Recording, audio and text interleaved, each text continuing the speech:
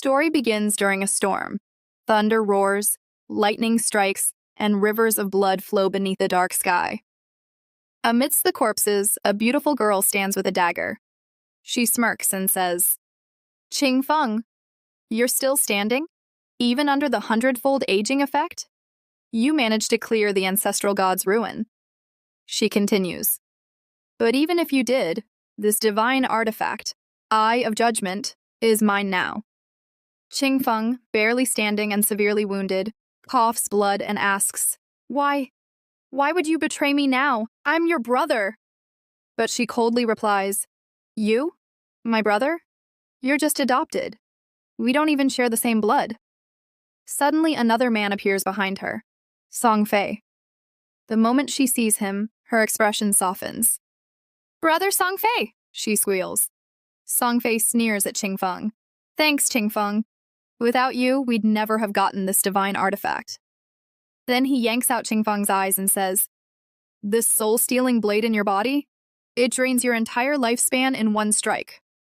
Qing Feng grits his teeth and screams, "Qin Xiu, after our parents died, I raised you. I supported you through school. When this game merged with our world, I risked my life over and over to protect you." His sister replies, "Exactly. Ever since our parents died, you've been controlling my life like a boss. But now, thanks to this artifact, I don't need your protection anymore." Song Fei lunges with his blades and says, "Now die peacefully. I'll take good care of your sister." Qing Feng shouts, "Even if I die here, I won't let you leave." But in the next moment, Song Fei slashes his head off. Flashback to the year 2025. The game God Forsaken merged with the real world. Anyone who fell into deep sleep was transported into the game. The only currency? Lifespan. Kill monsters to gain life. Die, and you lose it. Strong players could use their lifespan to bring game powers into the real world. People could tear tanks apart with bare hands, slice planes in half with swords, and even survive nuclear blasts. The world plunged into chaos. Qing Feng and his sister struggled to survive. After enduring countless hardships, he finally reached the top 100 global powerhouses and conquered the God's Ruin, earning the Eye of Judgment artifact. But what was the price of his success? Betrayal from his own family. Qing Feng's regrets. His love and protection were seen as interference. His struggles only paved the way for someone else's success. If he had a second chance, he'd live only for himself. Suddenly, moonlight breaks through darkness. Qing Feng awakens in bed. He touches his neck, checks his phone, and mutters, "Wait, I died, right? Why does it say 2025? He looks outside. The city lights shine. I've gone back in time, 9 years, to the day when God Forsaken descended. Morning comes. His sister, in her school uniform, kicks open the door. "Qing Feng, you're home? Then why didn't you pick up my call?" Qing Feng, calmly sipping coffee, recalls, "The day the game came, I had a big fight with her over that scumbag, Song Fei." He remembers how she used to be obsessed with Song Fei, a glamorous underground idol who exploited and scammed countless women. To protect her, Qing Feng tried to keep her away, but she accused him of controlling her life. Back in the present, she yells at Qing Feng again, "My brother Song Fei dropped in the rankings this month, and it's your fault for not giving me money." Slap. Qing Feng slaps her so hard she falls back, bloodied and stunned. He says coldly, "I'm not in the mood to argue with you anymore. Here," throws a credit card. "This money was left for you by our parents. I've never touched a single cent, but today, I'm done. From now on, I, Qing Feng, have no sister like you." He walks out, leaving her crying behind. In another room, Qing Feng reflects. "In my past life, I missed countless opportunities protecting her. But now, without her burden, I wonder how far I can go." He takes sleeping pills to enter the game once again. Inside the game, he arrives at the career choice hall. Last time he spent hours choosing the warrior class to protect his sister. But now, he needs speed, agility, and independence. He chooses assassin. As soon as Qing Feng clicks on the assassin class, a system notification appears. The divine artifact Eye of Judgment has bonded with you. He freezes staring at the message. Suddenly, a giant glowing eye appears behind him in the void. Eye of Judgment activated. You have unlocked a unique passive ability, Authority of Judgment. This passive skill means whenever he enters the game, he will automatically receive the highest tier profession and talent. Qing Feng mutters in shock. So the Eye of Judgment bonded with me on its own. Is this because I was reborn? But before he can process it, dark spikes shoot up from beneath him and stab into his body. Darkness swirls around him like a storm pulling him in. What is happening is the Eye trying to merge with me. His scream echoes as the void swallows him completely. Congratulations, you have unlocked a hidden profession. Synchronization in progress. Synchronization complete. A hand bursts out from the darkness. You are now a shadow. The shadows explode outward, revealing Qing Feng reborn. His hair has turned white. Shadowy energy coils around him like a second skin. He takes a breath, feeling the overwhelming power coursing through him. So this is the high-tier hidden profession for assassins. It's completely different from the warrior path I chose in my past life. He clenches his fists, staring at his own hands. Every profession has a small chance of evolving into a hidden class. But my Authority of Judgment guarantees that chance. Just what kind of power is this? Suddenly, he floats into the air. A massive eye opens in the sky behind him. Authority of Judgment is the supreme force in this universe. Even Primal Order cannot suppress it. You cannot yet use its active abilities, but all passive effects are now unlocked. Qing Feng's expression hardens. In my past life, no one discovered the power of Order until year 7. But I've already gained access from the very start.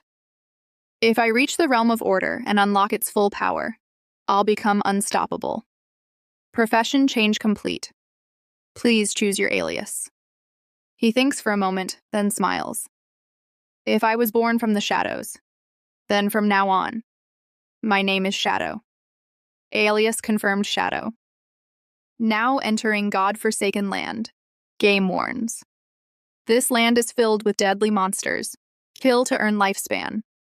If you die, you lose half your life. After Qing Feng, now known as Shadow, enters Shelltown, a notification appears. You have entered a safe zone. No monsters will spawn here. Players cannot attack each other. Lifespan loss rate is 1x, same as real-world time. Around him, chaos fills the air. Players are being teleported in one after another, many of them injured, panicked, and screaming. Someone yells, "Where is this place? Are we dead? Why are we here?" Another shouts, "That monster just wiped out half our team in one bite. Even after attacking with everything we had, we only reduced a third of its health." Someone cries out, "My lifespan. I lost half of it in that fight." A group starts to panic around a girl named Sister Lee. She holds her head and says, "What do we do now? How do we survive?" Shadow looks around silently. He notices a girl with a bow and water magic aura. She seems to have a hidden class too. Interesting. The girl walks up to him with a smug smile. "Big brother, looks like you've got a hidden class as well. Do you want to join our team? The monsters out there are seriously dangerous. You can't handle them alone." Shadow replies calmly, "No need." He turns and starts walking away. The group behind him bursts out in laughter and taunts. Who does he think he is? Pretending to be cool. If 5 of us couldn't beat a level 1 monster, what will he do alone? Someone adds, even if he can't win, at least he'll run away with his hidden class advantage. The girl checks his status screen. His alias appears. Shadow. She narrows her eyes. Shadow, huh? Acting all mysterious. Let's follow him. Maybe we'll learn something. Or maybe we'll get to see him die. Our MC has now set out on a monster hunt, and that same girl is secretly following him. She tells us that this land, said to be granted by the gods, is extremely peaceful and dangerously quiet. She doesn't know how she ended up here, but thanks to years of gaming experience, she quickly formed a new group. Still, the very first monster they encountered after leaving the beginner village completely wiped out their team. It wasn't an enemy that level 1 players like them could handle. While chasing the MC, they begin to wonder about him. Even his starting weapon is different. She only got a dagger, but he has a short blade. Not only that, his speed is faster than hers, even though she's an assassin and her agility should be the highest. His outfit is also completely different from theirs. Watching him, the girl thinks this shadow guy must be a very unusual player. She believes following him might lead to some good information. When the MC looks back at them, the girl quickly hides behind her teammate. She whispers, "Did he notice us?" That's when we see the MC use one of his abilities, Shadow Sneak. He disappears into the shadows and vanishes. The others come out and start wondering where he went. He vanished into thin air. Must be some stealth skill. Maybe a beginner skill that grants invisibility. But they also question if it's too overpowered and what kind of class he actually has. Meanwhile, the MC stands a little distance away, listening to their every word. The group decides to return to town, admitting their lifespans are already halved. They want to find ways to improve, maybe discover hidden rewards, treasure chests, or NPCs. Our MC, however, is currently using two skills, Shadow Sneak and Shadow Majesty. Shadow Sneak is a basic stealth skill that makes him invisible for a short duration. Attacking breaks the stealth, but the first strike after breaking it deals increased damage. Shadow Majesty boosts the duration of stealth and upgrades its level. The MC realizes that not even monsters can spot him easily at this early stage of the game. A normal assassin can be detected easily, but his shadow class gives him a unique stealth mastery, making him nearly impossible to detect, even by monsters. He smirks at the naive players still wasting time in the beginner town. It's only meant to be a shelter, not a place to grow stronger. Then he leaves. A little later, the MC says his stealth is ending. Its duration isn't very long, but the good thing is the cooldown starts immediately upon activation, so he just needs to wait a few more seconds to activate it again. For the first time, we get a look at the MC's stats. His codename is Shadow. He's level 1. Earlier, when he was asked to choose an alias, it must have meant codename. His stats show non-tradable lifespan 75 years, tradable lifespan 0, strength 10 plus 3, constitution 10 plus 3, agility 10 plus 8, and spirit 10 plus 5. He explains that all players start with base stats of 10, and their class provides different bonuses. In his past life as a warrior, he got bonus points in strength and constitution, but this time, his shadow class boosted all his stats, especially agility. He has 5 free attribute points. Most players invest them in strength or spirit to boost physical and magical attack power, but that's a big mistake. The MC puts all 5 into agility and says, "In early game, agility is everything." No matter how much you boost your stats early on, monsters deal overwhelming damage to players. The only way to kill monsters without getting hit is to increase speed through agility. That's when he hears a strange growling noise. He spots a weird monster hiding behind a tree, glowing from within. The monster's stats reveal it's a level 1 crawler, normal grade, and currently in an evolving state. The MC realizes this must be the same monster that killed the 4-player team. The crawler notices him and attacks like a maniac, but the MC had already calculated this. He sees that the crawler still has some damage left from the previous battle, meaning the other group at least managed to reduce its health a little. The MC explains that these monsters absorb players' lifespan when they die, and once they gather enough, they can evolve. The crawler charges at him, but the MC dodges using his high agility. As light and shadows swirl around him, he disappears into the shadows right before the crawler's eyes. The confused crawler looks around but sees nothing. Above it, the shadows move and the MC reappears midair, breaking stealth and launching a sneak attack. In one powerful strike, he kills the monster. A notification appears. You dealt 174 damage. You killed a level 1 crawler. You gained 10 experience points. The MC is surprised he managed a one-shot kill. He knew a next strike would be a critical hit. Another notification explains the backstab mechanic. If you attack from a direction where the enemy can't see you, your damage doubles. So, since the MC broke stealth, hit a weak spot, and used a backstab, his damage was boosted multiple times. He then recalls his previous life, when even with a critical hit, he could barely deal 40 damage to a crawler. It would take him ages to kill one, often risking his own life. But now, he absorbs the energy from the crawler. A notification pops up. You gained 9 days of tradable lifespan, and 54 years, 155 days, of non-tradable lifespan. Tradable lifespan can be exchanged while non-tradable cannot.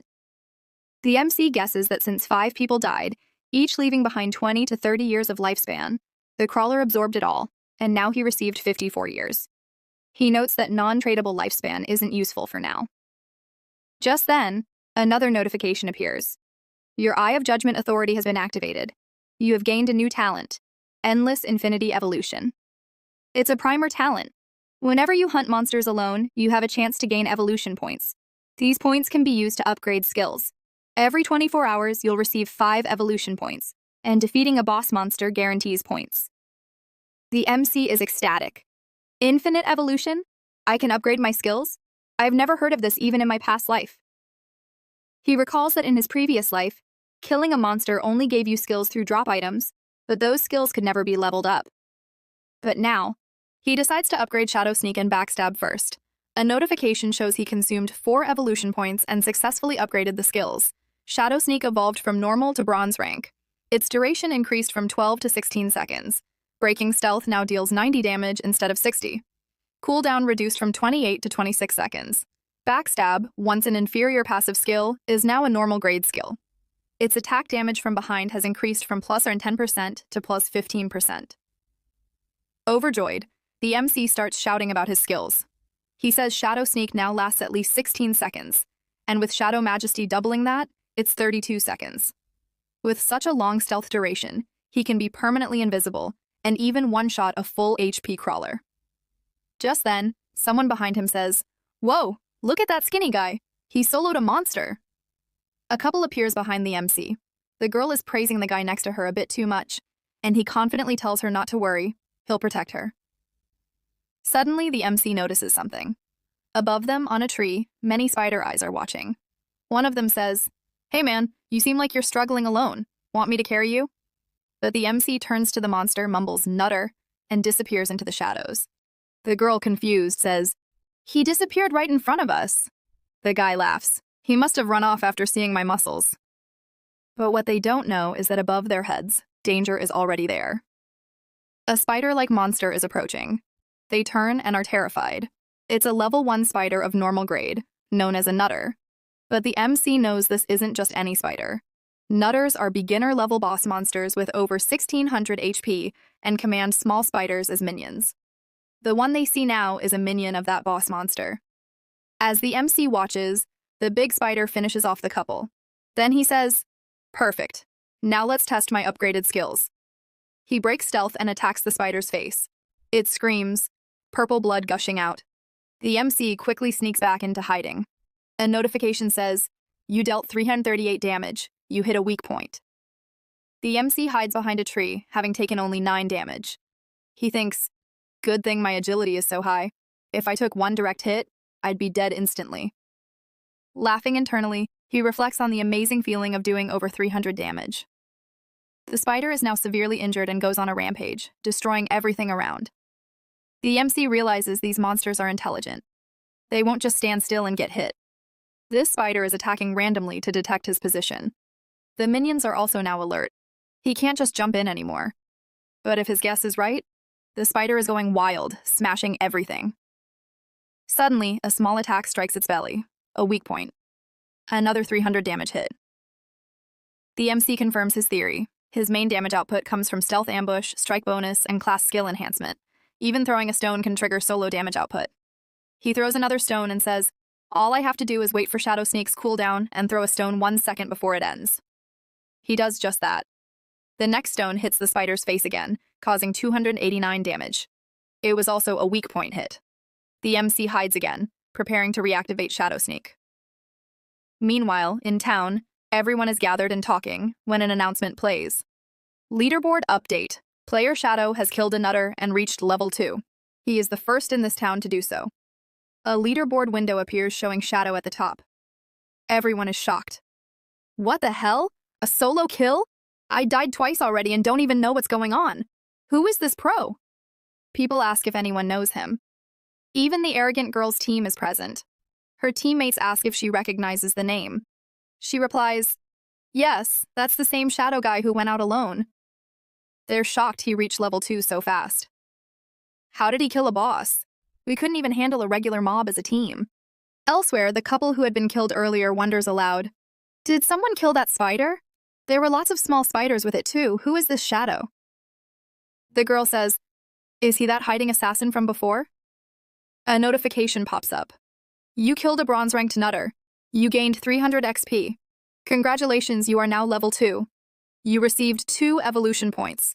Celltown's leaderboard has been unlocked. You earned 1 reputation point. A system-wide announcement has been made." The MC then extracts lifespan from the giant spider. He notes that when the boss spider died, the minions fled in fear. "If I'd killed the minions first, I would have gained more XP. Another notification reveals the loot: 46 years of tradable lifespan and a skill book, Greedy Hand. It's a bronze rank skill for assassins, requiring level 1. It gives a 20% chance to get extra loot when used on dead monsters. He also receives another bronze rank corrosive item and 2 infinity evolution points. Looking at all the rewards, the MC's eyes lock onto the skill book, Greedy Hand. The description confirms it's an assassin-exclusive skill with potential for great loot. He's thrilled. "I never imagined a bronze boss could drop such a god-tier assassin skill." Don't get confused by god tier, it's still bronze tier, but extremely valuable for assassins. He thinks about upgrading the skill using evolution points to push it toward god tier. He says this skill greatly increases the loot drop, especially in the late game. Right now, it's the early game, meaning the game has just started. The middle game begins once guilds are formed, and after that comes the late game. And during the late game, there are intense fights over resources. MC says this greedy hand will help him a lot later on. Now, whenever he defeats a powerful boss monster, he'll get 20% extra loot. He recalls that in his past life, there was a guy in the Godslayer Guild who also had this skill. Even though his combat power was average, he became one of the most sought-after players in the game. Everyone wanted to add him to their party, and he always moved around with personal bodyguards. But suddenly, an idea strikes him. He says, "Wait a minute. Even if the activation says only a 20% boost, what if I combine it with my unlimited evolution talent? That means he could endlessly increase his drop rate and loot quality." Then the scene shifts to an area with buildings that looks like a college. MC's sister is walking with her friend. Her friend says, "Aren't you going to call your brother and apologize? We skipped this secret exam yesterday just to support Sang Fei. Your brother must be really angry." Sayu responds angrily, "I didn't do anything wrong, so why should I apologize? If it weren't for him, we would have reached the entrance on time. We wouldn't have missed it at all. It was entirely his fault. If anyone needs to apologize, it's him." Her friend replies, "Really? But sometimes he treats you so well. I actually feel jealous that you have such a great brother." Sayu snaps back, "Because of him, my life has become a living hell. He interferes in everything I do. And anyway, he's not even my real brother. Just the word brother is enough for me." Trying to change the topic, her friend asks, "By the way, what happened to your face?" Sayu replies, "Oh, I slipped and fell." Suddenly, they notice a big crowd ahead. Her friend says, "Why is there such a huge crowd in front of our classroom?" They push through to see what's happening. Inside, a boy is lying almost invisible on a desk. His nearby friends are trying to lift him, but he isn't moving. Sayu's friend asks another classmate, "What happened? Why does Sangwei look half-transparent?" The classmate replies, "I'm not exactly sure, but Brother Wang said he was just taking a short nap. But when we looked back, he had turned semi-transparent." Another student says, "This isn't the only case. The internet is full of similar incidents. People around the world are experiencing this. Some experts say that as soon as you fall asleep, you enter a half-transparent phantom-like state. But no one knows why it's happening." Sayu's friend says, "I need to call my parents and warn them. Sayu, you should call your brother too, just in case." Sayu angrily says, as if I've ever contacted him before. It'd be better if he just dies like this." Wow, she's really toxic. Every time she opens her mouth, it's just venom. Meanwhile, the MC gets a notification. His greedy hand skill has successfully evolved from brown rank to gold rank. It's still an assassin-type special skill. Previously, it had a 20% chance of giving extra loot, but now the chance has increased to 70%. Another notification pops up. He's learned Greedy Hand level 2. For now, that's what it seems like. If anything else changes, he'll find out later. Suddenly, his hand starts to transform. Light begins to glow around it. Many rings form on his fingers, and strange letters appear on his wrist. He gets 2 more notifications. He has successfully activated Greedy Hand. He uses it on the nearby boss monster and gains 2 evolution points and 46 days of tradable lifespan. He gets really excited and shouts, "Not bad! I got 2 more evolution points. I need 3 points to reach Greedy Hand plus 3. Good. Soon I'll get 100% extra loot." Then, using Shadow Sneak, he vanishes and says, "By now, the world government must have found out about this situation. A tsunami of players will soon flood into the game. I need to speed up my progress." He equips all usable gear for now, including a brown rank cross dagger that increases attack power by 35 and agility by 4, with only level 1 requirement. While walking in stealth mode, he says, "It won't take long for the government to realize that skills and equipment can be brought into the real world from this game. When that happens, there will be chaos, greed, and disasters worldwide. To bring items out of the game, 2 conditions must be met. You must be level 10 and have enough tradable lifespan. But grinding through small monsters will take too long. He needs to hunt stronger bosses." Suddenly, he hears voices from a distance. "Dodge quickly!" These sound like battle cries. Curious, he rushes toward the source. He reaches a cliff, not too deep, just something he could easily jump down from. He sees a group fighting a monster, a level 2 brown grade sprint predator. Seeing it, he thinks, this is perfect timing. He spots a familiar face. Wang Ming? I didn't expect to run into him here. The rumors were true. People said Wang Ming built a full team of hidden class players when he first joined the game. All 6 were hidden class users. Wang Ming steps forward, holding his shield, and shouts, "Holy barrier!" A glowing golden shield forms around him that the monster can't break. MC thinks, his hidden class must be Holy Shield Warrior. He has double the stats of a regular warrior and the innate skill, Invincibility. The team's fire mage attacks with a fireball, dealing 70 damage. MC recognizes this class too, Prophet, a hidden class mage with double damage and an inbuilt prophetic fireball. Then he looks at the archer and the priest. The archer is a hidden class called Sharp Eye Shooter, with double stats and a built-in rapid shot skill. The priest is an oracle priest with twice the healing power of a regular priest and group healing as a starting skill. The archer rains arrows on the monster, but none hit. The monster dodges every single one. The predator then breaks Wang Ming's shield with a powerful hit. The archer says, "Damn, this monster's way too fast. None of my arrows are landing." Wang Ming falls to his knees.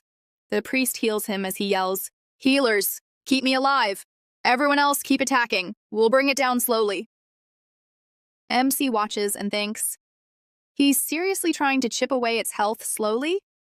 That's optimistic. But he forgot one thing. This is a wild area.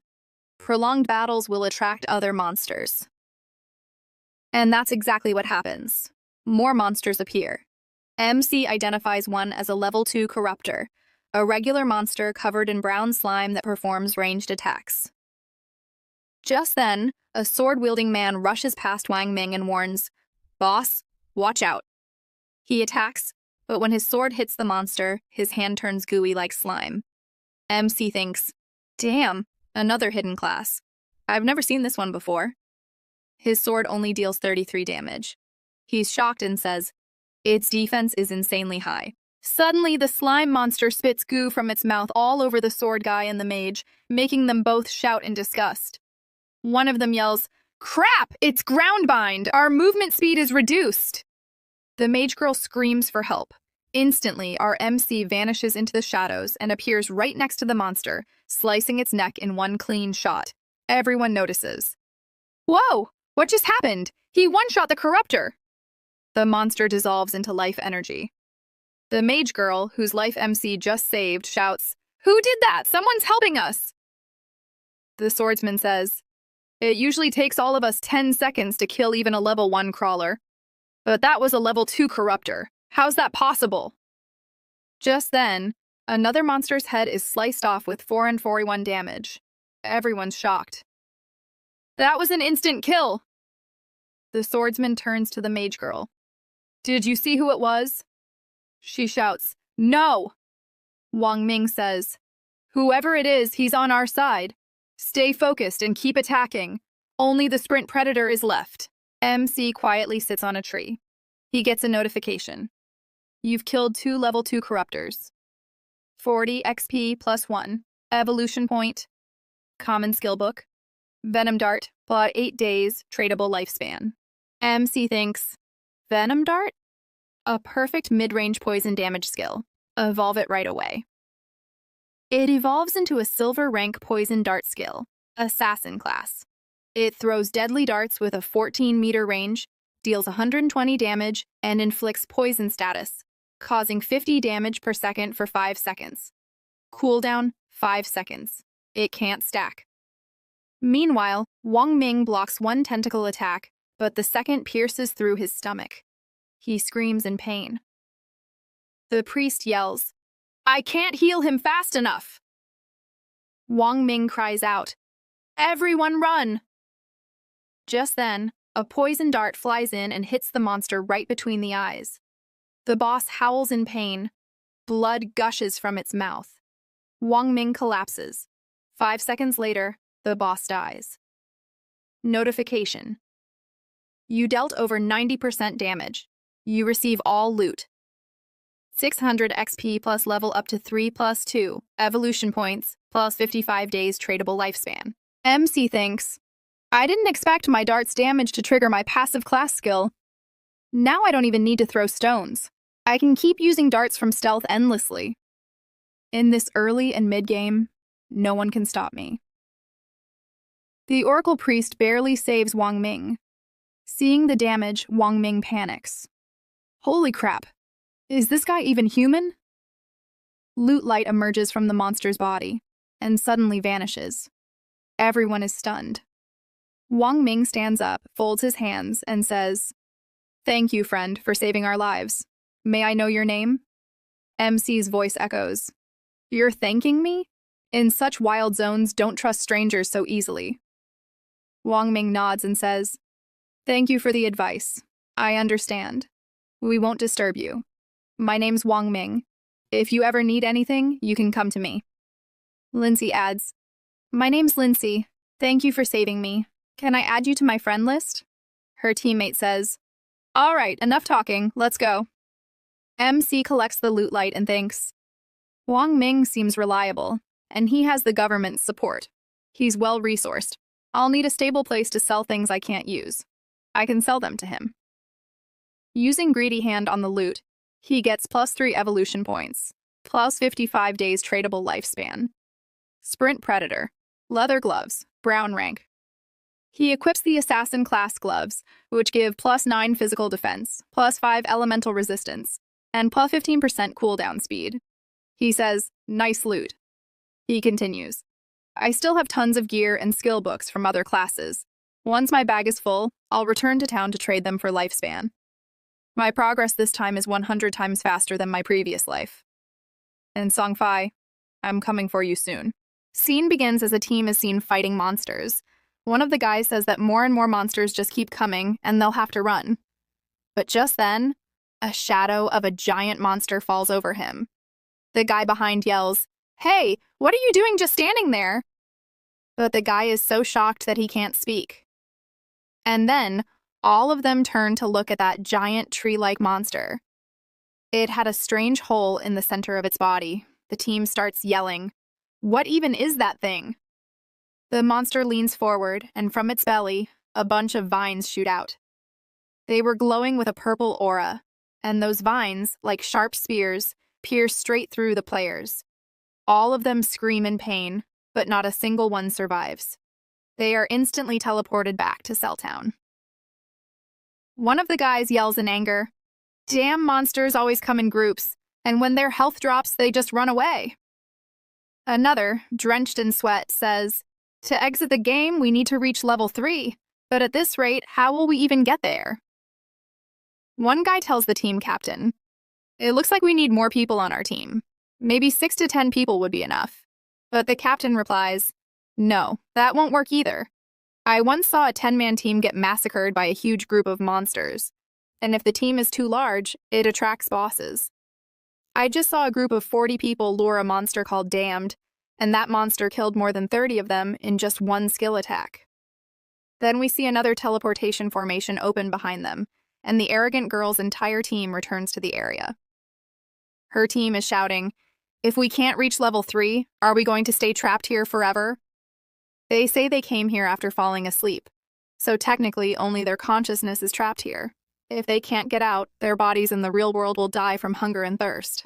The arrogant girl curses, "Damn it, why is this game so hard?"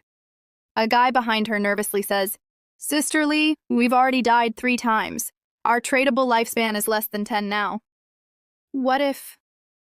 Before he can finish, Sister Lee says, "Whether it's true or not, we can't afford to die again." She then checks the ranking list. Shadow has already reached level 3. Wang Ming is still at level 1. There's also someone named Valhalla at level 1, both of them listed as warriors. But the girl only focuses on the assassin, Shadow. She thinks, "This Shadow guy is leveling up so fast he must know some special methods. We must convince him to help us reach level 3 and get us out of this game." She then shouts with determination, "Spread my words everywhere. If this Shadow guy helps us reach level 3, I'll give him 10 million in real life. Cash." The guy behind her gasps, 10 million? She thinks, if I were in his place, even I wouldn't ignore that kind of money. Meanwhile, our MC kills a monster with his dark magic and gets a notification. You've killed a level 2 contaminator. You've gained 20 experience points and 1 evolution point. Shadow absorbs all the loot and says, "Okay, I have enough evolution points now." He tells the system to evolve his Hand of Everest skill. The system deducts 5 evolution points, leaving him with 0. Then we're shown the newly evolved Hand of Everest skill, which is now at Platinum Jade rank. It's an assassin skill that can be used on monster corpses. Previously, the extra loot drop chance was 160%. Now it's increased to 216% with an added 20% chance for the loot's quality to be 1 level higher. The MC gets excited reading this and says, "A 20% chance to increase loot quality. If I keep evolving it, it might go to 100% or even 200%. This effect is seriously incredible." As he turns to leave, he hears an alert. When he looks back, it's the same joint tree monster from earlier. Seeing it, he says, "That's the damned, This is the same monster the team captain mentioned, which killed 30 out of 40 people in 1 skill. We're then shown its profile. It's a damned brown-level boss monster. The MC sees the glowing life force in its mouth and thinks, it's still digesting the life force and will soon transform into a silver-level boss monster. He calculates, this monster probably wiped out that entire 40-man group alone. He opens his system screen and mutters, "Damn, my backpack is already full. If I kill it now, I won't be able to carry anything." So he marks the spot on the map and says, "I'll come back later and deal with it." He vanishes into his shadows, thinking, this boss will take time to level up anyway. I'll go sell my stuff and return later to kill it. Then we're shown a scene in Celltown. People are talking, "Did you hear? Someone is offering 10 million to the top-ranked Shadow to help them reach level 3. A bald guy says, "We're out here dying and losing our lifespans, while rich people keep finding new solutions." A girl with curly hair cries, "People like us will never escape this game." But just then, Shadow emerges from the darkness, and everyone is shocked. He quickly clicks on the sell option, and in a flash, a stall appears in front of him. A screen reads, "Sales open for 10 minutes, equipment and skills available. Hurry if you want to buy." Seeing the MC, people start shouting in excitement. "Oh my god, how is he even here? He already has 2 brown-level gears and wants to sell more. He must have killed a brown-level boss. And look at his name. Shadow." Another says, "Wow, is this really the #1 on the leaderboard?" Amidst the crowd, a well-figured mage girl steps forward. People wonder why they can't see his face. Someone explains, "He has activated face hide. The game's appearance matches reality, so he stays mysterious." The mage girl comes to him and asks, "How much for this ice cone spellbook?" Shadow replies, 100 days of tradable lifespan. He thinks, she must be Grey Rose, 11th ranked in Curly Cell Village. She also has face hide activated. The girl hesitates. Isn't 100 days too much? Can you reduce it? Shadow replies, compared to common skills, the Ice Cone skill speeds up monster hunting massively. For early stage mages, this is already very cheap. She then asks, can I pay in real-world money? Shadow replies, if you've got cash, you can buy tradable lifespan from others and then deal with me. If you can't arrange it now, I can reserve it for a while. She seems a bit confused seeing how Shadow is doing business purely in tradable lifespan. Then she says, give me a minute. She turns back to her team and activates a private team channel. She asks, guys, what do you think? One guy says, thanks to your leadership, we reached level 2 so fast. I have no objections. Another agrees, with Ice Cone, we'll reach level 3 even faster. Escaping the game is what matters most. She says, okay, then transfer your tradable lifespan to me. I'll repay you in real money once we're back in reality. She collects everyone's lifespan and returns to Shadow saying, all right, here's 100 days of tradable lifespan. Let's make a deal. Shadow thinks, their whole team reached level 2, so they must have killed at least 30-40 trackers. Their total lifespan must be over 100 days. He gets a notification. You sold the Ice Cone spellbook in exchange for 100 days of tradable lifespan. Your total has increased from 268 to 368 days. Just then, the arrogant girl stomps up to Shadow and says, finally, I've found you, Shadow. Shadow looks confused. She stands with hands on her hips, smiling arrogantly, and says, Shadow, I'll give you a chance. Take me to level 3, and when we return to reality, I'll give you 10 million in cash. The people behind her are shocked. One says, did I hear that right? She's offering 10 million to Shadow? Is this for real? Another says, he just made 10 million so easily.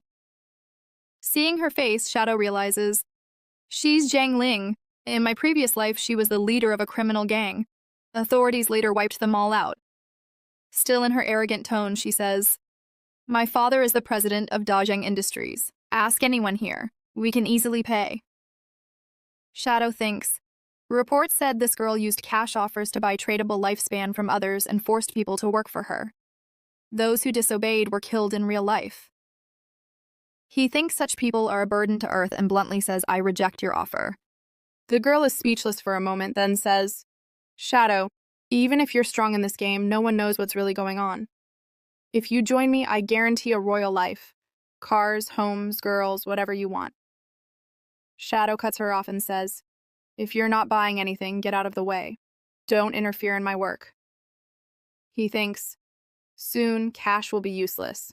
People will use tradable lifespan as universal currency. Hearing this, the girl looks like she just ate a rotten rat. She says, what garbage? I was doing you a favor by offering to take you with me. If we were in the real world right now, I'd teach you a lesson. That's when Shadow finally gets angry. He says, say one more word, and I'll keep killing you until your lifespan hits 0. Sensing his murderous aura, the girl and her team are terrified. She immediately runs away, saying, let's get out of here. Everyone watches in silence. Later, the MC gets a notification. You sold a brown-grade dumb-like tonic, gained 19 days of tradable lifespan. New total, 546 days. Those who bought items from MC are happy, saying they've become stronger. MC thinks, good, everything's sold. Let's close the stall and go take care of that damned. He vanishes into the shadows thinking, right now, no one knows that these skills can be brought into reality using tradable lifespan. No one knows this godforsaken game will collapse the very order of reality. People who saw him disappear start whispering, did you see that? Where did he go? What kind of profession is that? But MC ignores them and thinks, soon, the legacies we've been proud of for thousands of years will become insignificant. The ones with strength will be the foundation of everything. The girl, along with her whole crew, is running full speed into a narrow alley. They're panting heavily. The girl, furious, says that Shadow not only refused my offer, he had the nerve to threaten me. Once I return to reality, I'll make sure to finish him. Just then, a man steps out from a house in the alley and says, Hello, Sister Liji. She looks at him in confusion. The guy, with a pork pine kind of face, says, My name is Mo Lee Jun, but you can call me Old Mouse. I'm currently at level 2. But did you know we have some tricks to level up faster? I can help you level up. So is the 10 million offer still valid? But this girl isn't so easily fooled. She replies with full attitude. What tricks? The guy smiles and says, I don't usually share my tricks with anyone, but since you're Sister Liji, I'll make an exception to show my sincerity. He says, For now, if you want to level up fast, you'll have to put all your initial attribute points into agility. That way, we'll be able to run so fast we can outrun crawlers. You understand what I'm saying, right?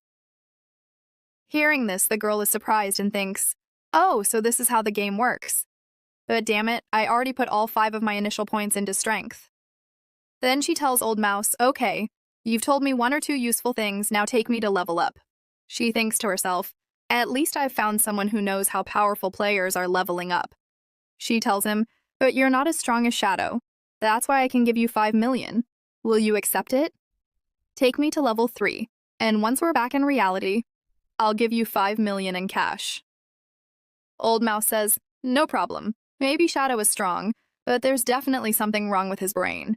He just refused a 10 million offer. What an idiot. Then the scene shifts back to Shadow, who is smoothly navigating the forest, jumping from tree to tree. He arrives at the same damned monster and thinks, just as I thought, this boss monster has already reached the silver tier. So much gray mist has spread around it. Is it still evolving? He pulls out his poison dart and thinks, it will take about 7 to 8 hours for it to evolve from silver to gold tier. But no way, I'm too lazy to wait that long. He pulls out his dart, breaks his stealth, and throws the dart straight at the monster. It hits and deals 659 damage. The monster doesn't understand what's going on and starts screaming. Its health keeps decreasing continuously due to the venom, 219 by 219. Meanwhile, MC uses Shadow Sneak to disappear into the shadows. The monster, growling in rage, starts charging its attack. MC thinks, the health of a silver tier boss is 2 to 3 times more than that of a bronze tier boss. The boss charges its attack, screeching, then slams its hands down and stares into a light orb, unleashing multiple purple attacks.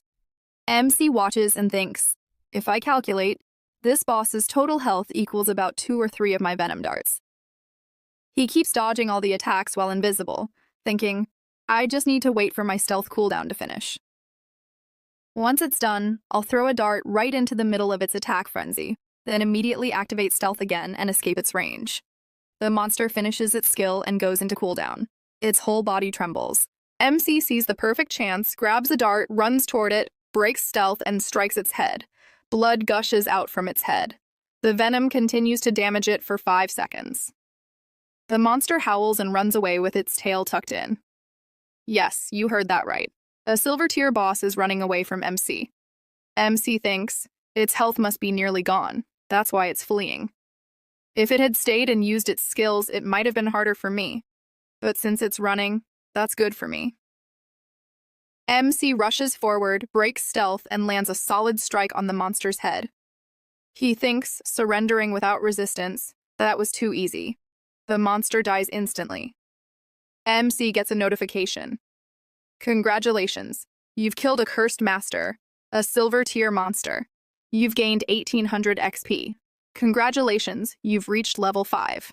And congratulations again, you've earned 4 evolution points and 124 days of tradable lifespan. Seeing the rewards, MC is overjoyed. He laughs loudly and says, I can't believe it. I leveled up twice and got 4 evolution points. He raises his hand and activates Greedy Hand.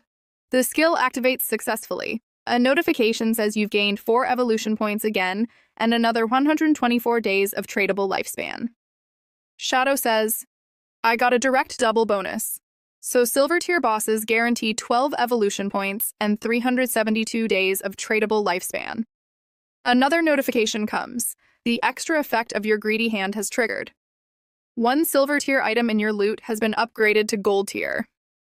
Shadow says, Does that mean I got gold tier loot? I expected this from Emerald Greedy Hand. It has a 20% chance to upgrade extra loot by 1 level. Looking at the loot, he says, it dropped about 7 to 8 equipment pieces. My backpack only has room for 10. I just emptied it and now I'll have to go back to the village again. What a time waste. I hope this cursed master dropped some kind of storage item or storage ring so I can get more slots. He reaches for the gold tier item and is stunned after seeing it. Then the scene shifts to the village. A girl arrives through a teleportation formation and says, "Finally, we're back alive." She's from Wang Ming's team. A boy says, "With Wang Ming's help, we reached level 3 and safely returned to town." The girl says, "Absolutely. Wang Ming is very strong." Wang Ming says, "Yes, it's the result of all our hard work." The girl blushes and says playfully, "It's such a shame I didn't get to add that big shot to my friend list. I was probably covered in dirt at that time, so he didn't notice me." Her teammate says, "Maybe if you had worn that freshly dropped gear earlier, he would have accepted." The big shot they're talking about is Shadow. Suddenly, an announcement pops up. Leaderboard update. Shadow has reached level 5. Everyone starts shouting, "What? He jumped from level 3 to 5? Did he kill some insanely powerful boss?" Excitement spreads everywhere. People shout, "I just saw him selling equipment here 10 minutes ago. Did he level up twice in just 10 minutes? How fast is he?" Another guy says, "My sister just turned 18. If he likes her, maybe she can get some benefits and level up too." His friend says, "Come on, he refused 10 million. You think he'll look at your sister?" Someone from Wang Ming's team says, "Damn it, we just barely reached level 3, and he's already at level 5. This won't work." Seeing everyone depressed, Wang Ming looks at them. At first he says nothing, then he coughs and gathers their attention. He says, "Don't think too much about it. Let's log off and go tell our families about this godforsaken game. The laws and order of this world are about to change. Chaos will spread everywhere. At least we can warn our loved ones." They start logging off. A formation appears around them. They say, "Let's log off for now." After logging out, Wang Ming opens his eyes in reality. He slowly stands up, holding his head. A guy beside him says, "Look, brother Wang Ming has woken up." Another guy says, "Go tell the team leader Wang Ming is awake and bring him here." His entire team is standing nearby. One guy walks up and says, "Brother Wang Ming, how are you? Are you okay?" Another says, "We were really worried about you. Do you know how you looked just now? You were almost half transparent. Brother Wang Ming, please don't scare us like this. Yesterday I told you to rest. I came here to keep an eye on the suspect you mentioned." Seeing everyone panicking, Wang Ming also gets worried. Sweat drips down his face. He suddenly shouts, "Gather everyone here, something big is happening," showing the police station. A voice is heard, questioning someone. "So, according to your report, you had once formed a hidden profession team that was on the verge of collapse, but someone saved you in the end?" Wang Ming replies, "Yes, his name is Shadow. When he saved us, he was level 3, but by the time we reached level 3, he had already jumped to level 5. He skipped 2 levels straight." Listening to this, the senior in front of him says, "He jumped 2 levels and is now level 5? Doesn't that make him one of the top players in the world? How did he even do that?" Wang Ming speculates, "Maybe he killed a boss or something similar." Another officer adds, "If Shadow was level 3 just an hour ago, then why didn't he return to reality after reaching level 5? Another officer nearby says, "Could it be that he has no close relatives in the real world and doesn't feel the need to inform any family?" Hearing this, Wang Ming lowers his head and says, "I don't know. Maybe he really doesn't have any family." A girl sitting in the group suddenly speaks up. Is it possible that Shadow is a transmigrator? Most transmigrators are usually orphans and grow rapidly." Everyone falls silent after hearing this. No one says a word. Even the girl, sensing the silence, becomes quiet for a moment and then shyly asks, "Am I right?" Whether or not anyone believes her, what she said hit the mark. But as expected, the head of the meeting scolds her in a strict voice. "And you, how many times have I told you to stop reading so many novels? Don't joke around in such serious situations. Yu sticks out her tongue and scratches her head. And just like that, the truth gets buried. Not because of some powerful evil villain or monster, but because of a police officer who ignored Yu's statement, just like a beautiful girl ignoring your feelings. Sad life, boys. Anyway, back to the story. The officer addresses everyone in a stern voice. The information Wang Ming provided matches perfectly with what the higher-ups know about the godforsaken game. According to recent research, old people who enter deep sleep are dying soon after. From the data collected from employees who returned from the game, we found that they had actually died many times in the game, and that's why they died in real life too. This means if your lifespan reaches 0, you die not just in the game, but in reality as well. Another officer speaks up. This is a very strange phenomenon. It's beyond our understanding. The head agrees. Yes, you're right, but I believe there's a strong chance that we are being manipulated by higher beings. They're suspecting that beings from beyond Earth, aliens, are using this game to try to take over the planet. The head continues. The higher-ups have issued emergency commands. You must all form a vanguard team, explore the godforsaken game, and share all gathered information with us. We need to build a professional army as soon as possible. This is a major event that could affect the entire world. Right now, every nation is doing everything they can to explore this game. If we fall behind, we'll lose authority over the world. That's why we must gather as much information as possible, no matter the cost. Then he turns to Yu. And you will be the captain of Team 5. And Yu shouts with excitement. Yes. He continues. Wang Ming, you will be the vice captain. You two can choose your own teammates. Wang Ming agrees. The head says, according to Wang Ming's information, Shadow doesn't seem like a bad person. You can try to build a friendship with him. That's the main reason I made Yu the captain. I believe her personality will be perfect to investigate Shadow. I hope both of you will uncover Shadow's real identity as soon as possible. The best outcome would be if you can build a good relationship with him and convince him to cooperate as our representative so we can gain all the information from him. And for everyone else, the most important order is to maintain law and order in society. Everyone agrees, and the meeting is dismissed. Then the scene shifts to a beautiful sunset over the city. It looks stunning. Next, we arrive at the MC's sister's academy. She's doing something on her phone while a group of girls is chatting nearby. One girl says, Songfei said if we sleep in the same district and same time period, we get teleported to the same starter village. Another girl replies, if that's true, I'll have to bring my parents too. But they've never played games before. I don't think they'll get used to it. A third girl sitting nearby says, you shouldn't involve your parents yet. First, we need to grow ourselves. Later, we can carry them. While they gossip, the MC's sister checks her phone and thinks, so much is happening, and there's not even a single reaction from Qing Feng. He hasn't even come looking for me to apologize. Is he becoming that arrogant? She remembers the past and thinks, whenever he was angry, he'd always find a way to apologize. But this time, he did nothing. He even hit me. Not even my parents have ever hit me. All I did was skip a few classes to attend Brother Songfei concert. Damn you, Qing Feng. If you don't apologize at least 1,000 times, I'll never forgive you. Then she blushes and thinks, I was lucky to go see Brother Songfei concert yesterday. Now that the God-forsaken game is out, I fear I won't get many chances again. She imagines the concert from yesterday and remembers how close they were. Getting emotional, she says, Brother Songfei, I miss you so much, and almost starts crying. This girl is clearly a bit obsessed with Songfei. Suddenly, she snaps back to reality. Wait, if people can enter the game by sleeping, then Brother Songfei will definitely come too. She shyly covers her mouth with her hand and thinks, if I enter the game, I'll be able to find Brother Songfei too. The scene shifts to her home, changing clothes, and thinks, Sang Wei already reached level 3 so quickly.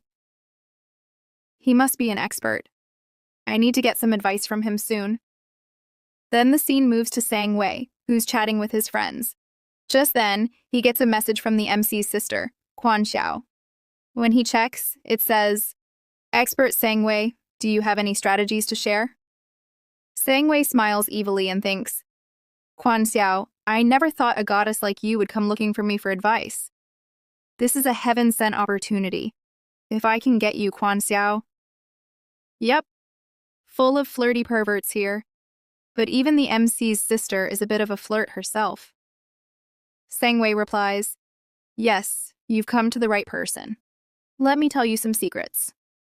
In the beginning, we need to put all our attribute points into agility. Otherwise, you won't be fast enough, and the monsters will keep abusing you. While lying on her bed, the girl types back, But what if I'm a magic type user? Should I still put all points into agility? Sangwei replies, Yes, agility isn't useless for magic users. It increases casting speed, which is very important in early stages. She sends some crying emojis and emotionally texts, What if I still can't win even after putting all points into agility? He replies, Don't worry. Once someone reaches level 5 in a village, they can activate its teleportation formation. For now, just form a random party and keep leveling up. As soon as the teleportation activates, I'll come find you and take you to the skies. What a pickup line. The MC's sister is super excited and clenches her fist. Yes! Then she hugs her pillow and says, This is great. These clingy sims are sometimes actually useful. Now I found someone to carry me. Qingfeng, now I'll show you. I'm going into the game myself. You can keep acting arrogant. But once you enter the game, you'll see that I've reached a much higher level than you. When that time comes, I won't help you level up at all. Now the scene shifts to the MC. He's checking his gold tier loot. He sees a ring, and the information appears. Gold tier cursed ring. Usable by any profession. It's 8 to all attributes. Plus 26 dark element resistance. 1. Weak point attack multiplier. Requires level 4. Since the MC is already level 5, he doesn't need to worry about the requirement. He picks it up and says, Plus 8 to all attributes? That's 32 total attribute points. This is equivalent to 3 level ups. Plus, it adds dark resistance. This will be super useful in fights against many masters. And my weak point attack multiplier just went from 1.4 to 1.5. Then Shadow sees a skill that makes him super excited. Instant Shadow / Shadow tier. Assassin type skill. Dash up to 15 meters. Grants 5 seconds of invisibility. Slashes enemies in your path 3 times. Cooldown 12 or 10.43 seconds. Can only be learned from level 4. Slash width 2.1 meters. Each slash deals 100 damage, counts as backstab, no weak point damage. The MC screams, This is insanely powerful. It lets me teleport and go invisible. Learn it now. He still has evolution points left and wonders if he should evolve Greedy Hand first. He uses 8 evolution points, leaving 4 behind. Notification. Your Jade rank Greedy Hand skill has evolved to Diamond rank. Now gives 220% loot from monster corpses. Loot level up chance increased from 20% to 40%. This skill is seriously overpowered. The MC thinks, just like I thought. Now killing 1 monster gives loot equal to killing 3. Time to use the rest of my points to evolve Instant Shadow Slash. Another notification. Instant Shadow Slash evolved from Silver to Platinum tier. Flash range, 15 to 18 to 21 meters. Invisibility duration, 5 to 6 to 7 seconds. Number of slashes, 3 to 4 to 5. Each slash damage, 100 to 150 to 200. Still no weak point damage. Cooldown remains the same. Required level is still 4. MC says, Cooldown's the same, but relying on this skill alone, I can stay invisible almost indefinitely. The rest of the loot is junk, except a warrior skill, Battle Roar, which he decides to sell for cash. Suddenly, he hears Sasa's voice. Turning around, he sees 4 limp crawlers coming toward him. Perfect timing. He uses Instant Shadow Slash and blood sprays everywhere. Each enemy gets 5 slashes of 725 damage each. Notification. You killed a level 4 limp crawler. Earned 80 XP and 5 days of tradable lifespan. Shadow says, My monster kill speed is increasing again. With venom dots, I can now kill in just 2 hits. Battles will be shorter, and I'll have fewer accidents. He runs through the shadows. Right now, I've got 618 days of tradable lifespan. To bring skills and gear into reality, I need 900 days. For now, I'll go back and sell everything I have. Hopefully, I'll get enough lifespan. Once I reach level 10, I'll be able to bring all of this into the real world. The MC is quickly closing the gap between reality and the game. Shadow is wandering in the forest under the rain like always when he suddenly hears some voices. Someone is saying, "Congratulations, young miss. You've reached level 3, and now you must fulfill your promise, right?" We see that it's that arrogant girl again, with the pig-faced guy and his entire team. The girl says, "Don't worry. Do you really think our Dajan industry can't afford your little price? I'll return to reality right now and give you my phone number. You can contact me directly. Oh, and sell me all your tradable lifespan. I'll pay you 10,000 for each day." Shadow is listening to everything. The pig-faced guy laughs loudly and says, "No problem. I told you earlier that Shadow guy is a blind idiot. He didn't even take your big boss offer seriously. We'll talk more in reality." He thinks to himself, "So what if this game affects lifespan? I can always earn more by killing monsters. Only those who can convert gaming abilities into real money are true geniuses, like me. Just wait a week and you'll know who the real genius is." Now the scene changes to the MC at Celltown. Someone is reaching out to a gate and a powerful aura starts leaking from it. We see its shadow standing in front of the gate. He says, "All right, so the teleportation formation in Celltown has also been activated." A notification appears congratulating him for lighting up Celltown's teleportation formation. As a reward, he gets 1 reputation point and now has 1 free teleportation per day. After that, he'll need to pay some tradable lifespan to use it again. It also mentions that no other village has activated their teleportation formation yet, which means Shadow can't teleport to another village right now. Seeing this, Shadow says, "The beginner village teleportation system is 2-way. Even if one village activates it, it's useless unless someone from the other side reaches level 5 and activates it too. I remember from my past life, Songfei was in Firefly Town. I'll set up an alert so I get notified the moment someone activates teleportation there." Then MC walks outside and thinks, activating teleportation between towns isn't a big deal. For now, the main goal is reaching level 10 and entering the God's abundant realm. He imagines the realm and says, that's where the real God-forsaken game will begin. He then goes to the town center and opens his store for just 10 seconds. But even in that short time, a huge crowd gathers, people shouting and pushing. "Oh my god, Expert Shadow is back! Finally! I've been waiting with 150 days of tradable lifespan, hoping he'd return with some amazing items. I hope he brought some skill books for mages. Last time he sold Icicle Spell to Gray, and Gray jumped to 2nd rank in the leaderboard." Someone picks up a skill book for Battle Roll Warriors and says, "I want this one," and pays 300 days of tradable lifespan for it. Another guy says, 300 days just for a skill book? Is it really worth it? His friend replies, "You're so short-sighted.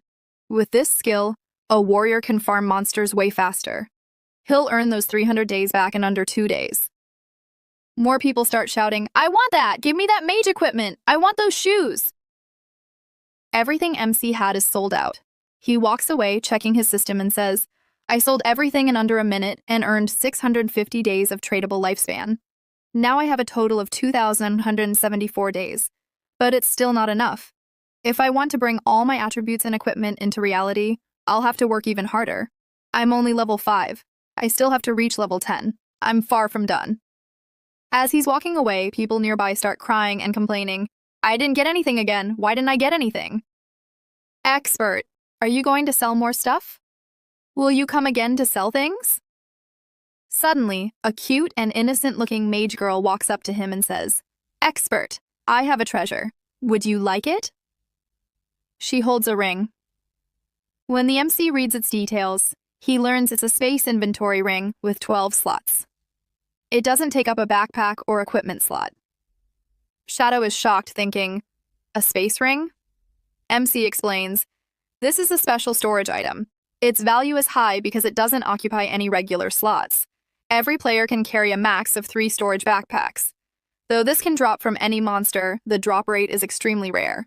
This girl is really lucky to find this early in the game." Everyone is staring at the girl and MC.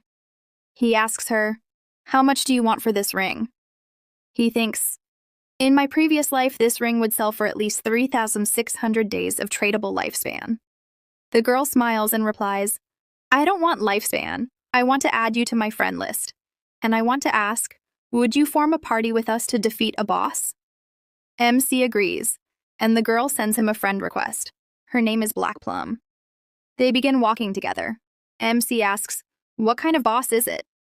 She replies, it's a gold tier boss. What's its name? He asks. She says, it was far away so I couldn't see the name, but it was on a boat. The boat looked really broken and old. MC is shocked and wonders, a broken boat? Could that be the Golden Ghost ship? Shadow explains that the Golden Ghost ship can appear at any level. It's extremely rare and drops powerful, unique equipment. In the past, whenever it appeared, it caused massive guild wars. The one here should be around level 5, making it the easiest version to kill. MC looks at the girl and thinks, she saw the Golden Ghost ship in the beginner village, found the rarest storage ring, and is also part of Wang Ming's party. Could she be that rumored lucky fish from my past life? Shadow asks her, how did you even find the boss? She thinks and replies, I was fishing offline for food. After catching enough fish, I went online to level up with my party. But they were too slow, so I wandered around. That's when I saw the boss in a small ravine. MC thinks, in my past life, there were rumors about someone in Wang Ming's party, a lucky fish who always found rare bosses, treasure chests, hidden palaces, and temples just by roaming. I thought those were fake rumors to hide some secret info, but now, they might have been true. And this girl? She's the lucky fish. MC stares at her and she gets flustered. Expert, why are you looking at me like that? She asks. Embarrassed, MC looks away and says, no, nothing. Suddenly, someone is secretly following them and runs off. The scene changes. A guy is boasting to his group, in the past, I conquered the Sand City Overlord with my brothers. Don't worry, just follow me and I'll make your lives better. Just then, the bald guy who was spying on MC rushes in and says, Boss, that guy went outside town with a girl. Their leader says, as I suspected, he's just a young rat who can't resist girls. Follow me, boys. Meanwhile, MC crosses Celltown's joint gate with the girl. He says, I'll help you fight the boss. If it drops any gear or skill that you can use, you can keep it. The rest is mine. The girl asks, but what about Captain Wang Ming and the others? MC replies, your party has all types of classes. If the boss drops something that's not for assassins, then I'll have fought for nothing. She agrees and says, okay, let's do as you say, but I have one small request. MC says, go ahead. She hesitates and says, if the boss drops something useful for Captain Wang Ming or the others, could you sell it to us at a discount? Shadow agrees. She smiles and says, great. As soon as Wang Ming and the others come online, we'll head out immediately. By the way, expert, where are you going right now? Shadow stays silent at first, then says, we're going to kill that gold boss. She gasps in surprise. What? But expert, you're an assassin and I'm a mage. You can go invisible, but if the boss attacks me, I won't be able to handle it. Shadow, without turning back, says, I'm enough. You just watch from a distance. She's shocked and thinks, one person fighting a gold tier boss? I know he's strong, but this is ridiculous. Suddenly, Shadow vanishes. She looks around confused. Expert? Expert, where did you go? Behind the trees, a group is approaching. One guy says, Boss, Shadow disappeared. The boss laughs. He must have tricked that girl and ditched her in the forest. Let's grab her and have some fun. Boss, you're a genius, another says, laughing like wolves as they approach her. But Shadow, still invisible, is standing right among them. Suddenly, everything goes dark. Before they can react, MC uses instant shadow slash and appears behind them. He slashes through every enemy in his path. His speed is so fast, none of them understand what happened. All of them are killed instantly. A notification pops up. You killed 5 players and gained 12 days of tradable lifespan. MC thinks, So poor. This is like killing 2 low-level mobs. While the bodies are still converting into lifespan, MC walks away without even looking. He reappears in front of the girl. She's shocked again. Expert, where did you go? She asks. MC says, some people were following us. I sent them back to town. She stammers and says, oh, I thought you went to pee. With your invisibility, it must be super easy to pee wherever you want. Or poop too. No one would see you. Then she panics and adds, but wait, if poop comes out of your body, wouldn't it become visible again? Shadow interrupts. Enough, just hurry up and take me to the boss. Scene at Shadow's stall in Celltown, where a teleportation formation suddenly activates, and MC's sister enters the game through it. She looks completely surprised and says excitedly, wow, this feels so real. I can actually feel everything here. The players nearby think, huh, another newbie just arrived. The girl says, this is great. I got a hidden class, Sacrifice. It must be powerful, right? Definitely worthy of Brother Songfei. Then she starts thinking, I wonder what Belor Songfei is doing right now. Does he know the secret to distributing points? Frustrated, she thinks, where has Qingfeng gone? He's always hovering around me all day, caring about me, but when the critical time comes, he's nowhere to be found. Oh well, for now I have a hidden class, and Zhang Wei promised to help me level up. Qingfeng, from now on you're on your own. I'm not going to care about you anymore. Then she looks up and sees a huge screen. Surprised, she says, is this the leaderboard? At the top is Shadow at level 6. Reading this, she clenches her staff tightly in anger and says, Zhang Wei is just level 3 and dares to call himself powerful? Looks like Shadow is a real expert. If I stick with him, I'll definitely level up faster than with Zhang Wei. But where do I even find this expert?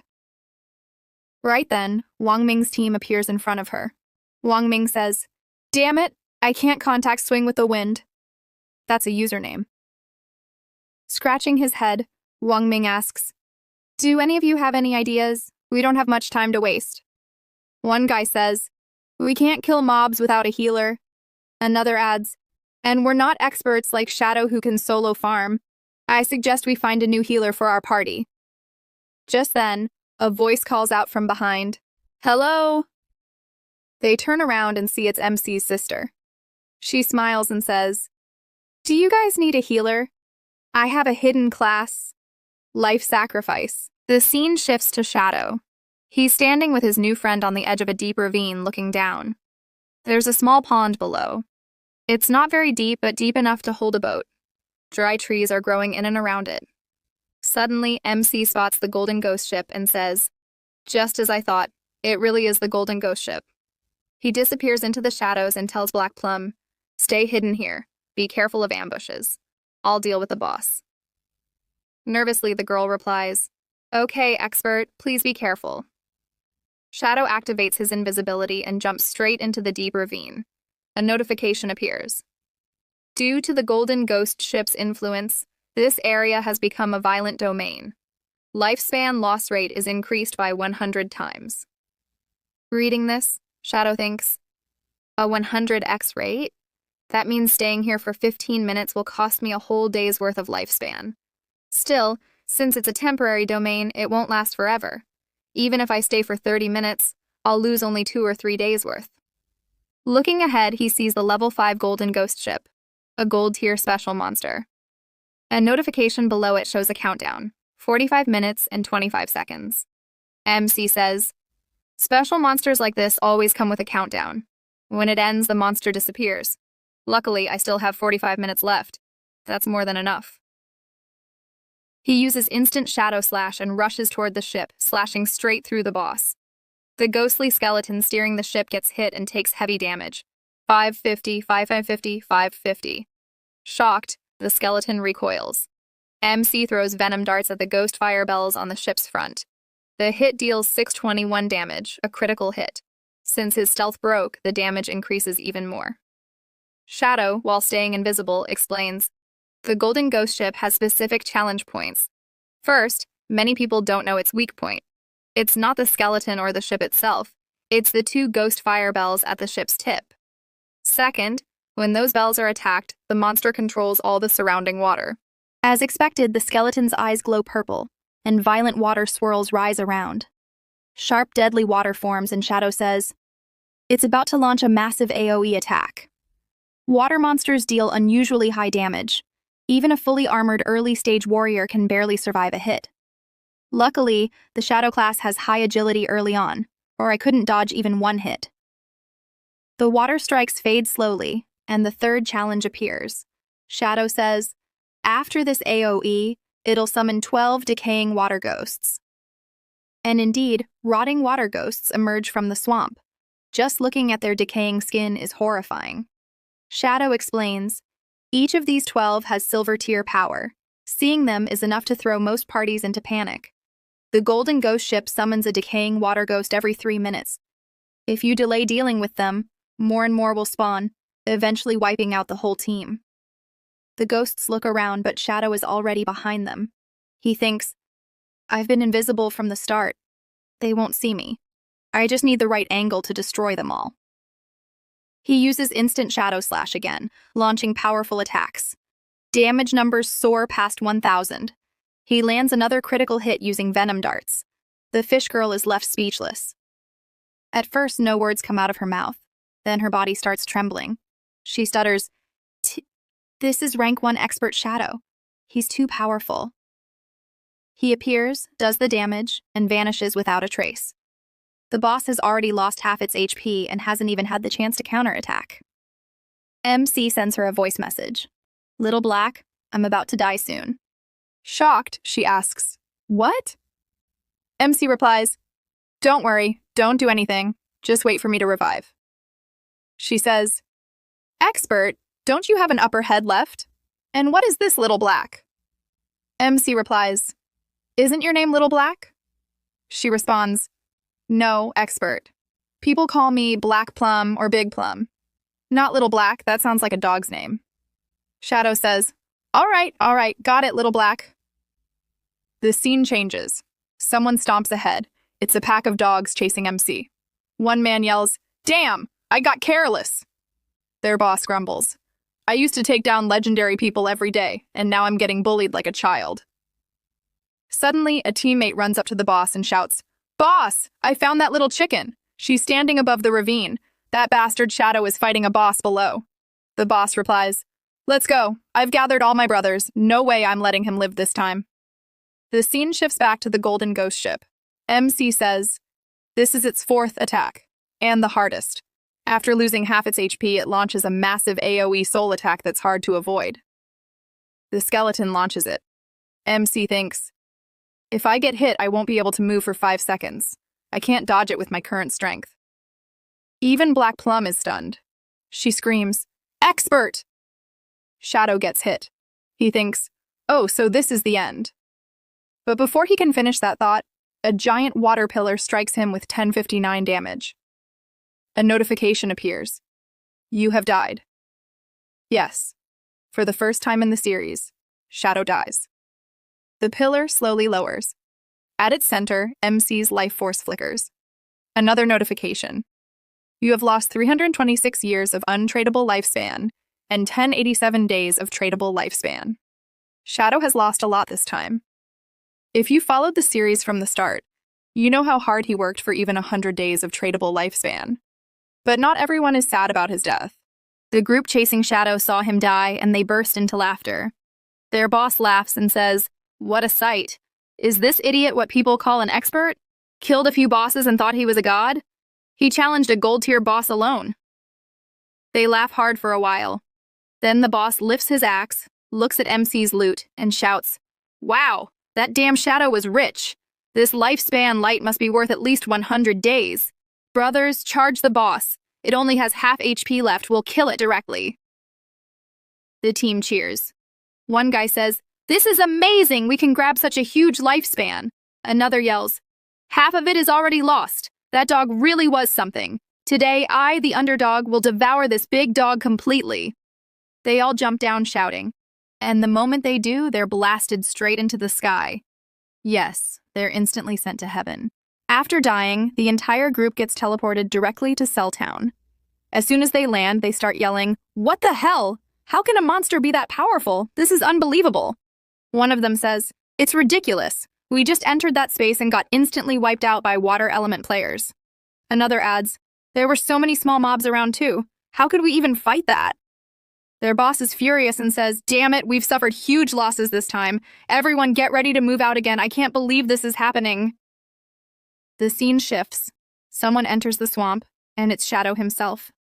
Seeing so many lifespan lights floating before him, he's confused and asks, "Hey, Little Black, I'm back. What are all these lights doing here?" Little Black replies, "Oh, expert, you came back so soon." A group of people charged straight at the boss, shouting and screaming, but just one water column rose and the entire group was wiped out instantly. MC chuckles and says, "Really? Looks like they overestimated their strength." He thinks to himself, "I remember even in my past life, I had a hard time because of this golden ghost ship." Looking at the golden ghost ship, he thinks, it can only use its immobilization and 5-second freeze skill once. The rest of its remaining health I can handle easily. Once its health drops below half, there's a chance it will vanish and respawn somewhere far away. After that, normal players will find it even harder to kill. Then, Shadow activates his poison dots and targets the ghost firebells attached to the ship's tip. When he hits them, black smoke starts rising around the ship and it begins teleporting. Shadow disappears into the shadows and watches closely. He thinks, "I already figured out its movement pattern long ago." Using his shadow speed, he dashes forward, follows the ship, and strikes it with an instant shadow slash. Meanwhile, that group arrives at the ravine again. One of them points and says, "Boss, look, that person is fighting the main enemy again." The boss replies, "All right, we'll wait for the right moment and try to handle both of them." Even Black Plum notices and mutters nervously, "Oh no, not these people again. They always show up at the worst time. The expert is just about to win. I won't let them ruin this." She lifts her staff, chants a spell, and light begins to glow from it. She points it upward and shouts, "Let the skies respond! Send a flash of light!" A burst of energy strikes their leader, causing 40 to 45 damage. He stumbles and yells, "Who did that?" One of his team members says, "Boss, over there! A magic user!" The leader becomes furious, grabs his axe, and growls, "She's crossing the line!" His face looks burned and angry, which frightens Black Plum. She immediately turns and runs while shouting, "Someone help me!" The boss shouts, "Stop right there!" and the group starts chasing her. Meanwhile, a person hiding behind a tree quietly watches. In fact, there are 2 observers, maybe even more, clearly waiting for their chance. Shadow, on the other hand, stays fully focused on battling the golden ghost ship. He moves into position in front of it and thinks, "Just as I thought. Even though it's only level 5, taking it down alone is really tough. My attacks aren't strong enough, and now the fight has gone on too long. It's attracting attention." He sees people up on the cliffs, likely the same ones who were defeated before, and others behind the trees, all waiting to grab the rewards once the boss is defeated. Finally, Shadow lands a powerful blow. The ship lets out a loud, terrifying scream. A system notification pops up. "You've defeated the gold tier golden ghost ship. You gain 4,800 experience points. Congratulations, you've leveled up to level 8. You've earned 7 evolution points. You also received 216 days of tradable lifespan." After killing the monster, Shadow uses his shadow sneak to turn invisible. The monster's body dissolves into its life force form. Shadow thinks, everyone dreams of looting without lifting a finger, but they miscalculated. Suddenly, a global system announcement appears in every village, town, and city. Player Shadow from Cell Town is the first person on the server to kill a gold tier monster. He receives 3 reputation points. When this announcement goes off in a remote valley, no one reacts. But in a big town, people start shouting, "What? First kill on a gold tier monster? Who is this Shadow guy? He must be incredibly strong. Where even is Cell Town? Is that a starter town? He's got to be from our Great Han City." Back in Cell Town, Wang Ming and MC's sister also hear the announcement. Wang Ming says in shock, "Wait, just a little while ago, wasn't Shadow fighting a bronze tier monster alone? And now he's killed a gold tier boss solo? Why is there such a huge gap between him and the rest of us? Behind him, MC's sister thinks, Shadow must be the most powerful player. If he helps me level up, I can meet Brother Songfei easily. Meanwhile, the loot light from the gold tier boss finishes dissolving. And there's a ton of loot. The people who were spying on Shadow laugh in excitement. That boss dropped so much loot, but Shadow's gone invisible. He hasn't picked up anything yet. He's being cautious of us. One of them says, Guang, use your skill and track that guy. We'll deal with him first and take everything. Guang nods, steps forward, draws his bow, and loads a powerful arrow. He activates the skill Phantom Horned Eagle. The energy shoots into the sky and transforms into a glowing phantom eagle. It starts circling above the swamp, scattering feathers across the area. Some feathers brush past MC, but his invisibility stays intact. Shadow thinks, Phantom Eagle? I didn't expect any hunter to pick up anti-invisibility skills this quickly. No wonder they're confident about taking my reward. He smirks. But too bad for them. My assassin class upgraded my stealth to level 1+. Basic detection like that won't reveal me. Even after the skill is used, MC remains hidden. Guang turns and says, Boss, he's not here. Must have seen us and escaped. Another man chuckles. Smart move. They all laugh. Then their boss steps forward and says, All right, let's go guard the treasure before someone else takes it. Suddenly, a shadow flashes through the air and takes them all out in a single strike, just like you'd expect from Shadow. The treasure now belongs to him. Looking around at the calm scene, Shadow mutters, So quiet now. Speaking of which, where did Little Black run off to? Doesn't matter, I'll find her later. Right now, I've got enough evolution points to enhance Greedy Hand. Time to upgrade. He raises his hand and triggers the upgrade. Golden and dark energy swirls around his arm. A system notification appears. Your Greedy Hand's diamond drawing skill has reached epic rank. Type, Assassin. Can be used on elite enemies to extract extra items. Previous bonus loot chance, 220%. New chance, 300%. Guaranteed upgrade in item tier. Reading this, Shadow grins. Guaranteed upgrade? Perfect. Time to gather all the light orbs. He tells the audience, For those who don't know, you need to squeeze the light orbs to extract loot. He grabs all the light orbs in his hands, laughs maniacally, and shouts, All the loot is mine! He squeezes them all at once. A bright light flashes across the entire forest. Notifications flood in. You've used Greedy Hand skill. You received 7+7+7 evolution points, total of 21 evolution points. You receive 2 and 16 plus 2 16 plus 2 and 16 days of tradable lifespan, likely 648 days. You've received 2 ghost fire bells. These are special items, along with some low-tier ones not yet shown. Shadow is thrilled seeing the ghost fire bells and exclaims, I actually got 2 of them. A new notification explains, These ghost fire bells are special items. When equipped, Shadow won't lose lifespan upon death. Cooldown is 18 seconds, or 15.6 seconds for MC. It has a passive ability, Soul Absorb. When Shadow kills a monster, lifespan drop increases by 20%. With 2 bells, that's 40%. Simply equipping them increases monster lifespan drop by 40%. It also has an active skill. By ringing the bells, all enemies within a 100-meter radius are stunned for 3 seconds. Cooldown is 600 seconds, or 521 seconds for MC. These aren't considered equipment, but items, meaning Shadow can keep them in his inventory, and both take up only 1 inventory slot. Super convenient. Suddenly, Shadow receives a voice message from Little Black. He's shocked. In the message, Little Black cries, Expert, hurry, come save me! What are you guys doing? Don't come here! Seeing this, Shadow yells, Little Black, where are you? Quickly send me your location. Where the MC asks, Little Black, where are you? Background noise could be heard, and she shouted, No! You all must not come here! The scene then shifts to Black Plum's side.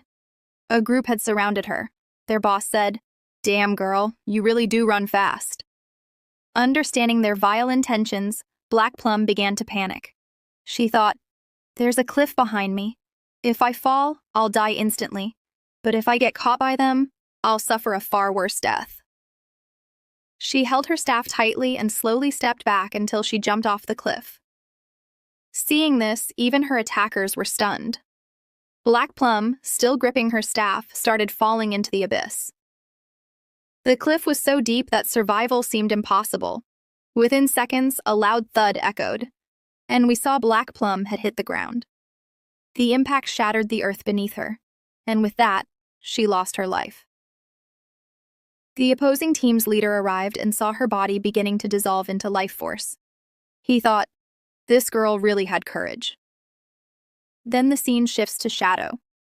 Black Plum, now back in town, voice called him and said, "Expert, you don't need to save me anymore. I've already died." Wincing in pain, she added, "It really hurts. But the good thing is, we gave all our tradable lifespan to Captain Warming." Hearing her voice, Shadow remained silent for a moment before saying, "All right, wait for me there. I'll come and give you your items." Instantly, she lit up with joy and cheerfully replied, "Okay, Expert, you've worked really hard."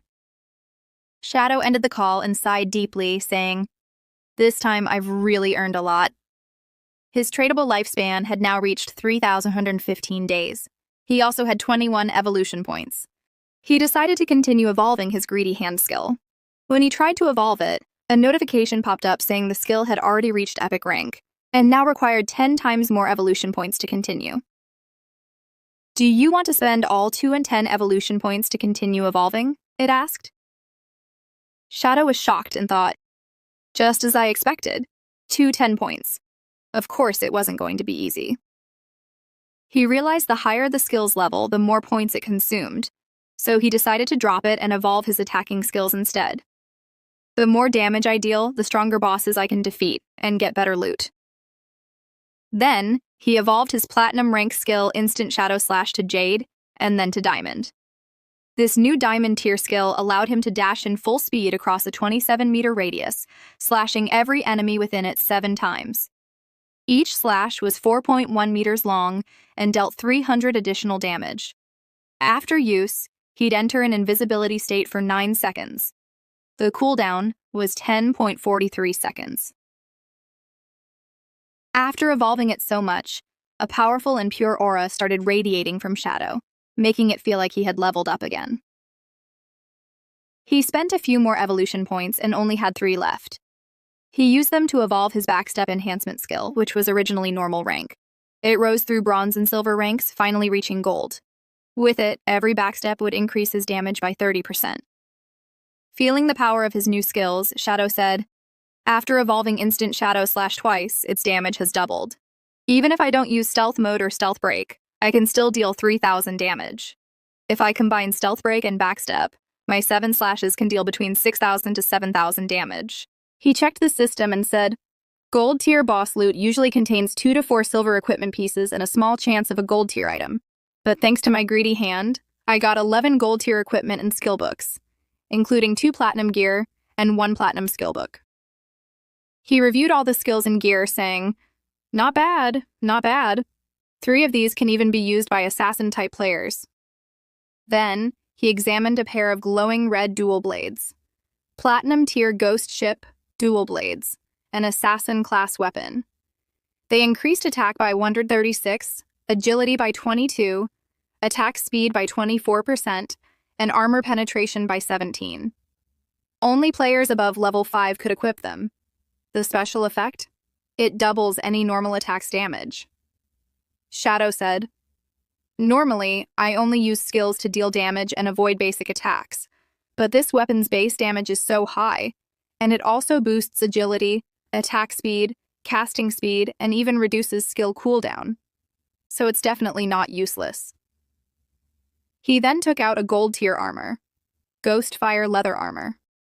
It added plus 25 physical defense, plus 50 fire resistance, plus 14 damage block, and increased HP by 419. Minimum level 5 required. He quickly equipped it, saying, "Even after leveling up, my constitution didn't increase. My HP was 3,850, and this single armor boosted it by 419. With this equipped, most players won't even be able to break my defense. He activated the system and said, "All right, make all my defensive equipment invisible and keep my normal assassin class appearance active." With that, his defensive gear vanished. Now no one will know what I'm wearing unless they directly check my game interface. Then he remembered. He still had some skill books left. He took out one for assassin class, a gold-tier passive skill named Ghost Shadow Blur. It activates automatically, giving a 15% dodge rate.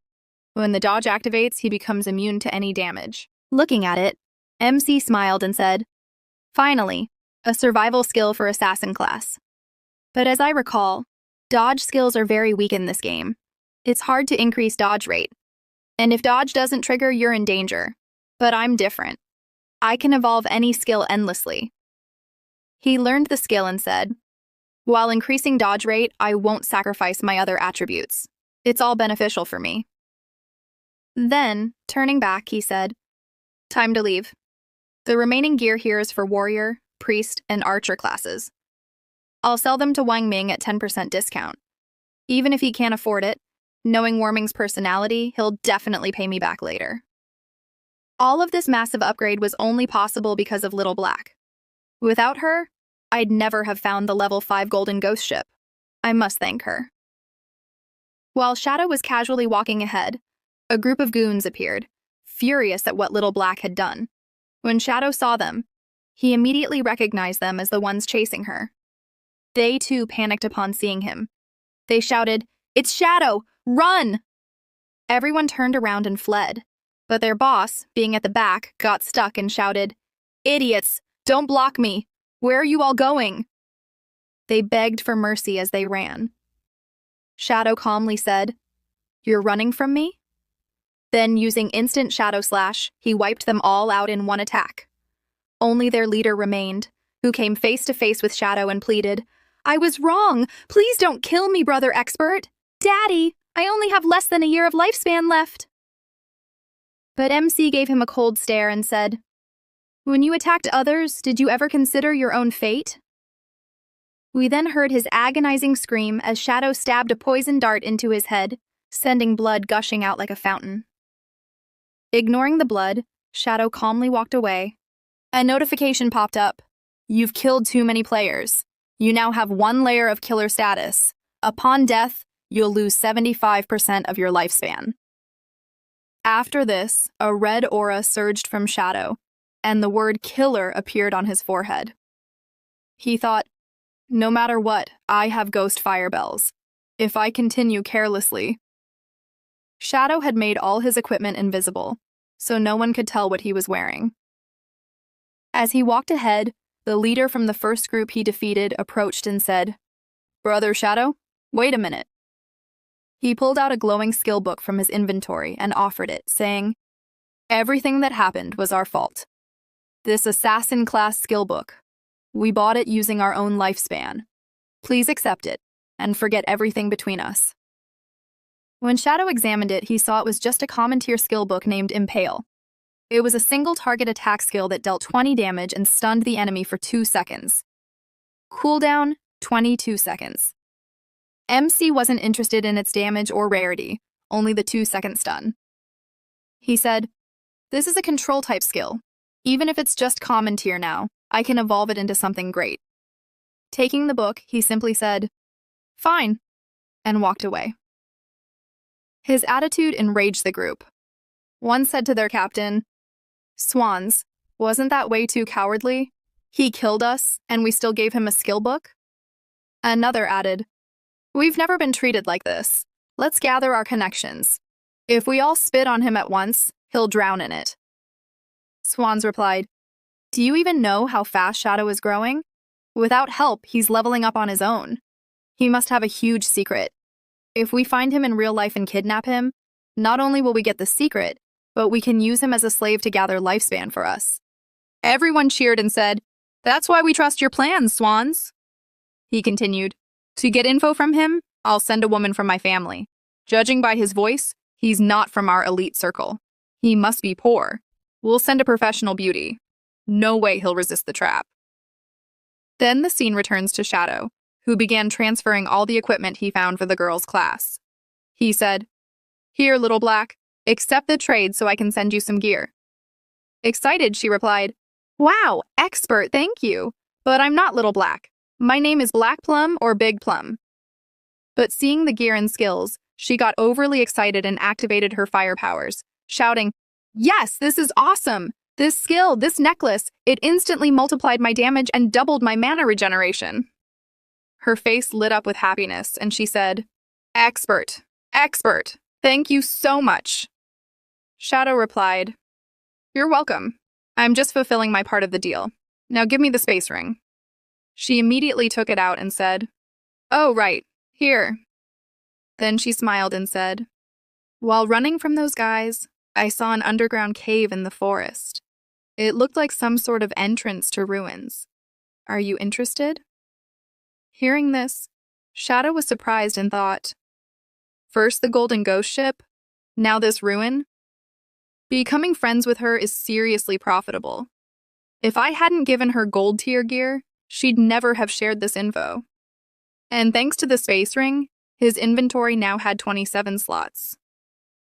Shadow asked, "By the way, where's Wang Ming? Once I sell all this extra gear, I'll check out those ruins." She replied, "Captain and the rest went to train with a new priest. They won't return soon." Then she marked the ruins' location on the map. "It's behind some bushes, a stone slab. I hid there while running, and when I lifted it, I found the entrance. I heard terrifying roars from inside and ran away. Otherwise, those guys would have never found me." Hearing this, Shadow instantly used Shadow Sneak and disappeared, saying, "All right, got it. I'm heading for the ruins now. I'll trade with Wang Ming when he returns." He disappeared so fast, the girl couldn't keep up and shouted, "Expert! Expert! Where did you go?" By then, Shadow had already reached the forest. Running at full speed, he thought, "At first, I just wanted to find a place to grind to level 10. But now that I know about the ruins, there's no need to grind." He explained that most ruins in beginner towns fall into 3 categories: tombs, cursed ruins, or temples of faith. No matter which type, they usually contain bronze tier monsters, and maybe some silver tier ones. For him, they're rivers of lifespan and evolution points. The scene begins with some slabs hidden between bushes, and underneath them, stairs descend downward, and the one who moved those slabs is none other than our MC Shadow. As he descends the stairs, he thinks to himself, there are only 3 types of ruins in the beginner's town. First, the tombs. Second, the cursed ruins. And third, the Temple of Faith. There's not much to say about the tombs. They're filled with hordes of monsters that are extremely difficult to kill, and in the end, there's always a gold tier monster waiting. In the second type, the cursed ruins, the monsters are cursed by ancient gods, or evil gods. Initially, they might have been human, but over time, and after death, they transform into ghosts.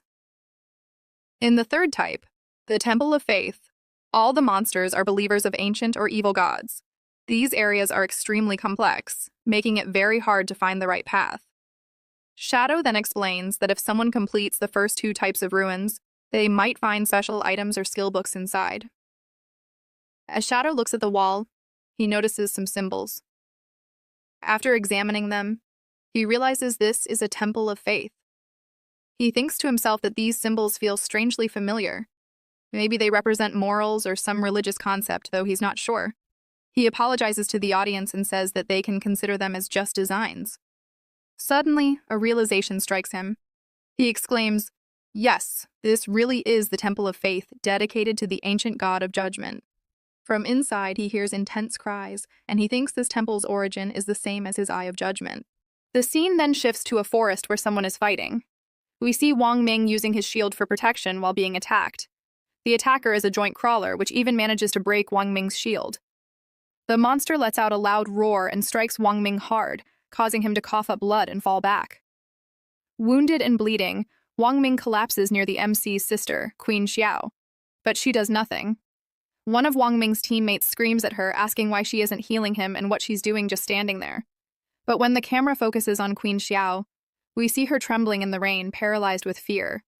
Her eyes are filled with tears, and in a shaky voice she says, okay, but how am I supposed to do this? At that moment, the four-armed crawler stands right in front of them. Wang Ming's teammate screams again, damn it, it's back, do something, use your skill. But Queen Xiao, out of sheer panic, drops her staff, sits down, covers her face, and starts crying. She says, Mom, I'm so scared. After a few moments of screaming, everything suddenly falls silent. And you can guess why. It's because Wang Ming's entire team has died and been teleported back to the main town. They all stand there silently, defeated. Not a single word is spoken. Big Plum, who's standing nearby, waves and says, Hey, Captain, why are you back so soon? Expert Shadow hasn't returned yet, so you won't be able to buy any equipment?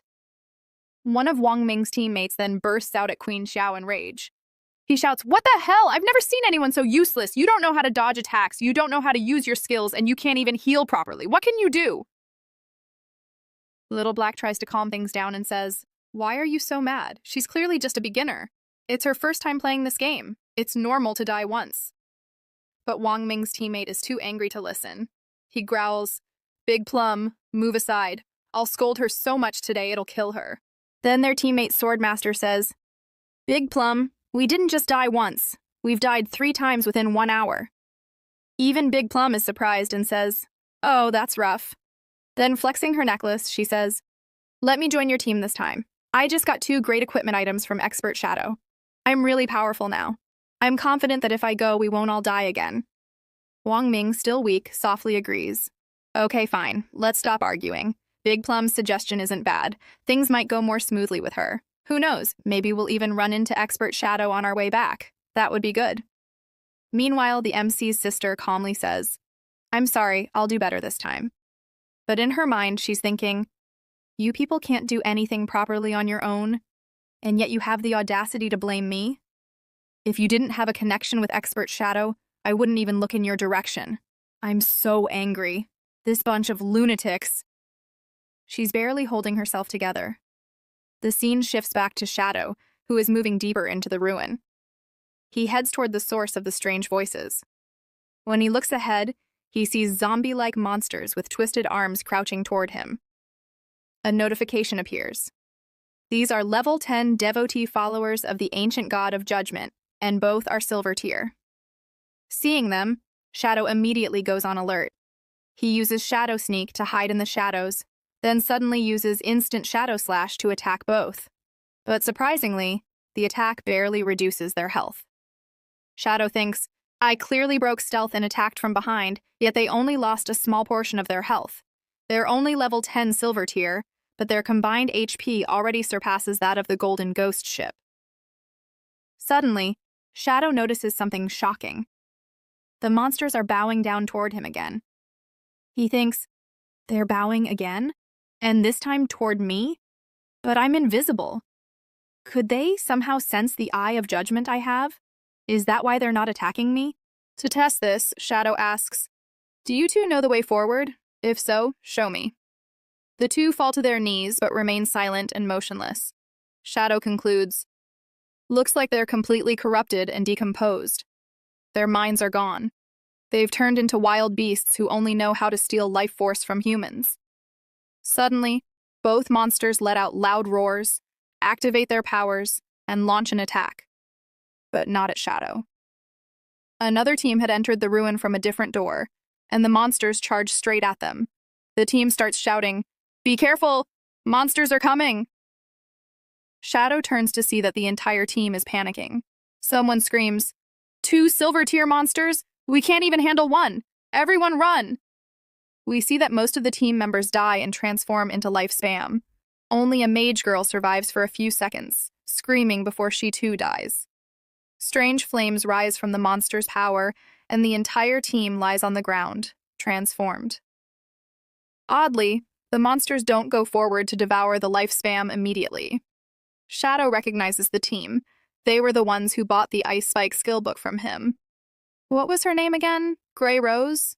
Yeah, maybe. I never thought they'd find this ruin. Judging by their level and gear, they probably weren't planning to go too deep. Shadow thinks, Today's players are too weak. Their level and equipment are terrible. I'm progressing so fast, No one else could possibly be deeper inside this ruin right now. He walks forward to pick up the life spam, and again, the monsters kneel before him. As Shadow checks the loot, he says, "Wow, they dropped tradable life spam worth over 100 days. I didn't expect them to be this rich." Later, we see Shadow walking in circles, returning to the same spot. He says, "I've searched everywhere, and still found nothing. No traps, no treasure. Could it be that the only thing here was these 2 silver-tier mini-bosses?" He pulls out his poison darts, looks back at the monsters, and says, "Forget it." Without hesitation, he attacks both with poison darts. In just a few hits, he kills them. A notification appears. "You have killed devotee followers of the ancient god of judgment. You gained 4,000 XP. Congratulations, you are now level 9. You received 4 evolution points and 188 days of tradable life spam." As always, Shadow uses his greedy hand skill on their loot. Looking at it, he says, "Epic tier greedy hand is absolutely insane. 32 evolution points, 10,504 days of life spam, 4 gold tier items, and 10 silver tier items." He pulls out a necklace from the loot and says, "This gold tier item is an accessory for the assassin class, called the Pendant of the Faithful. It increases agility by 15, reduces cooldowns by 20%, and can only be worn by level 8 or higher. It even has a unique effect. It can summon a silver tier devotee follower to fight for you, with a cooldown of 600 seconds.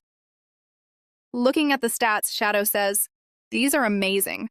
The 20% cooldown reduction brings my stealth skill from 22.6 seconds down to 19.2. Poison Dart goes from 4.3 to 3.7 seconds, and Instant Shadow Slash drops from 10.4 to 8.8 seconds. I'll be able to grind much faster now." He adds, "All my current gear requires level 8 or higher, and no one else is powerful enough to use it anyway, so I'll just keep it for now and sell it later." Suddenly, Shadow hears something behind him. He turns and sees a strange circle forming on the ground, shaking. From inside, a bizarre pillar begins to rise. Looking at it, Shadow smirks and says, "Of course. This mechanism always activates after killing all the monsters here."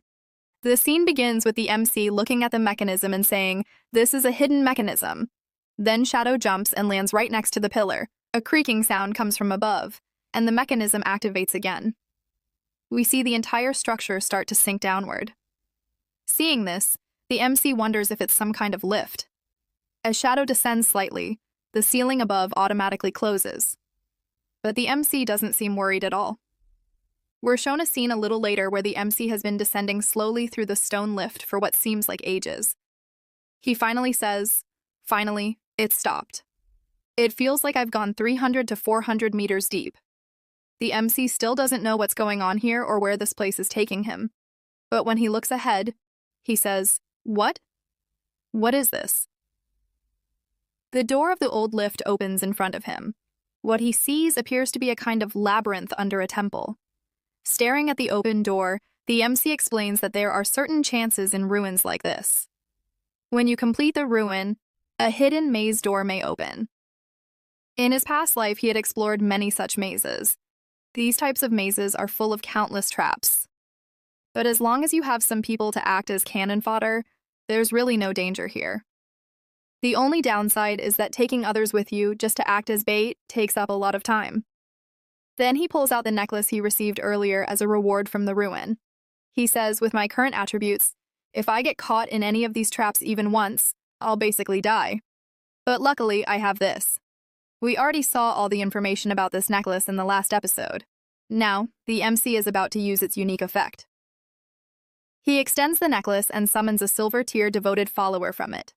As soon as the follower appears, the MC signals with his hand and says, "Go ahead and scout what's up ahead." Following the command without question, the follower starts walking forward. Shadow calmly walks behind him with his arms crossed and says, "If you have someone to walk ahead and scout situations for you, exploring becomes a lot easier.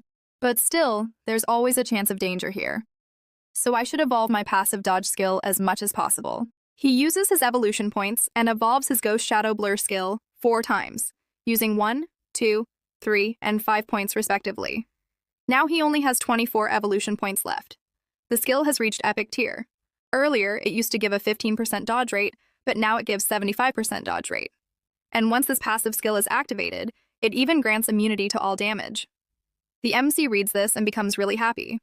He says, 75% dodge rate is already incredible. Now the remaining evolution points are just enough to evolve his instant Shadow Slash to Epic tier. He spends 13 evolution points and now only has 11 left. The instant Shadow Slash has evolved from Diamond to Epic tier. Earlier, it used to flash 27 meters, now it can go 30 meters. Invisibility has increased from 9 seconds to 12 seconds. Earlier it used to hit 7 enemies along the path, now it hits 9. The cooldown remains 12 seconds, but the slash width has increased from 4.1 to 5 meters. Each slash now deals an additional 300 to 400 damage. Seeing these results, the MC becomes really happy. He then explains that to evolve something from Epic to Legendary tier requires 10 times more evolution points. The higher the tier of an item, the more it costs to evolve. He gives an example. If he gets a skill book that's already Epic tier, he won't need to spend any evolution points initially. Evolving it for the first time takes just 1 point, but evolving it to Legendary tier will take 10 times that amount, meaning 10 points. This also means that if he finds more Epic skill books, he can evolve them faster into Legendary, Mythical, Ancient, or even Immortal tier. Now he only has 11 points left, which is enough to evolve his starting skill Shadow Sneak. He evolves it twice, using 3 and then 5 points. Now he only has 3 points remaining. Shadow Sneak has evolved from Silver to Gold, and now to Platinum tier. Earlier, it kept him in stealth for 16 seconds. Now it lasts 24 seconds. The damage upon breaking stealth has increased from 90 to 150. The cooldown, which was 26 seconds, is now just 22 seconds.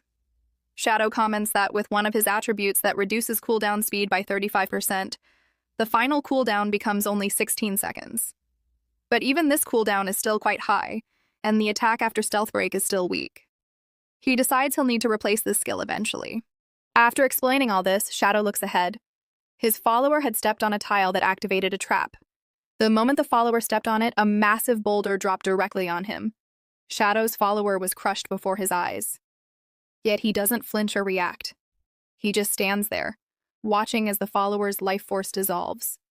Without any emotion, he says, "My summon died. I'll wait for the cooldown to end and summon again." This maze is extremely complex and dangerous. I'll explore it slowly. I just hope that in the end, I'll find some amazing things here. Now the scene changes and we return to the upper layer of the temple that the MC had already passed. A shield warrior and a kid peek through an empty hallway. They look around but see nothing. The shield warrior turns back and says to the captain, "I can confirm from the front. Those 2 monsters have disappeared." Their captain, possibly named Gray, says, "How is that even possible?" All 3 of them walk to the middle of the room and look around. Gray says, "Even our lifespan readings are missing. It seems someone killed those 2 monsters and took our lifespan too. But who could have done it?" The shield warrior replies, "Currently, only Expert Shadow could kill 2 silver tier boss monsters at once." The kid adds, "If Expert Shadow was really here, then it's likely he took our dropped lifespan too. At least it looks that way. But one good thing is we won't have to die again to those boss monsters." Hearing all this, Miss Gray starts thinking. She recalls that when they entered the area, they saw someone interacting with the monsters as if communicating. Could that have been Shadow? Does he have a skill that lets him control even bosses? That kind of skill is incomprehensible. His power must be insanely dangerous. The scene switches back to the MC, where his follower is again caught in a trap. Multiple arrows pierce through him, and his screams echo through the entire tunnel. The MC says, "I've been wandering here for 3 to 4 hours. It feels like this maze is finally nearing its end. Based on my past life experience, if someone used human lives to explore this ruin, at least 100 people would die here." He then summons his follower again and orders him to continue scouting ahead. Now the scene moves a little further, and we see the follower walking through a broken, eerie area. The MC follows him closely. Soon, they reach a closed door. The MC says, "Go open that door." The follower struggles, pushing with all his might, but the door doesn't budge. The MC finds it strange.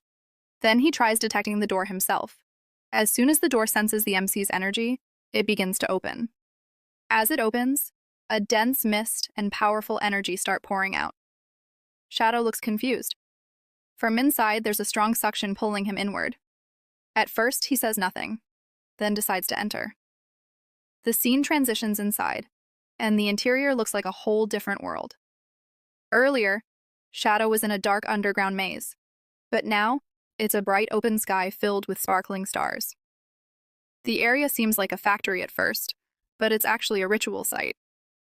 There's a large yellow treasure chest and a woman dressed in priest robes standing beside it. As the MC enters, his eyes immediately go to the chest. He notices it's bound by thorny vines.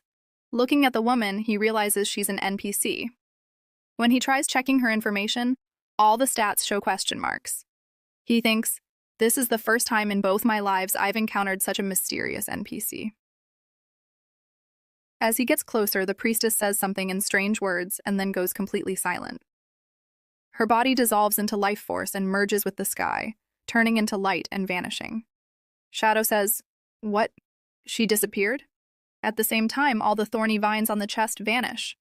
The chest starts glowing and Shadow says, "I don't know who that mysterious woman was, but she was definitely related to my Eye of Judgment." The chest continues glowing golden. Shadow says, "This glow means there must be epic tier items inside. But still, I must be cautious. There's always a chance it could be a mimic or a trap." He summons his devoted follower and signals toward the chest. The follower rushes like a madman and throws open the lid. A golden light bursts out from inside. Seeing it, the MC says, This is a skill book. A godly tier skill for assassins. It has both active and passive effects. It's an epic tier assassin class skill book called Pistol of Mercies. Its passive effect grants a 100% weak point hit correction. In simple words, if it hits a weak point, the damage doubles instantly. And that's just the passive effect. The epic tier skill book bursts out of the chest in a golden light. As the MC approaches it, the book displays its active effect, Split Throat. The next attack after activation deals 100% true damage. This effect lasts for 3 seconds and has a cooldown of just 60 seconds. For the MC, that cooldown is reduced to 44 seconds. You may not fully understand how the active skill works, so let me explain. Suppose the MC hits an enemy's weak point, causing 30 damage. Then, he instantly attacks the enemy's throat, dealing 100 damage. That 100 damage will continue for 3 seconds, at least 3 times. After reading that, even I understood how broken it is. I hope you got it now too.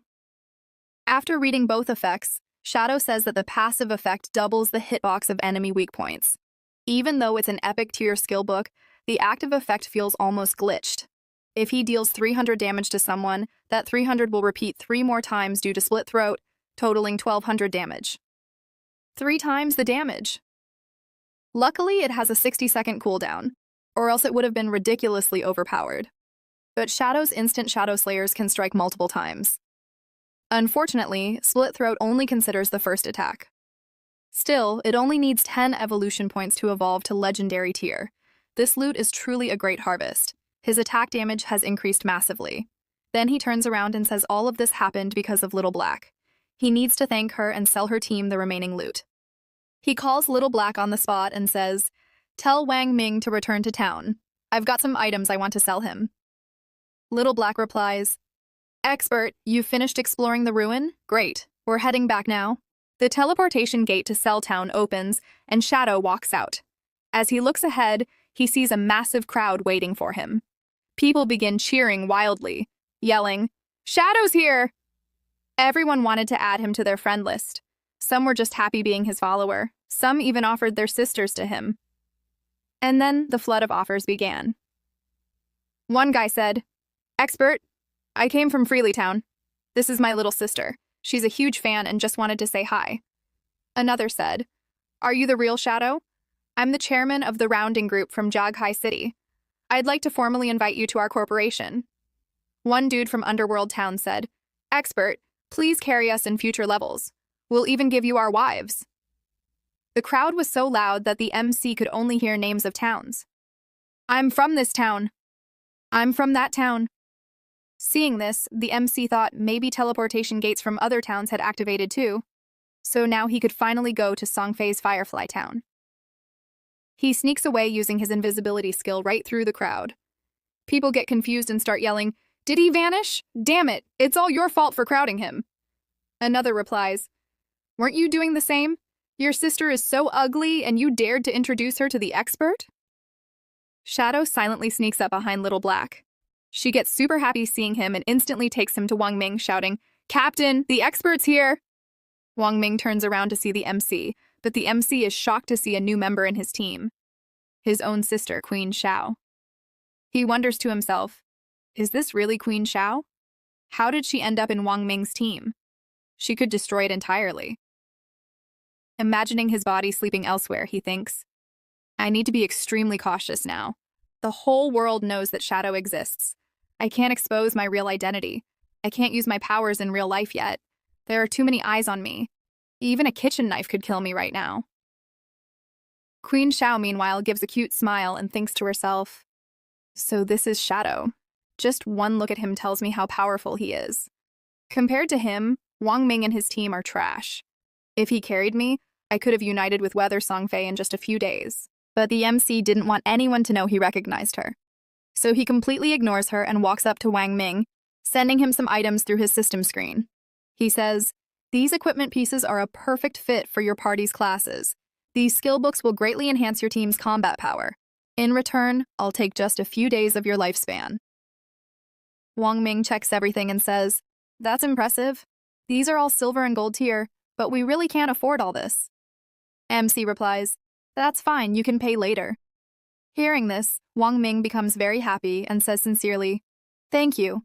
I really don't know how we can repay such kindness. If you ever need our help, just say the word." Wang Ming then starts distributing the loot. The team's swordmaster puts on armor and says, "Damn, Shadow's awesome. I never thought I'd wear gold tier gear so soon." Wang Ming checks a skill and says, "This is gold tier? Insane. My DPS will triple." He gets emotional and with teary eyes says, "The expert let us buy all this on credit. That means he completely trusts us." Meanwhile, Queen Xiao was excited too, hoping to get some gold tier gear. But Wang Ming says, "Hey, why isn't there anything here for priests?" She looks shocked and says, "What?" One of the teammates bluntly says, "We don't have anything for priests because this girl is just leeching our experience like a parasite." But Queen Xiao ignores him and runs up to Shadow, saying, "Hello, expert. I'm the priest of Wang Ming's team. Do you have any equipment or items for me?" Without waiting for a reply, she sends him a friend request, hoping to receive items through it. MC sees the notification. Player Little Graceful wants to add you as a friend, but does nothing. When the girl looks at him, she's stunned. MC had activated Shadow Snake, staring into her eyes emotionlessly. Then without a word, he uses the skill and disappears.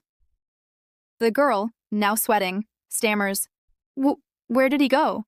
Wang Ming chuckles and says, "Maybe he didn't have any items for priests this time. Try your luck next time." Another teammate says, "Nah, I think he ignored her on purpose." Little Black adds, "Shadow's appearances are like a drug. He's just too cool." Meanwhile, Shadow uses Shadow Snake to teleport to another village's teleportation zone. He thinks, "Actually, I do have a gold tier item and skill book for a priest, but why would I give something so valuable to Queen Xiao?" As he walks into a building, he thinks, "As I progress further, I'll accumulate more unused items and skill books. Selling them one by one is a waste of time, but Wang Ming, with his authority backing, is the perfect person to sell everything in bulk. Also, I need to find a proper priest to replace Queen Xiao. Otherwise, she might become a problem for my relationship with the authorities." Then he remembers a girl. Right. I need to find little Sue as soon as possible. He reveals that in his past life, Gu Yisui was the former manager of the Godslayer Guild. She had a hidden priest class called White Advent Priestess. Along with the class came a white bird that could heal and cast buffs. She was the only priestess capable of killing epic tier bosses solo. The MC reaches the town's teleportation formation. As he stretches his hand toward it, he remembers. Little Sue was in Firefly Village, just like Song Fei. He smiles and says, "Perfect." The teleportation circle to Firefly Village opens. He thinks, if I can find little Sue here, I'll get her to join Wang Ming's team. A notification pops up. You are now teleporting to Firefly Town. Moments later, he appears in Firefly Town, which looks like a desert, but unlike his own village, this one was peaceful. Suddenly, some people teleport in, looking angry. They had just finished and were sent here. They shouted, "Quick! That silver boss's HP is below half. We can't let anyone else steal the finish or our deaths will be in vain." Another yells, "Damn that bastard Song Fei! He brought a whole bunch of fangirls. Who can even compete with that? I can't stand that pretty boy anymore. Today, I'll finish him for sure." Hearing all this, Shadow smiles and thinks, "Well, I didn't expect to find clues about Song Fei so quickly." The scene shifts to a barren valley, a level 5 area called Wailing Valley. It's filled with monsters like emberfights and Sakels. As MC walks further, he hears shouting, "How dare you hit me! Attack him!" He sees a 2-headed, 4-armed monster covered in flames fighting multiple players. They were shouting orders while battling. MC thinks, that's a twin-headed Emberfiend, a silver-tier boss, but things look chaotic here. He notices many players fighting each other. Confused, he looks around and spots a guy dressed like royalty surrounded by girls. Song Fei MC mutters, "So this is that sewer rat, Song Fei." 2 players charge toward Song Fei. One shouts, "You ambushed me and stole all my lifespan. I'll finish you today." Another raises a shield and yells, "Think you're safe behind those girls? I'll use my anti-mage skill. Lockjaw, prepare to die." Suddenly, one of Song Fei's mage girls smashes the shield warrior with her staff, saying, "Don't even think about hurting my appa." The shocked warrior asks, "How can a mage girl have so much strength?" MC explains that Song Fei has a heaven-defying mage god title. In his past life, he tricked many fangirls into choosing mage class. Then he stole their loot to power himself up. But a team can't survive with mages alone. So the girls found creative solutions. Some maxed out intelligence to become glass cannons. Some maxed agility to become disruption mages. Some put everything in health to become meat shields. The same girl raises her staff and yells, "Now eat my staff!" MC adds, some even maxed strength to become battle mages. And they fought using their staffs directly. In the early days, they were dominant, stealing life, span from players, no one could resist. But as the game progressed, most of these fangirls finish easily. The scene shift, with Song Fei loudly yelling to manipulate the girls around him. "Sisters, you're all working so hard. It breaks my heart. I just hope this boss dies soon so everyone can rest. I wish this world could be filled with love instead of violence." Hearing his dialogue, I honestly started doubting the MC. I thought maybe he was lying to us, because I didn't hear even a hint of manipulation in Song Fei's voice. It just sounded completely cringe. And somehow, despite those cringe lines, the girls are still falling for his manipulation. One chubby girl, pointing at the monster, says, "No, brother Song Fei, it's really not that hard. You're the one suffering the most here. You've worked so hard you shouldn't have to endure this. Sisters, let's take down this creature together and not let anyone hurt brother Song Fei." These girls even start chanting slogans for Song Fei. Out of nowhere, it turns into some kind of poetic chant. The monsters grow wild. Song Fei's reasoning is supreme. From the beginning to the future, everything is for Song Fei. Man, I'm cringing even while trying to explain it. So from this point on, I'm not even going to attempt to explain their dialogue. All the girls start attacking the monster with their magical powers. Irritated, the 2-headed monster lets out a fierce roar and launches a fire attack directly at Song Fei.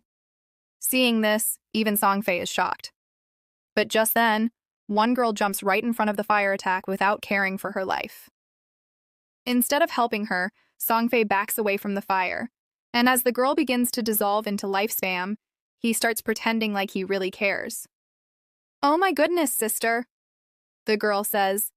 "Brother Song Fei, as always, we're absolutely crazy for you.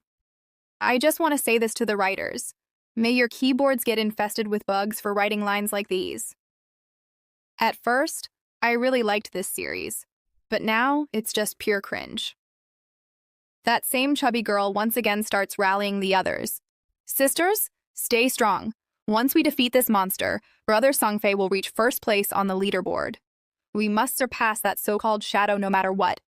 Despite how she looks, her motivational speech actually works. The girls get fired up and, while screaming their cringe lines, start attacking with full force. After their assault, the monster finally begins to weaken a bit. Its health has dropped. Seeing this, Songfei thinks, finally, it's about to die. And if a silver tier boss is this hard to defeat, how could anyone possibly take down a gold tier boss alone? That guy, Shadow, must be exploiting some bug or glitch. He thinks, I've got so many people helping me, and I'm still stuck at level 7.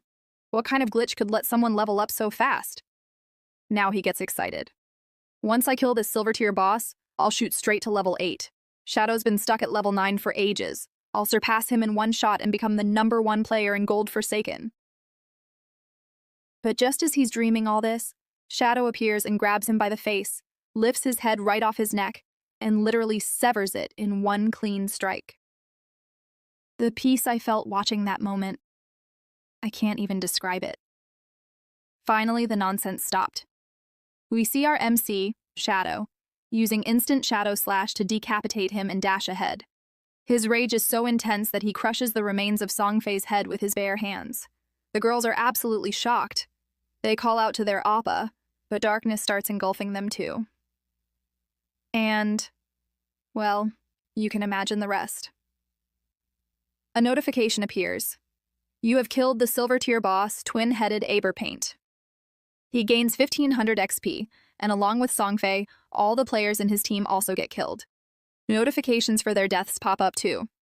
Players from Heaven Divine God to Songfei, all of them get death messages. Shadow's attack was so devastating that even after they died, the area kept taking damage. Anyone caught in it was instantly killed and dissolved into lifespan. People nearby scream, how is this possible? He one-shotted a boss? That skill is dealing thousands of damage. Damn, this is insane. My strongest skill barely does 1050 damage, but he's doing thousands, even to bosses. That's 10 times stronger than me. Someone reminds the others, this was an AoE attack. It wiped out Songfei and his whole fan squad in one move. Who the hell is this assassin? Could this be Shadow? He was the first to kill a gold-tier boss monster. Who else could be this powerful? Everyone move back, let the expert claim his loot. As MC moves forward to collect his loot, people behind him start chanting Shadow's name, praising him for wiping out Songfei and his evil team. He did us a favor. Shadow is truly OP. Some even start confessing their love for him. Hearing all this, the MC thinks, yeah, they're just afraid I might kill them too. If this was my previous life, they'd have all ganged up to kill me by now. The scene cuts to Firefly Town's teleportation device, where Songfei and his entire gang are now respawning. A notification pops up for Songfei. You were killed by Shadow. You've lost 1106 days of tradable lifespan and 18 years, 113 days of non-tradable lifespan. But Songfei looks utterly confused. I got killed? Shadow killed me? He wonders. There are hundreds of starter towns in Jiangai City. Why did Shadow come to Firefly Town of all places? Did he really come here just to steal my boss kill? Just then, his fangirls respawn too. They scream, I died? But how, brother? You too? Another one reminds, it was Shadow. He killed our brother. Another chimes in, obviously, he wanted the silver tier boss. He attacked brother while he wasn't even looking. What a scumbag. What a trash human being. At that moment, an archer girl steps up and says, Brother Songfei, can I join your team? I'm an archer. I have a skill called Eagle Eye that can detect stealth. Hearing this, all the other girls widen their eyes and yell, Get lost! Brother Songfei only accepts mages. Another one points and says, Your DPS is too low. It'll hurt Brother Songfei's ranking. The archer girl panics and starts backing away. But just then, Songfei steps forward with open arms and his usual loving tone. Even so, my family, I believe love can conquer all. He walks toward her sweetly and says, I can feel your passion. Even if you're an archer, that doesn't matter. Come, join us. Let's grow together. The moment Songfei touches her hand, her face turns bright red like a tomato. She gets so flustered she doesn't know what to say, and starts confessing her love for him right there. Seeing her succeed, more girls start screaming, Brother Songfei, I'm an assassin. If you take me with you, I can use stealth and make that shadow taste his own medicine. A magic girl says, Brother Songfei, I've learned a crowd control ice skill. I can freeze him. Songfei continues with his cringe dialogue. My family, we're all one, filled with love. Anyone who wants to join us is welcome. Let's all stand together. The girls go wild. I'm not even going to explain any of it. They start chanting again, now cursing Shadow and praising Songfei, repeating the same poem. We'll get revenge. We'll avenge our brother. We'll finish Shadow and get revenge for Brother Songfei. This madness leads to two guys talking in the back. What's with all the noise? What's that little celebrity planning now? The second guy chuckles and says, Didn't you hear? He died somewhere out there. The first one is shocked. But all those girls were protecting him. How could he die? He was finished by Shadow. What more do you need to know? Hearing that, the guy gets hyped and yells, Damn, Shadow really is a legend. But he's going to need guts to go up against this group. These crazy girls are next-level nuts. The scene shows those girls marching, chanting for Songfei, crying their eyes out in devotion. Songfei feels their love and thinks, Good. So many people are watching. If I finish Shadow, the whole world will know. No matter how strong a lone wolf is, it doesn't matter. Especially that buzzing little assassin. How could such a tiny, weak being even be compared to a noble mage like me? Meanwhile, Shadow uses his greedy hand skill on their loot.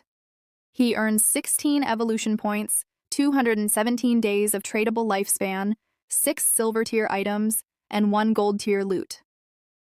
Without wasting time, he evolves his epic tier skill, Pistol of Mercy, to legendary. 10 points are deducted, leaving him with 9. The passive effect now does 200% weak point damage instead of 100%.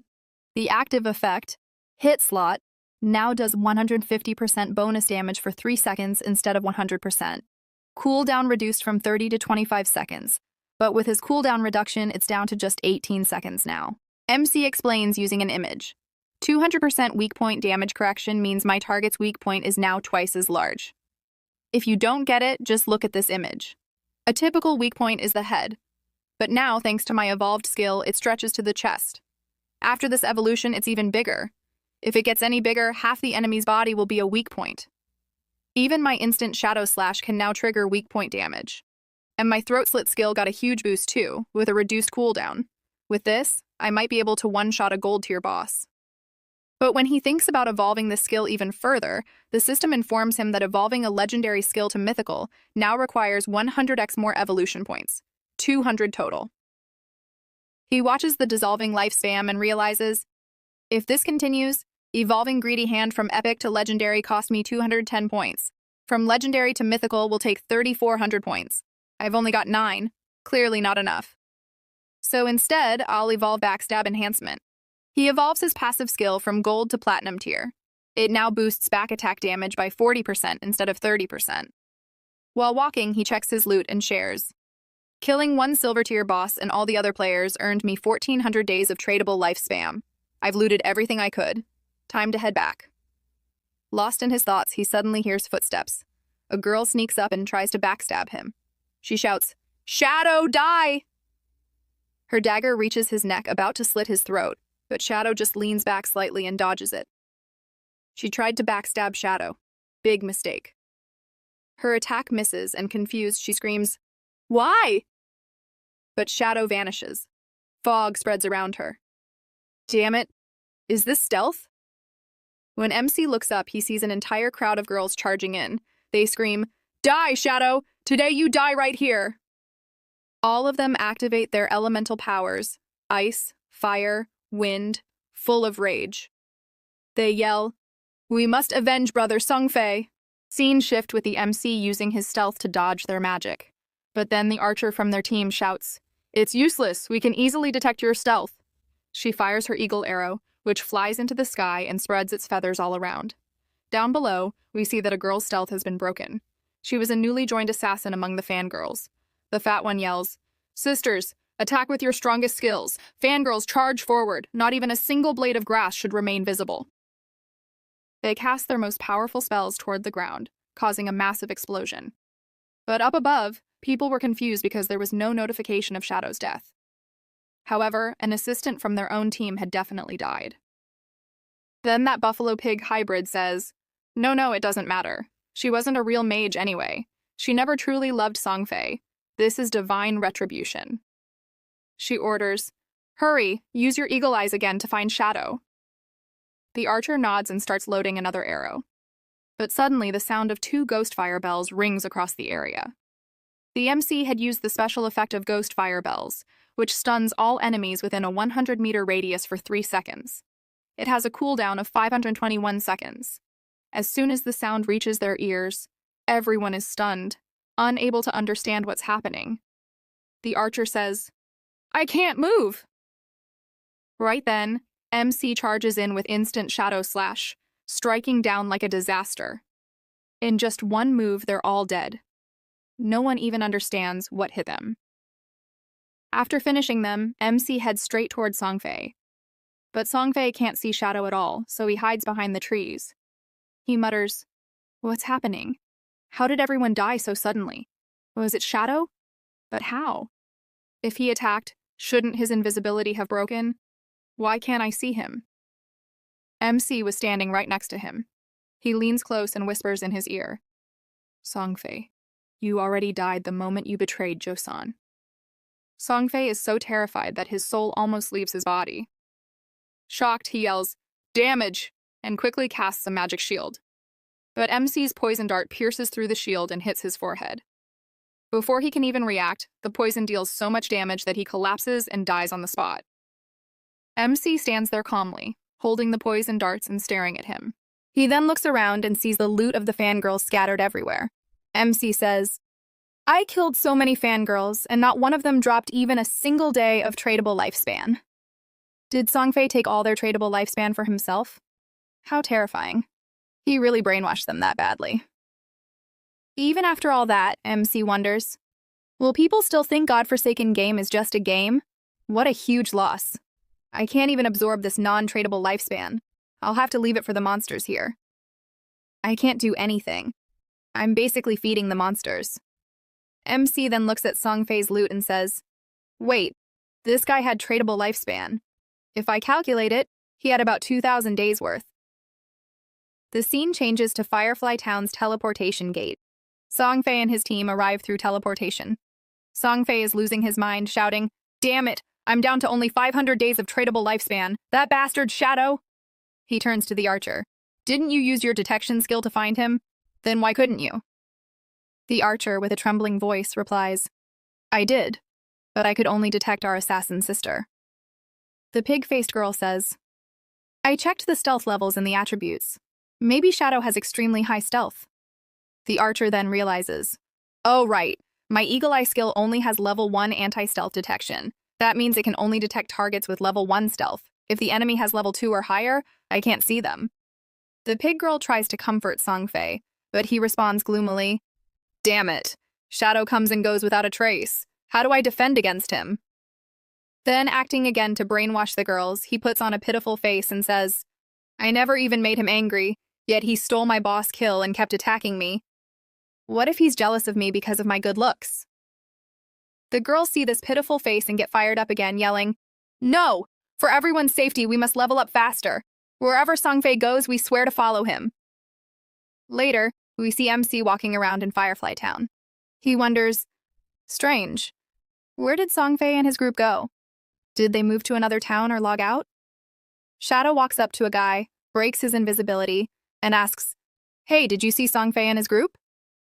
The guy gets startled seeing the black figure and says, Wow, Expert Shadow, you really scared me. Yes, I saw Songfei. He went that way. Please go and kill him. Just, please spare my girlfriend. She's a female hunter named Feibao Kitty. Shadow replies, It's better if you find a new girlfriend. But deep inside, he thinks, I'm sure she's the one who tried to detect my stealth earlier. Hearing Shadow mention a new girlfriend, the guy panics. Please, Expert. I worked so hard to get a girlfriend. But MC uses Shadow Sneak and walks away.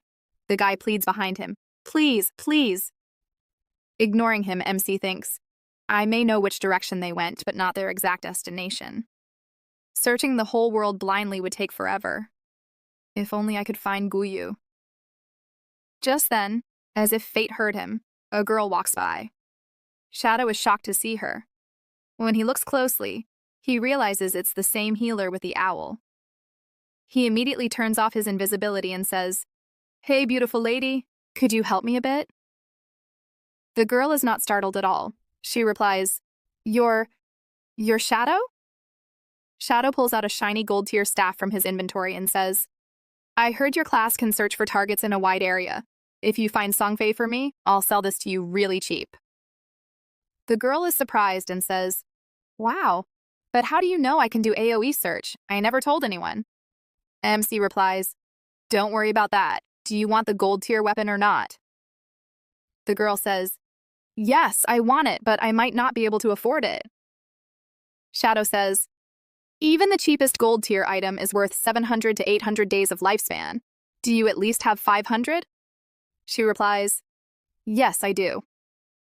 MC hands her the staff and says, "Then it's a deal." They successfully complete the transaction. She looks at the shining staff, drooling and giggling like a maniac. Hehehe, gold tier staff. MC lightly taps her head and says, "Hurry up." She responds, "Oh, right," and activates her skill. She thinks, "This is my first time meeting Shadow, yet he feels strangely familiar." Shadow asks, "Aren't you worried that I'll take your staff and run away?" She replies, "Wait, you know I hate Songfei? Are you someone I know in real life?" Shadow laughs and says, "Wanna guess?" She says, "Nah, I don't care." She sends her owl flying into the sky to scout, looking very serious like she wants revenge. We then see the owl flying across Firefly Town and into the wild. There, it spots a team. The girl says, "I found Songfei.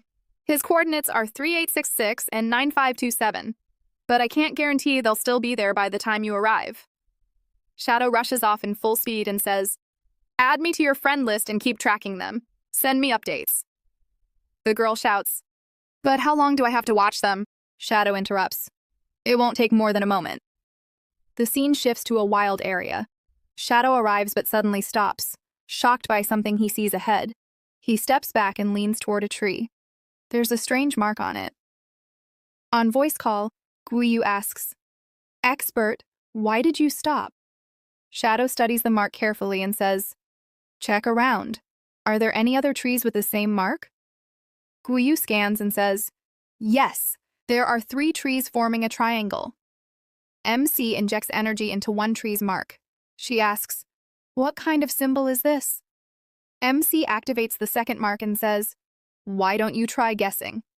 He activates the third, and suddenly a brilliant light emerges. A power triangle forms, and from the center, a treasure chest appears. Guiyu screams, "A jet tier treasure chest!" Shadow says, "I never imagined I'd encounter an ancient god's blessing in a starter village. I'm really lucky." He explains that these blessings can appear anywhere in godforsaken land. Some summon boss monsters, others summon treasure chests or give unique rewards. Guiyu hears this and goes crazy. "That's at least a 1,000-day tradable chest. That's 10 million RMB. She tries to memorize how he activated the symbols. Shadow opens the chest and receives the skill, Blossoming Curse. He's confused. Blossoming Curse? What kind of skill is this? He checks the info. A universal jet tier skill that can be used on any player's body within 15 seconds of death. It spawns a cursed flower that continuously drains tradable lifespan until the body is empty. No cooldown. Shadow is shocked.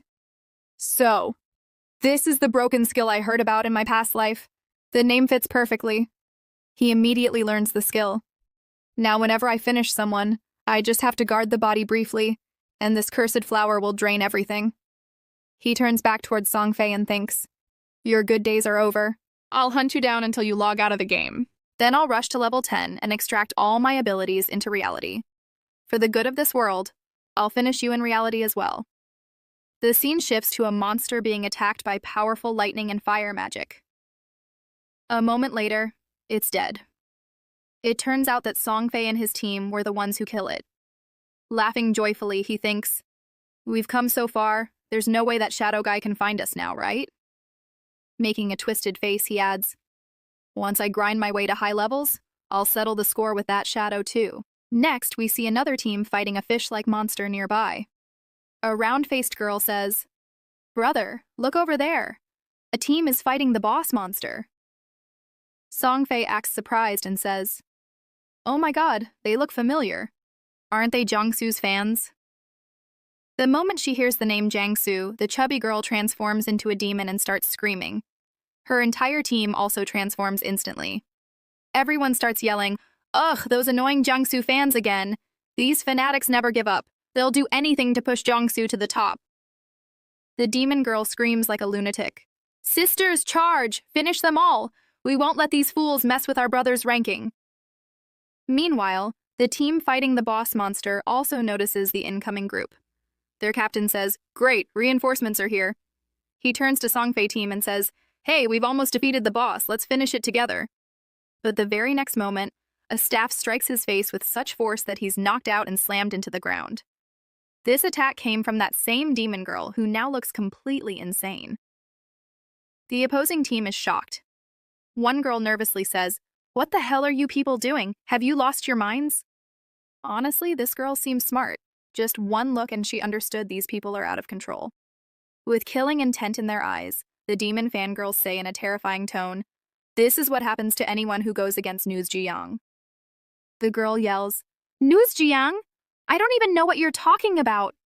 But suddenly, a rain of arrows hits her, knocking her out instantly. She's stunned and helpless. Her teammate, Misha, cries out her name. But it's too late. Meanwhile, the fangirls begin singing poems dedicated to Songfei and start charging up their attacks. Don't worry, I won't bore you by reciting those cheap poems. They launch their charged attacks directly at the boss monster and the enemy team. These attacks are incredibly powerful, causing massive explosions. It even looks like these girls are spitting poems along with their blasts. After the attack, the boss monster and the enemy team's loot and lifespan are scattered on the ground. Songfei is on cloud. He says, "Oh my goodness! Thank you, my dear family. I was almost ambushed by those News Jiang fans. I never thought they'd be this ruthless." Hearing this, the fangirls start crying while singing poems. "You don't need to thank us," they say lovingly. MC, watching from behind, is fuming with rage.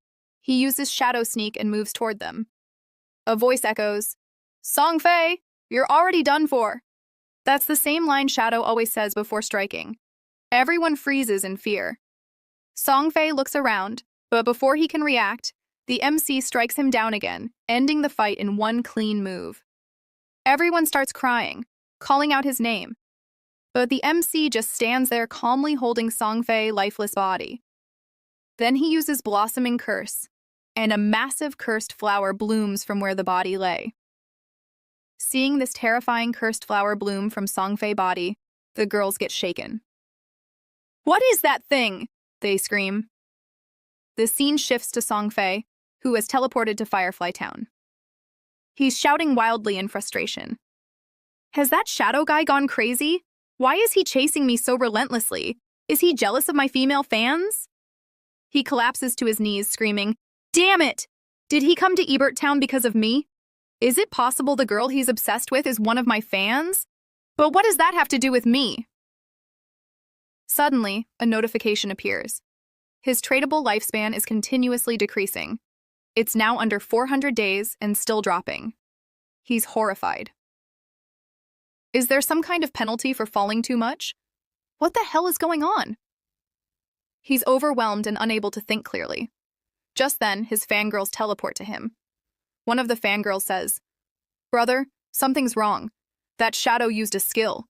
A bloody red flower started blooming from your fallen body and looked like it was absorbing something from you." Songfei gets even more shocked. "A flower? On my body? And it's sucking away my tradable span? Damn it! That shadow is deadly. He's trying to finish me off for good." He keeps getting notifications that his lifespan is draining. In his mind, he screams, "Log off, log off, log off. If I keep falling like this, I'll run out of tradable span. I need to log off now."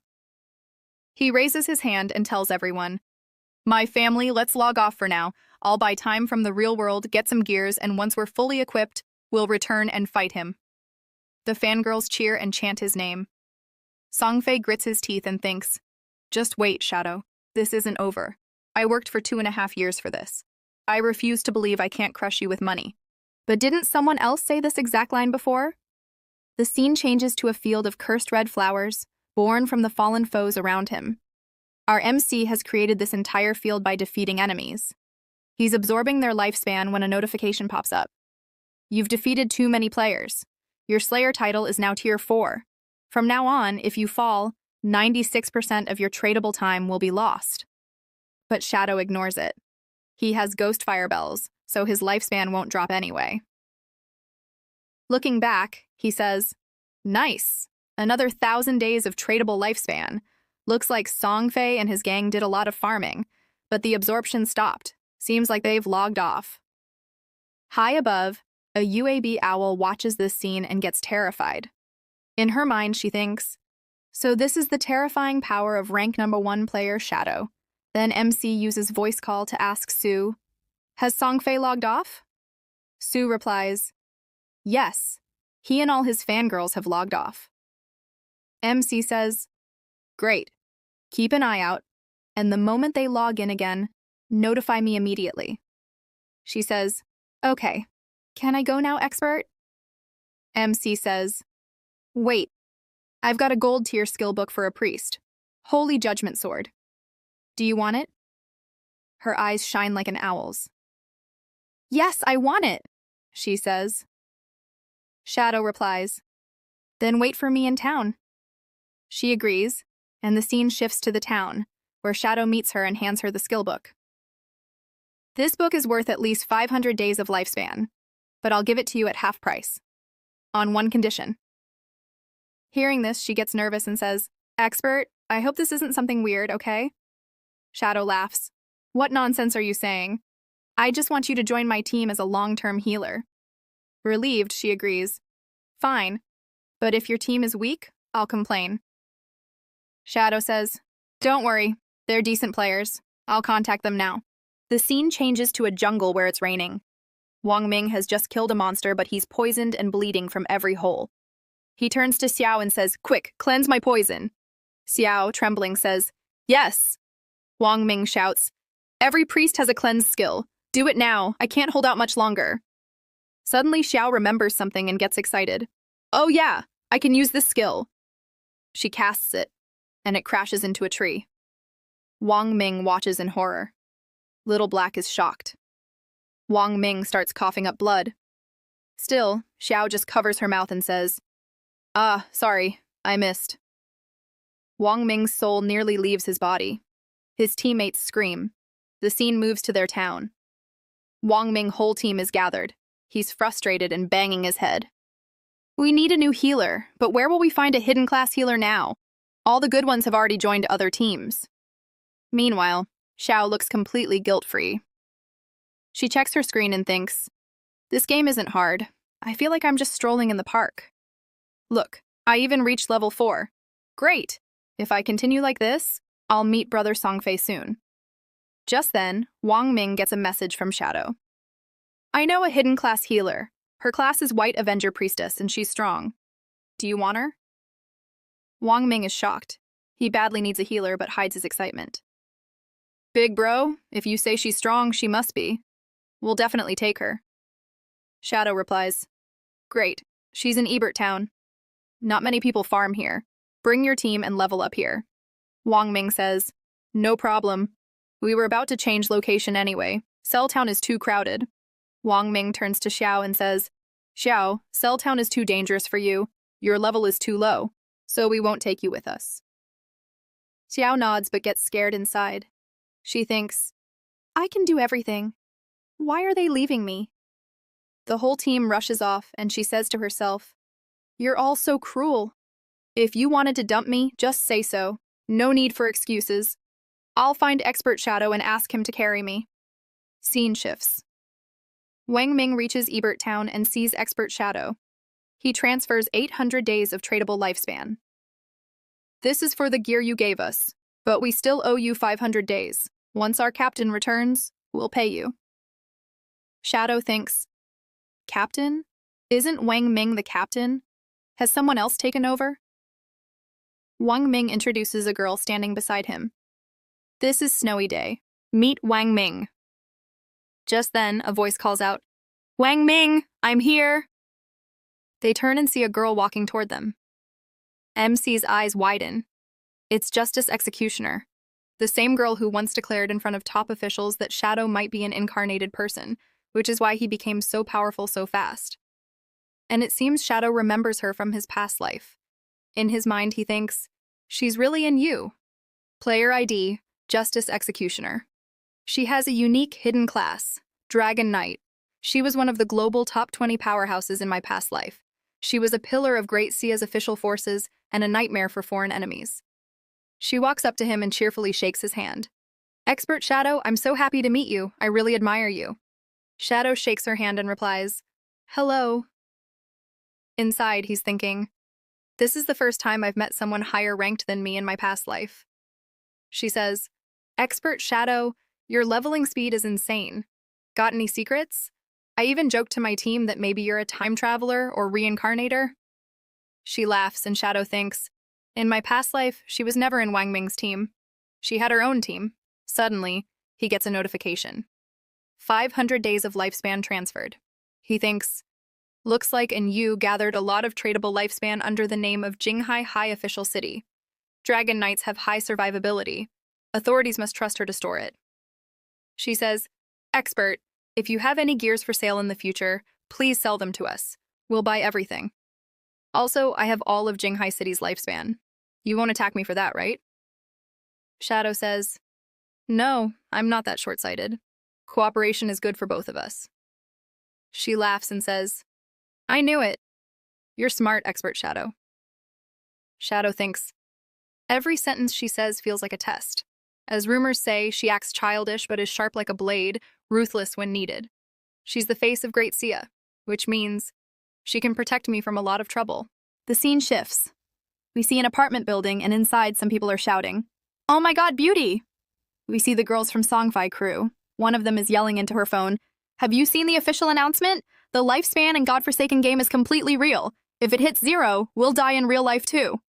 Nearby, the archer girl is also yelling into her phone, This isn't just some small game. I gave all my tradable lifespan to Brother Songfi.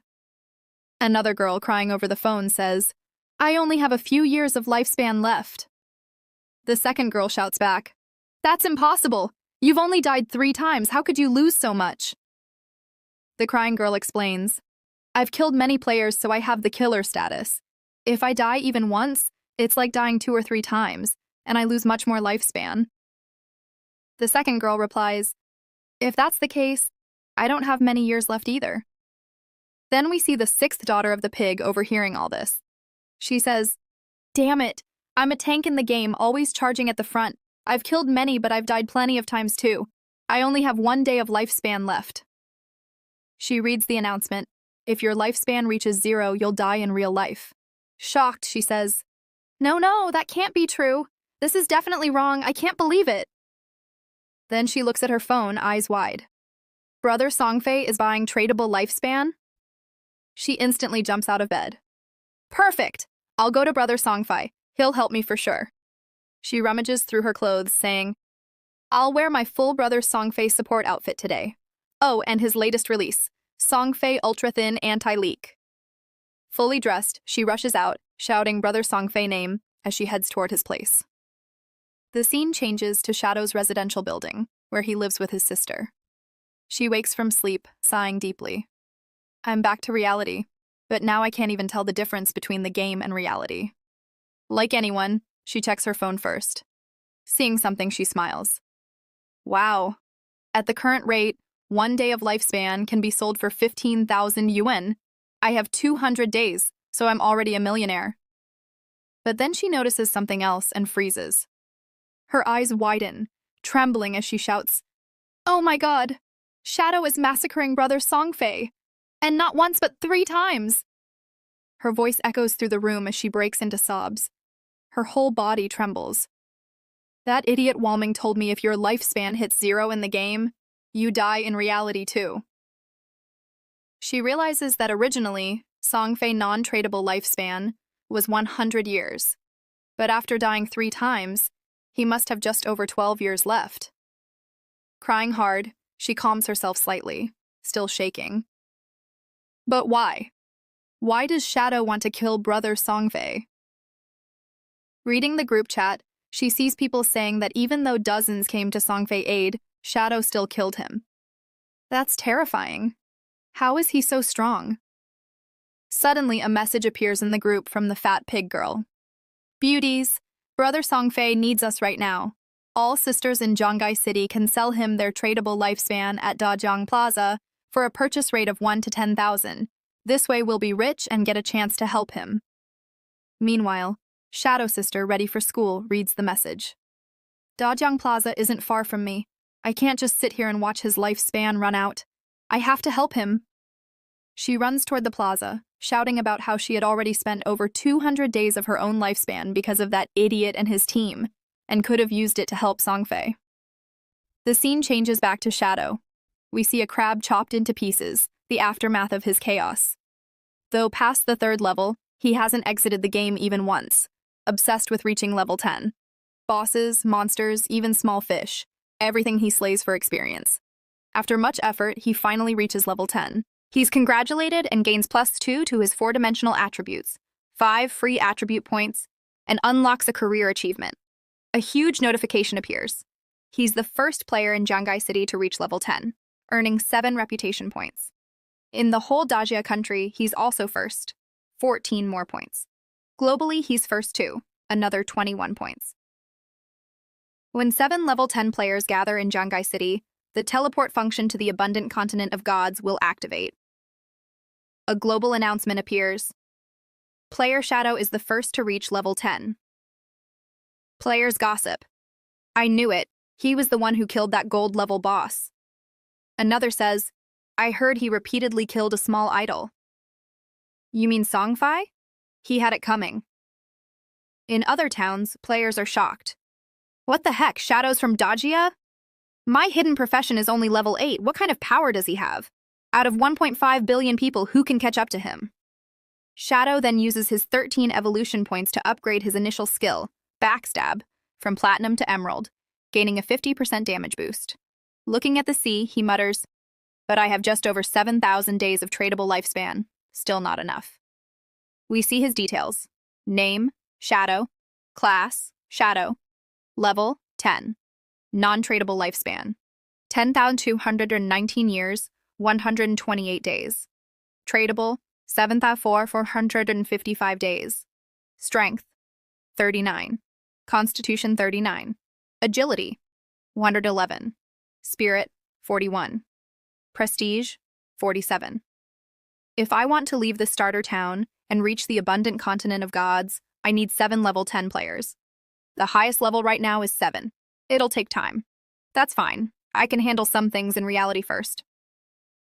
He vanishes from the game, and the scene shifts to his handsome real-world self, opening his eyes. A notification appears. Do you want to consume tradable lifespan to bring your abilities into reality? Unsurprised, Shadow says yes. Options appear.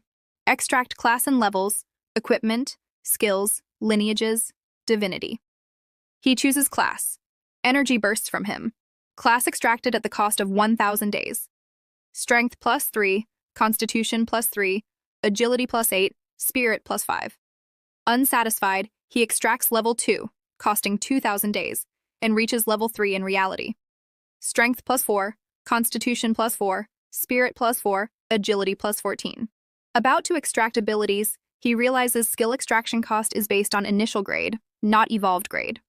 His basic shadow skill, now platinum, costs only 900 days. Relieved, he extracts it, then spends 262 days on Venom Dart, silver grade. Feeling the power, he says, I still have 1,292 days left, but can't extract more for now. My platinum shadow skill costs like a cheap one. What a great deal. A dark aura surrounds him. Veins bulge on his hands. His gaze turns deadly. My basic stats are double a normal human's, agility beyond human limits, unlimited invisibility, poison darts with a 14-meter range. I'll find an opportunity and end Songfei forever. Checking his phone, he sees Songfei frantically buying lifespan, likely to upgrade before facing him. Dajiang Plaza, 7 to 8 kilometers away, at my speed, a little over 10 minutes. His phone vibrates. A call from Hu Kuben, the arrogant company supervisor. A text follows. Chin Fong has her eyes on you. This is your big chance, but you dare not cooperate? Call me back now or else. Shadow calls her an idiot, blocks her, tosses his phone in the air, hands in pockets, and walks on with swagger. These fools will soon realize what the real God-forsaken game is. Scene begins in the real world, where Songfei is hosting a concert. The stage is set grandly with lights flashing everywhere. The crowd is shouting Songfei's name from all directions. Among the crowd is Shadow's sister, who is cheering for him in excitement. Everyone is cheering for Songfei. On the stage, there are 2 thrones. One is for Songfei, and the other probably for his sister. Both siblings are dressed in idol outfits, sitting on their thrones, smiling as they enjoy the view in front of them. His sister tells Songfei, "Brother, I heard that you lost to Shadow 3 times in the God-forsaken game. Don't worry. I've asked our people to investigate Shadow's real identity." Songfei replies, a bit confused, "Oh, so what did you find?" His sister laughs and says, "I've sent someone to Celltown to approach Shadow. We'll offer him a deal he can't refuse, and when he comes to collect his money in real life, we'll confront him right there. Then you, brother, can settle things with him in person." Songfei smiles and says, "All right, let me know once you catch him. By the way, I've heard the Dajin industry is using the same method to control many players, pressuring them to work for them." His sister remembers those players, recalling how they were all gathered in one place and pressured into working. She laughs and mocks them, calling them clueless people who can't even gather a bit of lifespan. She adds, "Brother, your side is far better. You have so many girls willing to give up their lifespan for you. Some even say they'd go to great lengths for you." Hearing this, Songfei is filled with confidence and laughs with pride. Suddenly, someone from the crowd jumps up and starts yelling, "Hey, don't give away your lifespan just like that. Haven't you seen the official announcement? If your lifespan hits 0 in the game, something bad might happen in real life too." Normally, no one would notice a lone person shouting in such a crowd, but Songfei does. The man keeps yelling, "And you, Songfei, you already knew lifespan is tied to real life, yet you misled your fans and took their lifespan. You're putting people in real danger. We're going to report you to the authorities." Even after hearing all this, Songfei keeps smiling, calmly thinking to himself, there's always someone trying to cause trouble. He picks up the mic and stands before the couch. Coughing a bit, he says, "1 minute, please listen to me. To all my friends present here, my name is Songfei. I've noticed some debates going on. I regret that in the process of acquiring lifespan, I might have used some public resources. I sincerely apologize for any inconvenience caused." But the crowd immediately starts shouting, "No, brother, you don't need to apologize. You've done nothing wrong."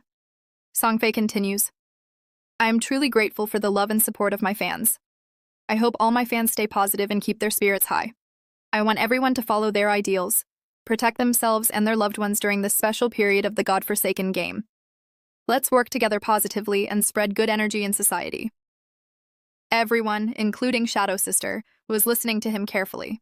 It looked like tears were about to fall from everyone's eyes. Songfei went on, "This game has affected the entire world. I'm cooperating with the authorities and working hard inside the game as well. That's why I used my personal assets to gain lifespan. I hope I can become a quality idol inside the game, someone worthy of your love and affection." And honestly, his acting was amazing. He even brought out emotional tears while saying, "I did all this for my fans. I hope everyone gains something from this game. May all live with peace and safety and move forward toward a better future together. I never imagined that my small actions would hurt so many people. If my actions caused any of you any trouble, I sincerely apologize." The crowd went wild. Shadow Sister shouted while crying, "No, it's not your fault!" People started yelling like crazy, saying he had done nothing wrong. The person who tried to warn them was now being cursed and shouted at by Songfei fans. They called him names and told him to get lost. The poor guy started panicking. Just then, Songfei, 6th fangirl, yelled, "Don't believe these nonsense rumors." Out of nowhere, she jumped onto the stage and screamed, "How dare you question my brother? Do you have a pig's brain to believe such lies? How can lifespan from a game affect reality?"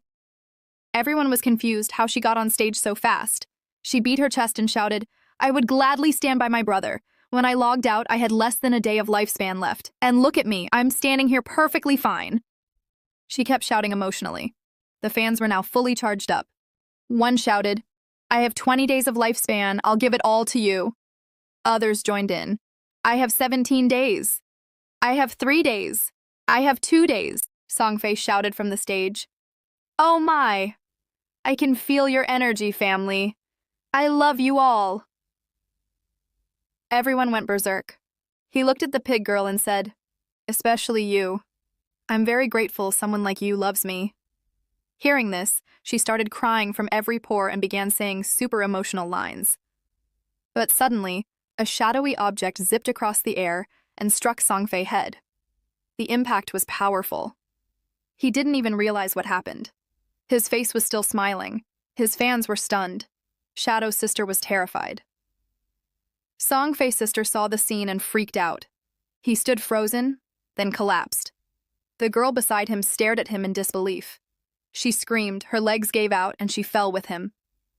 His sister stood in shock. The girl crawled toward him and cried, Brother Songfei, what happened? Everyone screamed, Ah, Songfei, he's down! Brother Songfei is down! Suddenly, the girl beside him disappeared. Perhaps her lifespan ended. Meanwhile, Songfei's sister ran off, grinding her teeth in panic. The security guards were strangely emotionless and didn't react much. They said, Take the young lady to the exit first. There was some kind of weapon, secure the area. Everyone's eyes were filled with tears, worried about Songfei. But his sister was thinking, I need to escape now. She got to her car, trembling, and thought, I saw it. I saw a strange glowing light over his body right when he fell. Then it vanished into the air. It must have been picked up. That skill was definitely from the God-forsaken game. Running under guard protection, she got into her car and thought, can God-forsaken game skills be used in real life? But how could anyone take down Songfei instantly and steal his lifespan in a blink? Only one person could do that. But before she could sit down, another dark object flew through the air and hit her with incredible force. The scene cut abruptly. The guards still had no clue what just happened. Their young lady had collapsed. They called out to her, unaware that the killer was right there, invisible. And it was none other than our beloved Shadow. He had ended both siblings once and for all. And just like that, the curse of cringe on this series has finally been lifted. The next morning, the news reported the tragic death of celebrity Songfei at Dajang Square. Some of Songfei's most extreme fans had even sacrificed their own lives right beside him, taking their last breaths next to his body. According to the police report, Songfei's death was caused by something supernatural.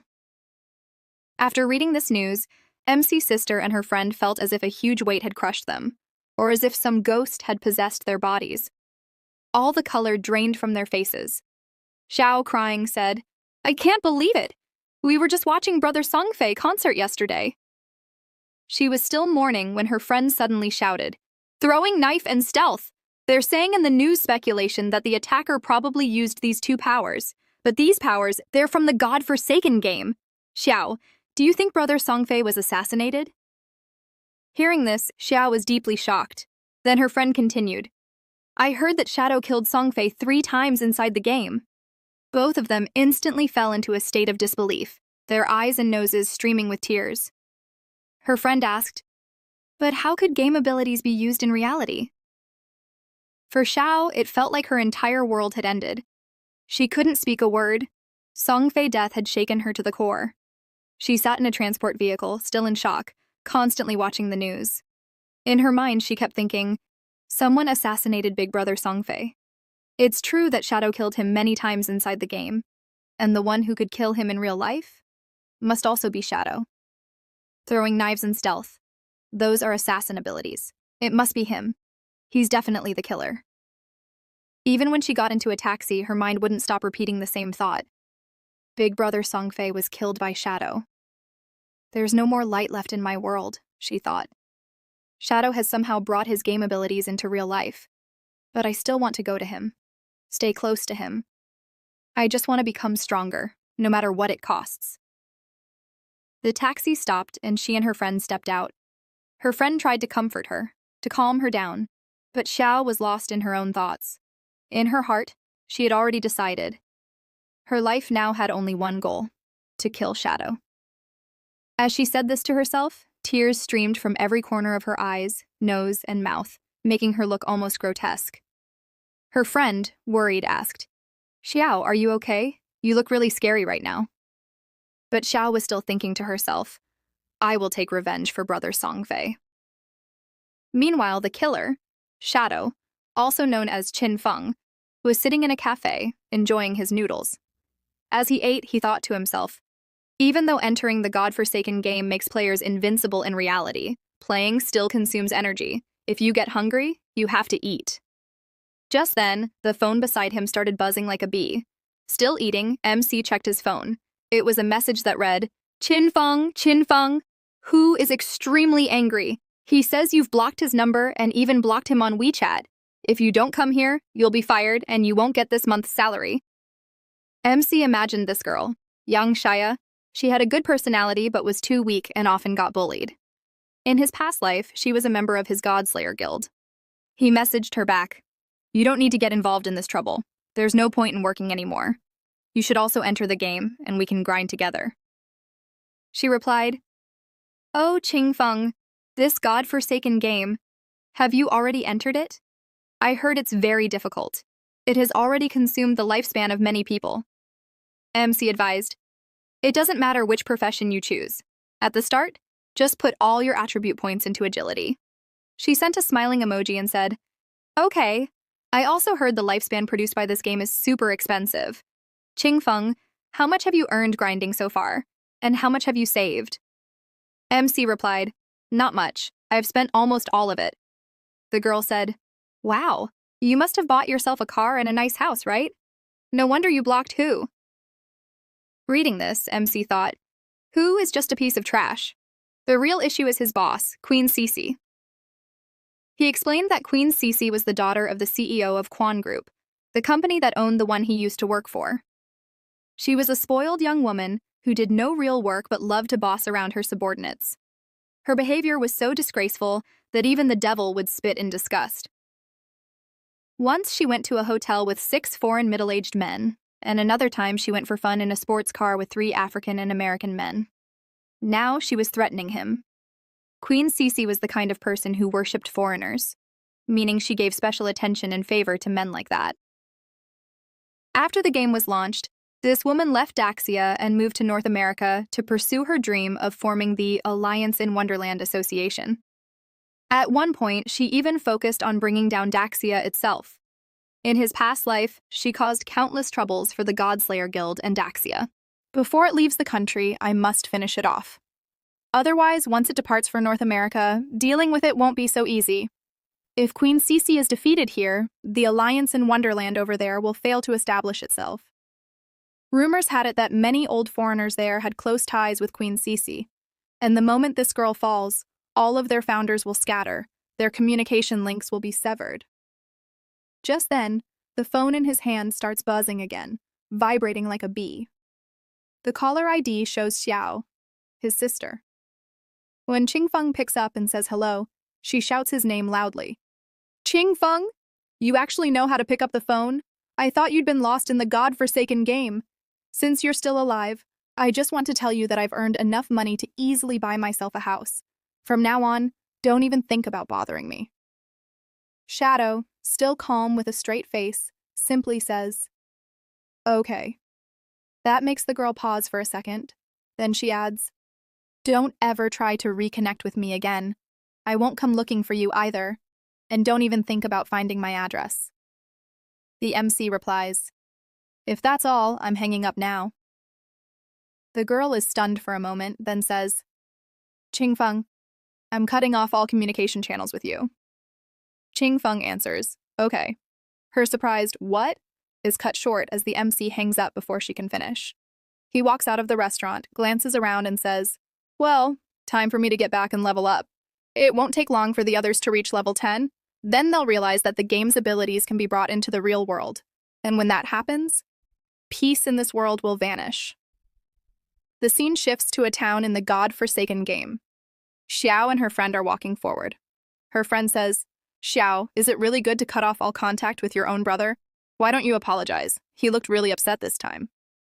But Xiao, full of attitude, says, "Apologize? Me? No way. I sold my Life Force coin group for 2 million. The amount shocks her friend so much that she can only blurt, 2 million? Xiao smugly says, I even bought a house. We can live together now. And soon I'll get close to Shadow. When that happens, Qingfeng will mean nothing. He's just a useless waste. Just then, a crooked-looking guy calls out to Xiao. She turns and sees a middle-aged-looking man, though he's actually a student from her school. Acting sly, he walks up to her, hands her a skill book, and puts an arm around her shoulder. Here's the assassin skill book you wanted. Don't forget the promise you made me. Xiao laughs and says, I remember. I'll fulfill your little wish. But in her mind, she's thinking, once I get acquainted with Shadow, I won't even bother talking to people like you. Putting on a fake smile, she calls Wang Ming. Brother Wang Ming, I have an assassin skill book here, a control-type skill. Can you ask Brother Shadow if he wants it? If he does, I'll give it to him for free. In her thoughts, she continues. For a bootlicker, Jiang Wei is useful. He brought me a decent skill book. This book will be the key to getting close to Shadow. Shadow, just wait. Soon I'll be right by your side. I'll quietly stay with you, heal you, help you defeat your enemies, and level up with you. I'll make you feel like I truly care for you, helping you in every possible way. Slowly, you'll start trusting me. Maybe you'll even treat me like a part of your life. And once I become strong enough and your value is gone, I'll personally betray you. To avenge Big Brother Songfei, I'll make sure you lose everything. In Shadow's past life, this girl had actually done exactly that. Just then, she receives a message from Wang Ming. Big Boss says this ability is absolute garbage. He doesn't want it. You can keep it or sell it for cash. Her face falls instantly. The shock leaves her speechless. The scene shifts to a few hours earlier. Shadow has entered the game and is wandering around looking for opportunities when a voice behind him says, Move carefully out of my way. Surprised, the MC turns and starts to walk in that direction. Nearby, he hears voices saying, Damn, this is no ordinary boss. I have to survive. In front of him appears a monster with 4 arms, 8 legs, and countless tentacles, wielding weapons and slaughtering adventurers. After wiping out the team, the monster's attention turns to the tank. The tank tries to escape but gets caught in the jungle, curses, and then is torn apart along with his shield. From behind a tree, the MC watches, thinking, That's a level 8 arthropod. Things are getting interesting. If I remember right, this boss has level 2 anti-stealth. In other words, my stealth will be completely useless against it. After killing the entire team, the monster swings its swords wildly and roars, celebrating its victory. At that moment, Shadow emerges from hiding and dashes through it with an instant shadow slash, dealing absolutely insane damage. He advances a bit, then thinks, if you attack from outside the enemy's field of vision, they can't see you, even if they can see through invisibility. That's effective, but invisibility reduces my damage output a lot. Still, thanks to his legendary Divine Salvation skill, the Golden Arthropod's heart and head weak points are increased by 200%. Of the 9 strikes from his instant Shadow Slash, 3 are counted as hitting weak points, delivering triple weak point damage, more than making up for the damage loss from stealth. Because of this, he had become normal again. This truly was a legendary skill. I should go and thank Little Black again for this. Meanwhile, from behind, hiding quietly, Miss Grey Rose was also watching this fight, completely shocked. In her mind, she thought Shadow's slash damage was absolutely outrageous. 1 strike had taken away 1/6 of the Golden Earthport's health. On the other side, Shadow was dodging the monster's attacks while throwing his poison darts straight at it, dealing a direct damage of 10,685.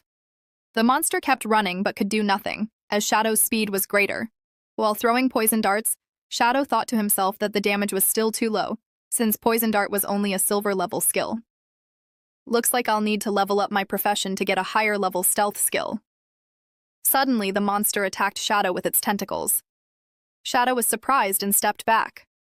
The scene showed the massive monster coming forward with all its tentacles and sword-like limbs, directly targeting the MC.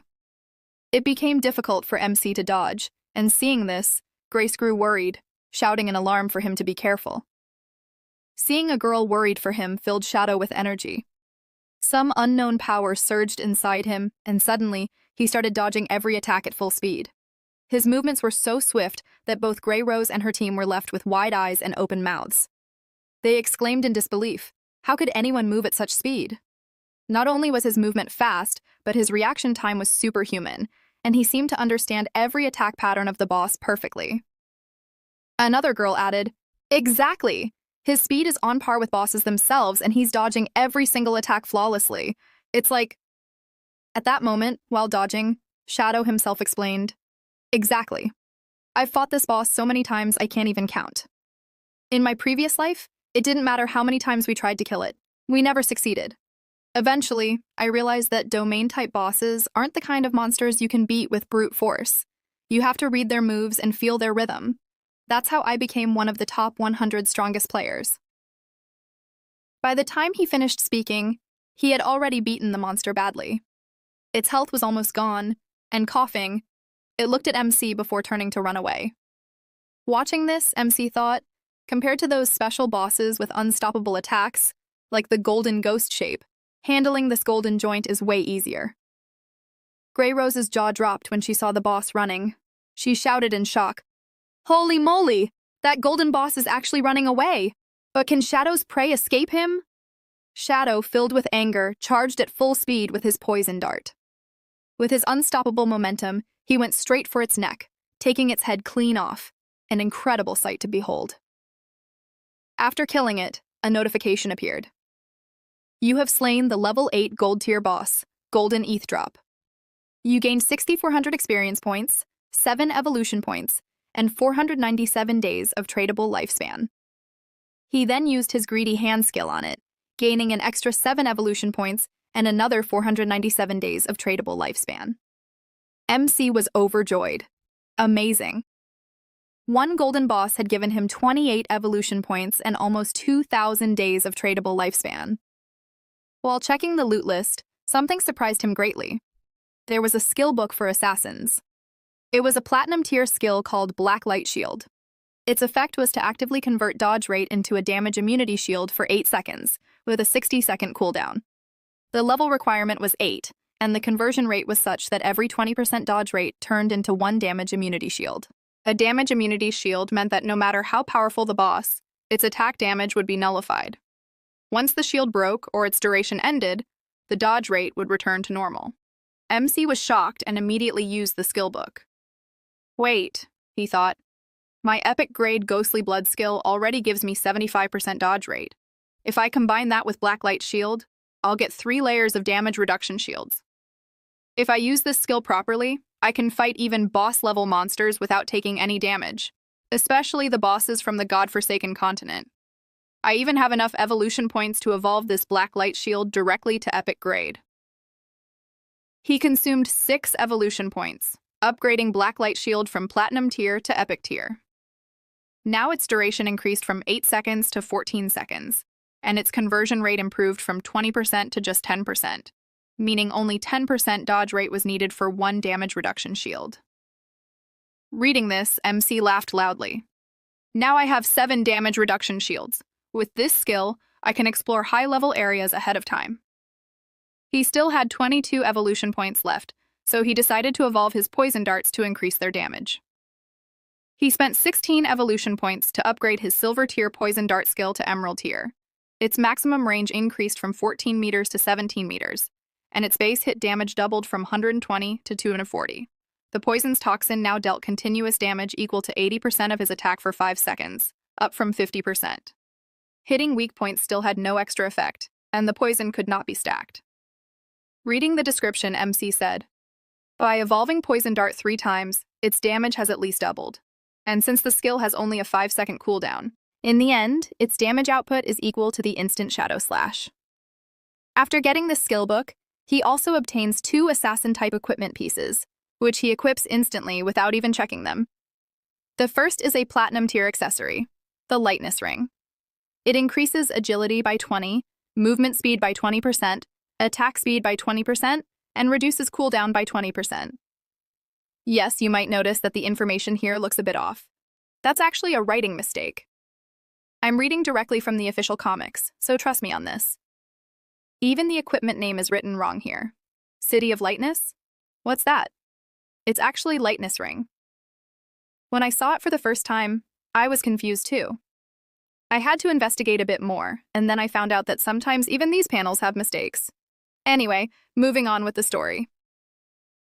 The second piece is a gold-grade heavy crimson leather gloves. This assassin-type armor increases physical defense by 18, all elemental resistances by 15, constitution by 12, and HP by 588. After reading this, the MC happily says, "Because of these two equipment pieces, my cooldown speed has increased by 55%. My instant Shadow Slash used to have a 12-second cooldown, but now it's only 7.7 seconds. On top of that, my Constitution is now 51 points, my physical defense is 106 points, and my HP is 157 points. Not bad at all. With these attributes, I can survive 2 or 3 hits from the Golden Arthropod. And as for the Golden Ghost Ship, even its desperate attack can't completely kill me now. My survivability has greatly increased." He glances at his backpack and notices it's already half full. He sets it aside and looks up. Grey Rose and her 3 teammates are walking toward him. Grey Rose is shocked by MC's strength. She says, "An expert really is an expert. You took down a gold-level boss all by yourself. Do you have any skill or equipment I could use? I'll buy it directly from you." MC takes out a gold-level skill from his backpack and says, "For mages, I have this. Ice Bolt Bounce. It's a gold-tier group skill. You can create an ice ball, fire it, and it can bounce up to 10 times. Its price is around 800 days of tradable lifespan. The price is fixed. Boss loot from level 8 monsters usually requires level 6-8 to use. Naturally, higher level skills have better attributes. This Ice Bolt Bounce is level 7. Compared to a level 5 skill, its damage is about 40% higher. And of course, you can't learn the same skill twice. But if the new one is a higher level, it can overwrite the old one. Still, Grey Rose feels 800 days of lifespan is a bit too much. But she doesn't want to let go of this skill either. With it, her leveling speed will skyrocket. If she faces a large horde of small monsters, this skill can cause explosive damage. After half a minute of thinking, Grey Rose borrows some lifespan from her teammate and buys the skill. A notification pops up. Your Ice Bolt Bounce has been sent. You have received 800 days of tradable lifespan. After the deal, MC immediately turns invisible and leaves, while the others wave goodbye. In his mind, MC thinks, now that I have the power, I just need the locations of big bosses. I'll post a message in town. Anyone who gives me a silver-level boss location will get 30 days of tradable lifespan. Anyone who gives me a gold-level boss location will get 100 days. This way, I'll have an endless supply of bosses and maximize my development. He hasn't gone far when Wang Ming messages him. Hey boss, do you remember a girl named Xiao in my team? She told me to contact you. She wants to give you a skill book. MC is surprised. He mutters, Xiao wants to give me a skill book? It must be some useless brown grade one. Shadow thinks to himself, everyone believes I killed Songfei. This girl should be angry at me, but instead she's giving me a skill book? She's either trying to impress me or avenge Songfei in some strange way. MC tells Wang Ming, I don't need that trash skill. Tell her she can sell it herself. Wang Ming replies, all right, got it. MC thinks, if this were Qingfeng instead of me, that girl would fight him to the death in reality. But here she is, giving Shadow a skill book instead of trying to kill him. I understand her game. Wang Ming messages Xiao Yu. Big Boss says he doesn't need this trash skill. You can keep it or sell it for some money. Hearing this, Xiao is stunned. Meanwhile, Shadow tells Wang Ming, come to town. I have something to sell you. Bring your lifespan too. Wang Ming replies, awesome, I'm coming. MC thinks Xiao has always been like this. No matter how much Qingfeng cared for her, she never cared back. If she got even slightly unhappy, she would pick huge fights with him. Even though Qingfeng took care of her for 9 years, arranging everything, skills, equipment, lifespan, food, accommodation, she still thought she deserved it all. In the end, for Songfei, she personally gouged out my eyes. And the most amusing thing? Even after doing that, she still had a happy smile on her face. Normally in someone's last moments, they'd think about the good someone has done for them. But she never cared about anything Qingfeng did. Qingfeng takes a deep breath and says, "Even if Songfei is dead, I will never accept her again. She will never change. I'm not falling into hell twice because of the same person." On the other side, Wang Ming looks tense. He sends MC a message. "Boss, I have a question for you." Shadow says, "Ask." Wang Ming says, "Boss, did you kill Brother Songfei?" MC pauses for a moment, then keeps walking forward and says, "Yes, it's true. I killed him." Without any further words, Wang Ming is left speechless. MC thinks to himself, Wang Ming is on my friend list. When Songfei died, I was offline. He must have noticed that. The timing and motive fit perfectly. The crime is obvious. If he's asking this, then he's already guessed most of it himself. If I were Qingfeng, I'd deny it instantly. After all, the other person has no evidence. But I have no reason to deny it. So I'll say it directly. Then he looks serious and says, "Why? Are you planning to arrest me?" He thinks, in just 2 or 3 hours, the other players will reach level 10. That means many people will find out about the fact that abilities can be brought into reality. So there's no point hiding anymore. This is the perfect time to see how Great Sia officially reacts to this matter. Consider it a test. What do you think the authorities' reaction will be?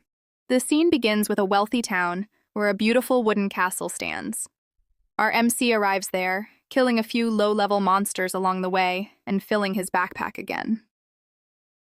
When he reaches the meeting spot, the sly fox greets him with an attitude, asking, "Expert, do you admit that you killed Songfei?"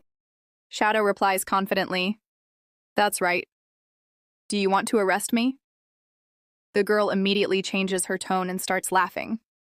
She explains, "Honestly, we started a deep investigation, and our biggest prime suspect was you, boss. We were certain you were involved. But we discovered that Songfei and Zhang Li conspired against you. Also, Dazhong Industries really was kidnapping players and forcing them to work. So honestly, killing them counts as self-defense." Hearing this, MC thinks, they don't know my real identity, so they can't identify me. That's why they want to cooperate. It benefits them, too. In my previous life, I worked cleanly with the authorities, with no stains on my profile. But this time, I directly killed Songfei and Zhang Li. That changes everything. Let's see how my rebirth changes this era of the godforsaken game. He then pulls out a pile of silver, gold, and platinum tier equipment from his inventory, thinking to himself, I'll sell the platinum gear I'm not using anyway. The government buys every class's skills and gear. They also have plenty of lifespan. Seeing so much gold tier loot, and even some platinum, people exclaim, "Oh my goodness, platinum tier equipment and skills. Expert, did you kill a platinum tier boss alone?" There was no global announcement. Shadow replies, "Just a bit of luck." Little Snow confirms, "I saw it myself. Boss opened a jade tier treasure chest and got platinum tier drops. It was just luck." Hearing Little Snow, Little Black gets jealous, grumbling, "He calls her Little Snow but calls me Little Black?" Shadow smirks. "Fine, I'll keep calling you Little Black," making her blush and yell, "Little Black is fine." Meanwhile, Wang Ming compares himself to others and feels proud, until he compares himself to Shadow, which crushes his ego. "Comparison really steals joy," he says. Justice Execution adds, "Yeah, we struggle against silver tier bosses, and he casually gets platinum tier loot from a jade chest." Shadow begins calculating prices. Platinum tier archer skill book, 2,500 days. Platinum tier berserker weapon, 10,500 days. Platinum tier mage skill book, 3,000 days. All gold tier equipment and skills, 8,000 days. Then he says, "I'll give you the remaining 25 platinum tier items and skill boxes at a discount, 16,000 days of lifespan." The girl immediately says, "Deal." Wang Ming freaks out. "Captain, you accepted without bargaining?" She replies, "Looks fair to me. I'll also settle Little Snow and Wang Ming's old debt now." The deal is completed quickly. Shadow compliments her decisiveness. She laughs. He then thinks, once tradable lifespan exceeds 10,000 days, it converts into years. 60 years is about 22,000 days. In reality, that's worth nearly 400 million in cash. Even for the government, that's massive, but the benefits far outweigh the cost. Zhenghai City will now be able to quickly train strong teams. The stronger the authorities get, the fewer unnecessary troubles I'll face. It might even give us an edge in international conflicts. Anu then says seriously, "Expert, Dajang Industries has kidnapped many players. We're going to rescue them soon. Will you join us?" MC wonders if they're trying to recruit him to erase the fact he killed Songfei. He says, "No, I can't join you. But your guess is right. I killed them using the game's power." Both are shocked. "You can use the game's power in reality?" MC explains. "Reach level 10, spend a bit of lifespan, and you can bring your abilities to the real world. Use your time well. You know what that means." Anu realizes, so that's why Dajang Industries is buying lifespan like crazy. Once their people reach level 10, they can extract abilities to reality, making our rescue mission harder. Shadow says, "Good that you understand. I'll go now," and vanishes using his Shadow Snake ability, impressing everyone as always. Anu then tells Wang Ming, "Let's split up for leveling. Our squad is high level now. If we stick together, we'll just one-shot mobs and waste damage. Splitting into 2 leading teams will boost efficiency." Wang Ming agrees. She adds, "Priority, get everyone to level 10. For now, log off and report this to the authorities." The scene shifts to a town where people notice, look, Shadow's setting up a shop again, but this time he's buying, not selling. Shadow's sign reads, 30 days of silver boss coordinates, 100 days for gold boss coordinates. The porcupine-faced man from before, who once helped level up the arrogant girl Zhang Li, approaches. He says, "Our young mistress says if you agree to carry her for leveling, she'll give you Dajang Industries shares worth over 300 million. Such chances come rarely. Cherish it." Shadow stares at him like he's an idiot.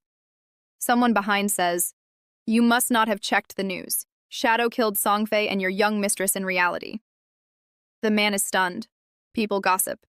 "Young mistress dead? Shame, I saw her once, total beauty, what a waste." Some defend Shadow, saying she kidnapped and tried to enslave him in reality, so he one-shotted her. Probably government agents whitewashing his image. The man recalls how Zhang Li first offered Shadow 10 million to level her, but he refused. Greedy, the man asked her for 5 million. She agreed. But when he went for payment in reality, she beat him unconscious, locked him up, mistreated him for days, and forced him to grind lifespan and bring in more victims. Now he laughs inside. She deserved to die. Shadow says coldly, "If I remember how you licked her boots, you must have helped kidnap plenty of people for her, right?" The man panics. "No, I was forced. I have to go." Shadow waves. "Get lost. Trash like you will be handled by the authorities." 2 people then approach Shadow with silver boss coordinates. 30 days of lifespan for silver boss coordinates, he says, starting the trade. The scene shifts again, to another town. People there whisper, "That's Ace and Spades. Rumor is they belong to Queen Cece, heiress of the Quan group." Another warns, "Stay away from her. She's killed many players and will steal your lifespan." Queen Cece walks with men from different countries saying, "This game isn't that impressive. Just spend some pocket money on skills and gear, outmatch others in combat power, then hunt players with lots of lifespan and take it. Simple." She recalls past hunts and grumbles. "Because of this damn game, I missed my flight. I should be in North America enjoying life." She then eyes the men beside her. Just her look makes them tremble. She says, "Instead, I'm stuck in Dark Sea City, can't even leave the country. Look at the local men, they're like insects. Tony, men from your place are much more charming." Tony replies smugly, "Miss Queen, your taste is excellent.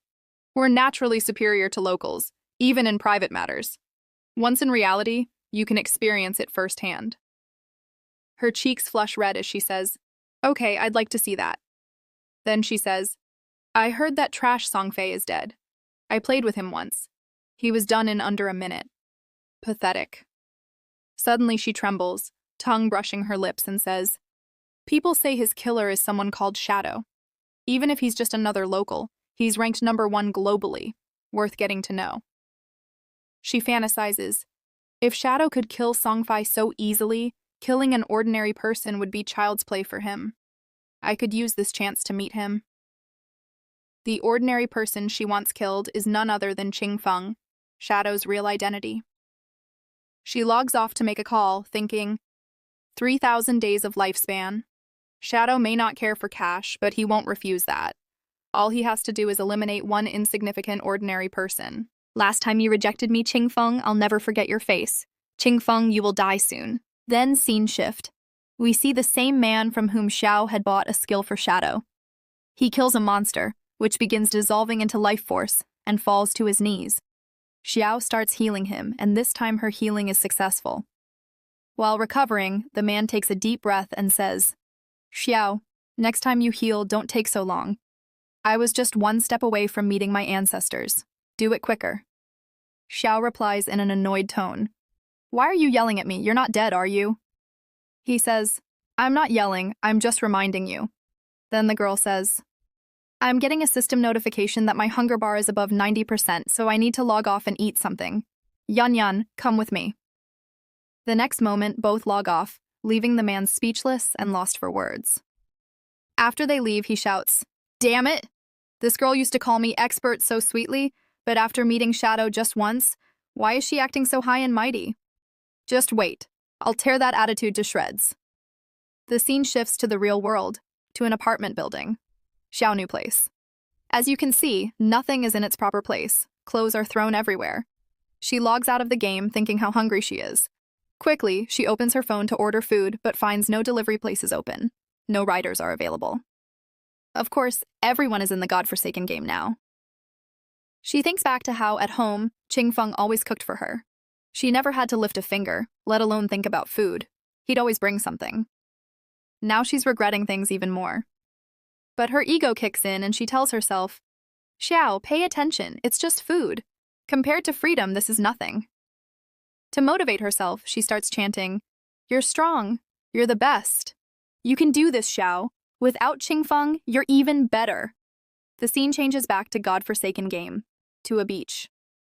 From inside a cave, roaring sounds are heard. A crab-like monster appears, with a footprint mark on its shell. Shadow's silhouette is seen, and in the next moment, he kills the monster in one strike, tearing it apart. The monster dissolves into life force. Panting, the MC says, 4 silver tier monsters in an hour, not bad. Each kill gives me 16 evolution points. While absorbing the monster's life vault, he continues, an average silver tier boss gives me about 3,000–4,000 tradable lifespan. And as for my gear, even the weakest ones are gold tier or higher. He lists his equipment. Weapons, platinum tier ghost shift twin blades. Armor, gold tier ghost fire. Leather armor. Bracers, gold tier heavy red leather gloves. Necklace, gold tier disciple pendant. 2 rings, gold tier curse ring and platinum tier agility ring. After killing these silver bosses, Shadow replaced his brown gloves and inferior shoes with 1. Fleeting leather armor, gold tier assassin armor. Increases physical defense by 15, elemental resistance by 12, and cooldown speed by 35%. Level requirement 8.2. Councilman boots, gold tier assassin armor. Increases stealth duration by 20%, movement speed during stealth by 30%, and stealth break attack by 35%. Level requirement 9. Smiling, he says, my cooldown reduction is now from 55% to 75%. My instant shadow slash cooldown is down from 12 seconds to just 6.8. In these starting towns, there are no platinum tier bosses, only gold tier loot. The only way to grow faster is to upgrade his class achievement. Future platinum bosses will all have at least level 2 stealth detection, so he must advance to level 3 stealth quickly. For that, he still needs 20,000 XP. With level 3 stealth, he can reduce the risk of dying against platinum bosses. In his previous life, defeating a platinum boss required a perfect 20-man team with no mistakes. Looking back, he says, let's go back to town and send all this loot to the government. I'll always stay ahead, and the world's first platinum boss clear will be mine. The scene shifts to evening in town.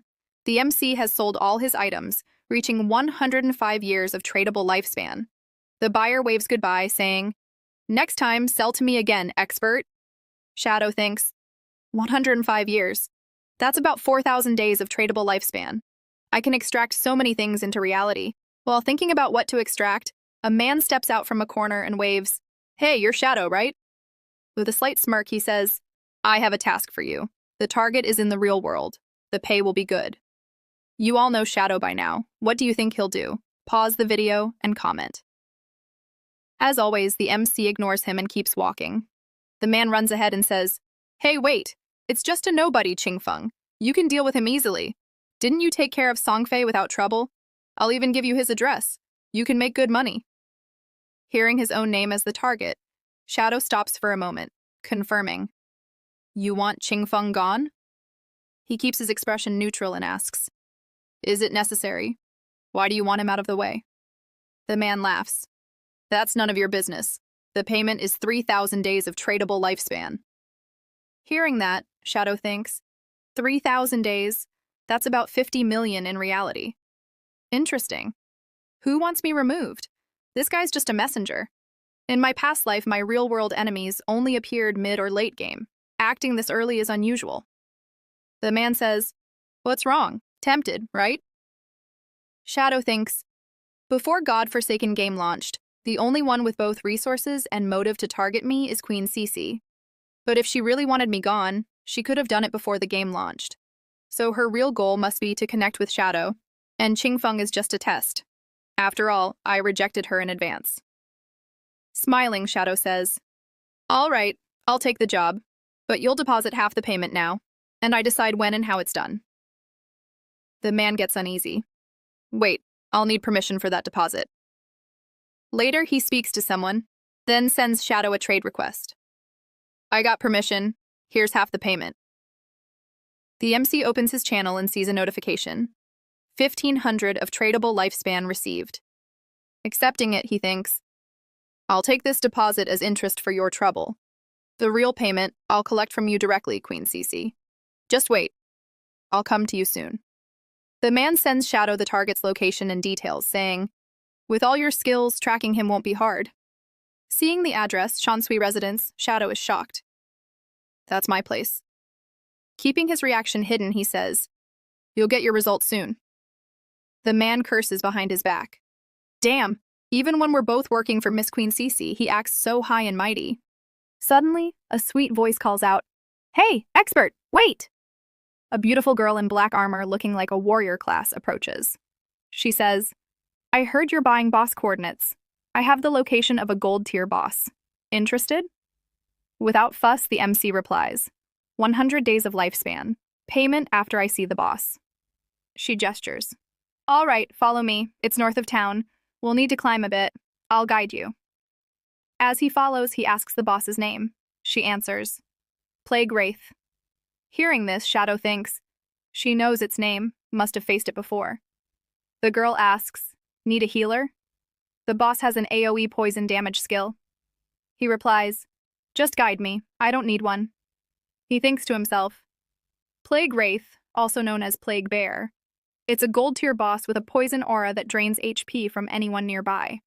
The key is to kill it quickly before it wrecks you. With my current strength, it won't be too hard.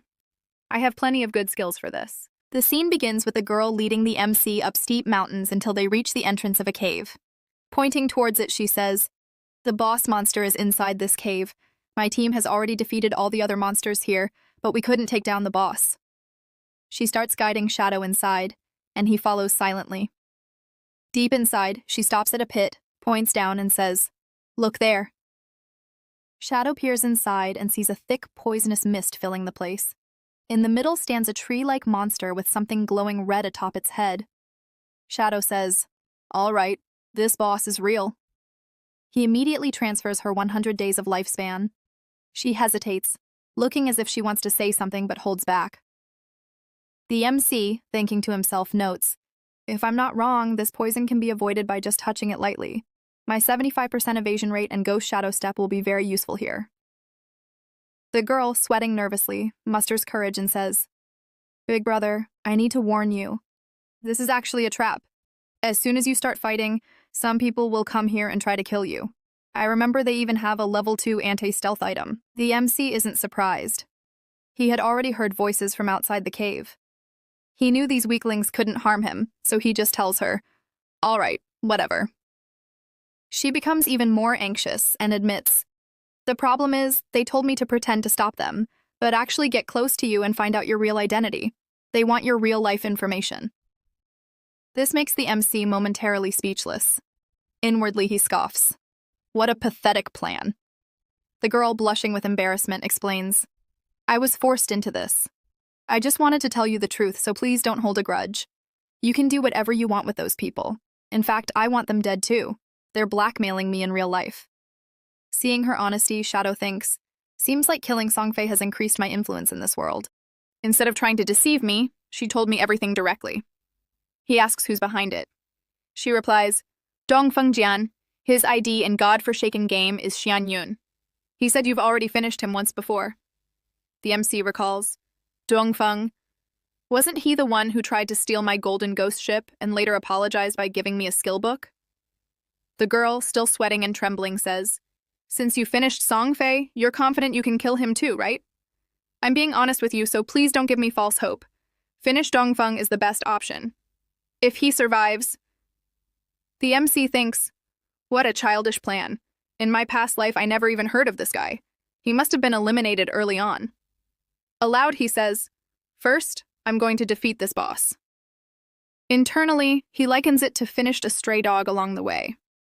Shadow immediately activates stealth mode, leaps toward the boss monster and tells the girl, We'll use their own plan against them. Let them come here first. Leave the rest to me. He rushes at the boss, but the girl panics. She shouts, Wait a minute! Shadow is throwing himself into the jaws of death! She recalls how Dongfeng had brought 3 teams here before, each with 15 to 20 people, and all were wiped out in under 30 seconds. The poison damage was terrifying.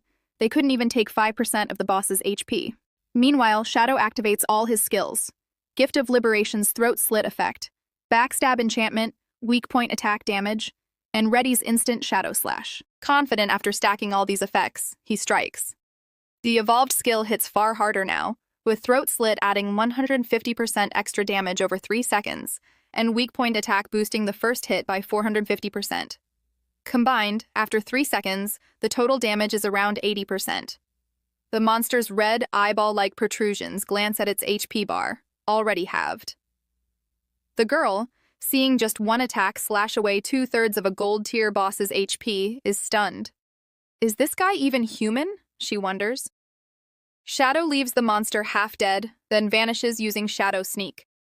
Appearing behind the girl, he calculates, Gift of Liberation has a 25-second cooldown, but with my 75% cooldown reduction, it's only 14 seconds. The boss is just standing there, releasing poison gas that forms deadly pools. I'll wait for my cooldown, the gas to clear, and for Dongfeng underlings to arrive. Soon, a team enters the cave. Their leader, the same fool who interfered in the Golden Ghost ship fight, shouts, Everyone prepare to kill the boss! Anyone in our way, no mercy. They approach, but the girl steps forward with a massive golden shield, glowing with holy light. Shadow realizes, a gold-grade shield. No wonder they picked her for this role. Hardly anyone could break through it early in the game. She must have gotten lucky and received an ancient god's blessing, earning a gold-tier chest. Shadow blinks, then instantly uses instant shadow slash, cutting down the men before they can even touch the shield. He follows up with blooming flower curse, causing flowers to sprout from their corpses and drain lifespan into him. The girl, horrified, thinks, Just one skill killed them all. I'm glad I didn't follow Dongfeng plan. I'd be dead like Songfei and the others. She dismisses her shield and says, Add me as a friend. I'll get you Dongfeng real address within a day. The MC agrees. She blushes, saying, If you ever need special service, you can call me anytime. Free for you. Shadow almost bursts out laughing at her brazenness, thinking, no wonder she ruined Dongfeng plan so easily. The MC then speeds past her and delivers 2 instant shadow slashes, killing the gold-tier boss, Plaguebearer. A notification pops up. He gains massive XP, 7 evolution points, and 555 days of tradable lifespan. Looking at the loot, he complains. Not about the boss's drop, but Dongfeng team. Even after draining their entire lifespans, I only got a little over 300 days. And I didn't even use Greedy Hand on the boss yet, still got 555 days. They barely have enough to live, yet they pick fights instead of grinding monsters. He eyes the girl, asking sharply, "You're still here? Do you want something too?" Startled, she says, "No, no, I'm leaving. Bye-bye, big brother," and runs off.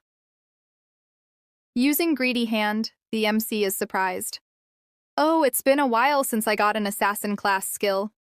Finally." He obtains a platinum tier skill. Darkest Movement. An assassin skill that releases a black light explosion, causing all nearby enemies to bleed. With his cooldown reduction, it lasts 10 seconds, affects enemies within 20 meters, and only has a 34-second cooldown. Reading its description, Shadow grins, "Perfect. If I can blind enemies without going into stealth, I can still trigger double damage. Doesn't matter what level anti-stealth they have, my attack efficiency and damage output won't drop." Our MC examining a poisonous blade, realizing it was dropped by the Plague Bearer. This Platinum tier Plague Blade is an assassin-type weapon. It increases attack power by 26, agility by 42, and weak point attack multiplier by 0.3. Its level requirement is 10. It has a unique effect. Any attack from the MC inflicts toxin, which explodes after 3 seconds, dealing 50% extra damage. After collecting everything, MC heads outside, saying it's been a great day with a good harvest. He has accumulated 98 evolution points and is close to upgrading his epic grade Greedy Hand skill to legendary. Outside, he spots some crabs, shrimps, and other sea monsters. These monsters panic at his sight. Shadow remarks that he needs just over 10,000 experience points to complete his job advancement, so he decides to grind on these small monsters. The monsters tremble at his gaze, but as soon as MC releases a bit of power and kills some, the rest panic and try to flee toward the sea. Unfortunately, they can't escape Shadow. In a blink, he kills them all. Taking a deep breath, he says he can finally do his job advancement. Clicking on job advancement, a massive amount of spiritual energy ripples outward like strange waves in water. The golden spiritual energy intensifies, and MC's eyes open. A notification appears. Your job Shadow has advanced. Previously 0 tier, it is now 1st tier. His appearance gradually changes. Hood removed, white hair visible. Another notification shows that his job attribute bonuses are now tripled instead of doubled. Strength is now 9, was 3. Constitution, 9, was 3. Agility, 24, was 8. Spirit, 15, was 5. MC's new look radiates dangerous golden energy. MC, observing, comments that it's incredibly flashy but impressive. Another notification reveals all passive skills of his job. The first passive doubles strength duration, and now he can activate the second strength even while in stealth. Previously, he had to wait until the first strength expired and became visible again before reusing it. Now, as soon as cooldown ends, he can reuse it, stealth or not. Due to job advancement, MC gains level 2 strength, and a secondary passive boosts it to level 3. A third passive triples damage when attacking enemies from outside their field of vision. Shadow is amazed by these bonuses, noting that in his first-year job advancement, attribute bonuses tripled, and stealth can now be permanently activated as long as cooldown is sufficient. Damage from blind spot attacks also triples. He marvels that this is extremely dangerous for a first-year player, worthy of the strongest hidden class job.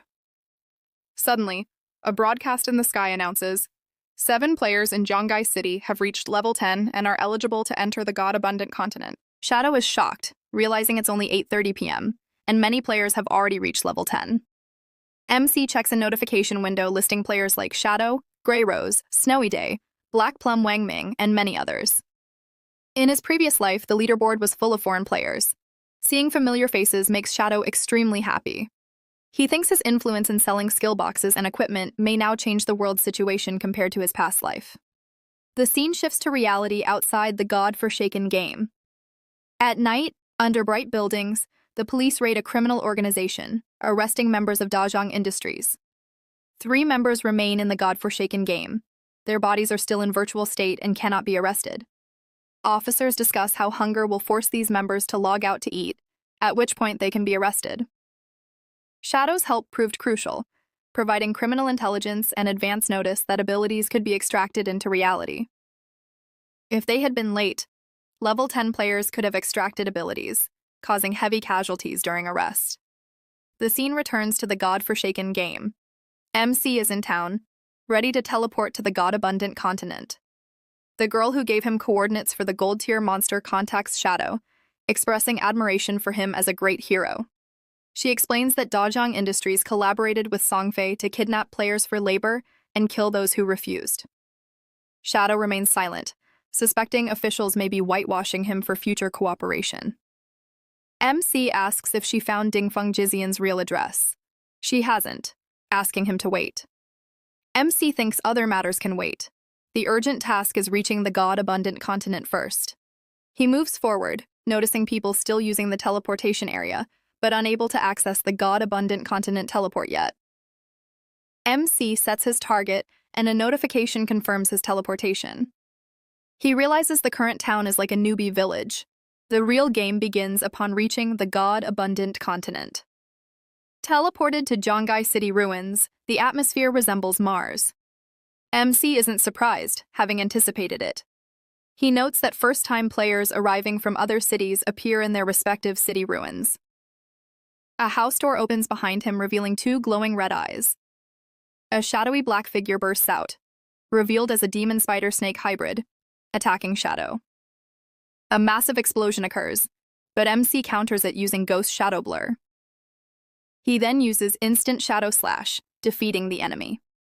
Notifications indicate he has killed a level 11 normal-grade monster, Earthshaker. Immediately, 3 more similar demons surround him. They attack simultaneously, but MC evades with a jump. He activates Gift of Liberation and defeats all 3 in one strike using Instant Shadow Slash. Their life force dissipates, as usual. MC observes that previously, towns were safe zones. Now, monsters roam every street, capable of attacking any time. Shelters and hidden ruins allow players to establish strongholds and dominate areas. Ignoring monster loot, MC runs northeast. Knowing the best shelter in Jiangai City ruins matches his past life's God-slaying guild location. The scene begins amid broken buildings, where a stage-like area shows a statue holding strange birds. Beneath this statue, shadows of a team moving around appear. This is Wang Ming team. Looking around in surprise, Little Black says, "Wow, so this is God-abundant continent?" Wang Ming replies, "Why does it look like a modern city ruin?" Little Black thinks for a moment and says, "It seems somewhat familiar." Then, pointing toward a tower, Little Black says, "Wait, isn't this the ruin of Zhongai City?" Gui confirms with, "Yes, that's exactly Zhongai City's tower and it's still standing." Little Black scans the surroundings and says, "Someone said Brother Shadow also transferred here. So where is he? Is he over here?" Gui, with a slight sarcastic smile, says, "Hey, Big Plum, don't panic, he could be invisible." Suddenly, 2 monsters emerge from the ground to attack them. Wang Ming, always alert, is confused seeing this. He shouts, "Watch out! There are monsters here!" Wang Ming takes the front line with his shield, while Gui sits on his head using her owl and casts Spirit Protection, a buff that increases Wang Ming's power, defense, reaction, and speed. Then 2 Earthshakers advance to attack them, but Wang Ming casts his shield, causing both monsters to crash into it like boulders, taking 500 damage each. The attack was powerful, and Wang Ming cries out in pain. Fortunately, Gui supports him with her healing spells, Wang Ming him to stay careful, as even normal grade monsters here are stronger than silver rank bosses in Small Town. Meanwhile, their team's archer shoots a powerful arrow called Binding Arrow, easily trapping both monsters. Excited, he shouts that these monsters are weak to crowd control, so he will lock them while everyone else goes all out. Little Black casts her spell, raising her staff to the sky, generating a massive fireball. She shouts, "Prophetic Fireball!" The fireball splits into 2, hitting both monsters simultaneously, killing them instantly. The archer cheers, raising his vote and shouting, "We defeated these monsters! How cool is that?" Little Black, overjoyed, starts dancing and singing "La La La" instead of actual words. Wang Ming tells Gui to send her owl to scout the area. Gui chants a spell and the owl flies up, spotting a vast number of monsters. Gui warns that there are too many monsters and their previous fights have attracted even more. There are no towns or safe zones nearby. "What should we do now, Captain?" she asks. The team is shocked. Wang Ming shouts, "There's no safe zone at all?" The archer yells, "What's happening with this continent? How did it suddenly turn into a survival game?" Little Black, frightened, grips her staff tightly. She instructs, Gui, can you try to find Boss Shadow? He must have arrived here at most 10 minutes before us. If we find him, we'll be safe. Her real name is Gui, but everyone lovingly calls her Xiao. Gui observes with the owl and says, I see no signs of anyone nearby. Then she notices something, eyes wide, and shouts, Wait! Ahead, a street shines brightly as if filled with swarming fireflies. Gui realizes, in the northwest, these lights are loot dropped by monsters. This must be the boss's doing. Their inventory must be full since they didn't pick up any items. Suddenly, earthshakers emerge from all sides. Little Black shouts, Watch out, more monsters are coming! Seeing so many earthshakers, Anu starts running northwest, shouting to everyone, Run quickly! Shadow has already cleared this area. It will be safe if we follow the line of dropped items. We'll definitely find Shadow this way. The team runs together, dodging the monsters while maintaining formation, ready to fight if needed. The scene shifts to show a massive swarm of earthshakers, which then gets sliced into pieces by blue lines, clearly shadow work. He turns the monsters into loot without even looking at it, saying that even without using the active effect of his gift of liberation, his normal instant shadow slash deals 20 to 300 damage. These small monsters are instantly killed by his hands. This place is truly paradise for monster farming. MC then reaches the Godslayer Guild's headquarters. The place looks broken and abandoned. Shadow remarks that under the ruins lies a massive area, discovered after a long time in his past life. The underground palace contains over 1,000 resting rooms and dozens of large halls. It was the largest hideout in Jungai City and the former base of his Godslayer Guild. Before claiming it as a hideout, it functions as a dungeon filled with mechanical monsters and guardian bosses. Shadow explains that the bigger a hideout, the stronger its guardian. Breaking a wall, he enters and recalls assembling 3 squads of 18 elite members each after forming the guild, all level 15 with strong skills and equipment, yet almost failing to conquer this palace. Descending the dungeon stairs, he goes deeper. A notification appears. You have entered a hideout. Footsteps echo in darkness as he approaches a large hall filled with dozens of dangerous spirit monsters. Another notification says, This is the land of soul purification. Confident, MC enters alone, saying that even though he brought his entire gang last time, he is enough alone this time. A notification appears. To claim this area, defeat the territory guardian. As he enters, all monsters focus on him, then suddenly go berserk, charging like mad wolves. Shadow continues forward. In a blink, he draws his dagger, dodges their attacks, and thinks, These are all level 12 gold tier elemental spirits. Time to use absolute darkness, my darkest skill. Darkness spreads, confusing the monsters. Taking advantage, Shadow uses instant shadow slash, attacking all monsters and cutting through them. He keeps attacking with his dagger, dealing dangerous damage even without skills. Turning back stylishly, he says, As long as they are blind, all my attacks will deal extra damage. Even my basic attacks are enough. After killing the level 12 monsters, the hall fills with loot, which Shadow ignores. Calmly, he says, I've cleared all 15 monsters in this main hall. There are thousands of rooms and dozens of similar halls in the soul purification area, a massive task. Smiling at the thought, he moves to the next hall. Clearing all monsters there would give him enough evolution points to evolve Greedy Hand. He doesn't pick up loot again, focusing on evolving his skill. Once all monsters in the area are killed, the guardian boss will appear. Scene begins with some people from other cities and countries reaching level 10 and entering the God-forsaken continent. A boy and a girl use their town's teleportation circle to arrive in this continent. As soon as they arrive, they face this scene of destruction. The boy seems confused and asks if this broken-down place is really the God-forsaken continent. The girl, a little scared, responds that it feels very strange to her and somehow familiar. She wonders if these ruins are actually New York. Meanwhile, other players from different locations also arrive in the God-forsaken continent, all equally confused. For now, only a few select teams have managed to reach here. The scene shifts back to the confused couple, who shout in disbelief. They realize that people from different regions might be transferring from their hometowns into this continent. The girl is shocked and wonders if the city's geographical location actually matches the real world. At that moment, 2 Earthseeker monsters cast shadows over them. Shocked, They turn around to see a massive horde of Earthseekers. The boy screams in panic, realizing they must escape, but it's impossible for two normal level 10 players to avoid so many level 12 Earthseekers. Their screams echo, and you can imagine their fate. The scene changes to Zhanghai City's ruins. It's hard to pinpoint the exact location, but judging by the loot scattered on the road, Shadow must have passed through recently. Wang Ming team is hiding in a crack beside the road. Wang Ming says he doesn't see any other monsters nearby, so they decide to wait here for a while and recover. Nearby, laughing, the girl loses herself in her thoughts. She says there's no doubt now. Everyone calls Shadow the boss. She thought they were strong, but today she realized they can only survive under the shadow of the boss. Hearing this, Wang Ming feels a little embarrassed and tells Captain Anu to choose words carefully. Anu asks if she said something wrong. Little Black adds that fortunately, the boss has already cleared this area. Otherwise, they could have died along with so many monsters. She's also curious where they would respawn if they died here. Gui uses her powers to scout the area through her owl's eyes. Wang Ming tells Captain Anu that since there are 6 of them, they shouldn't rush to explore and should wait until every team member reaches level 10 before exploring together. Anu agrees.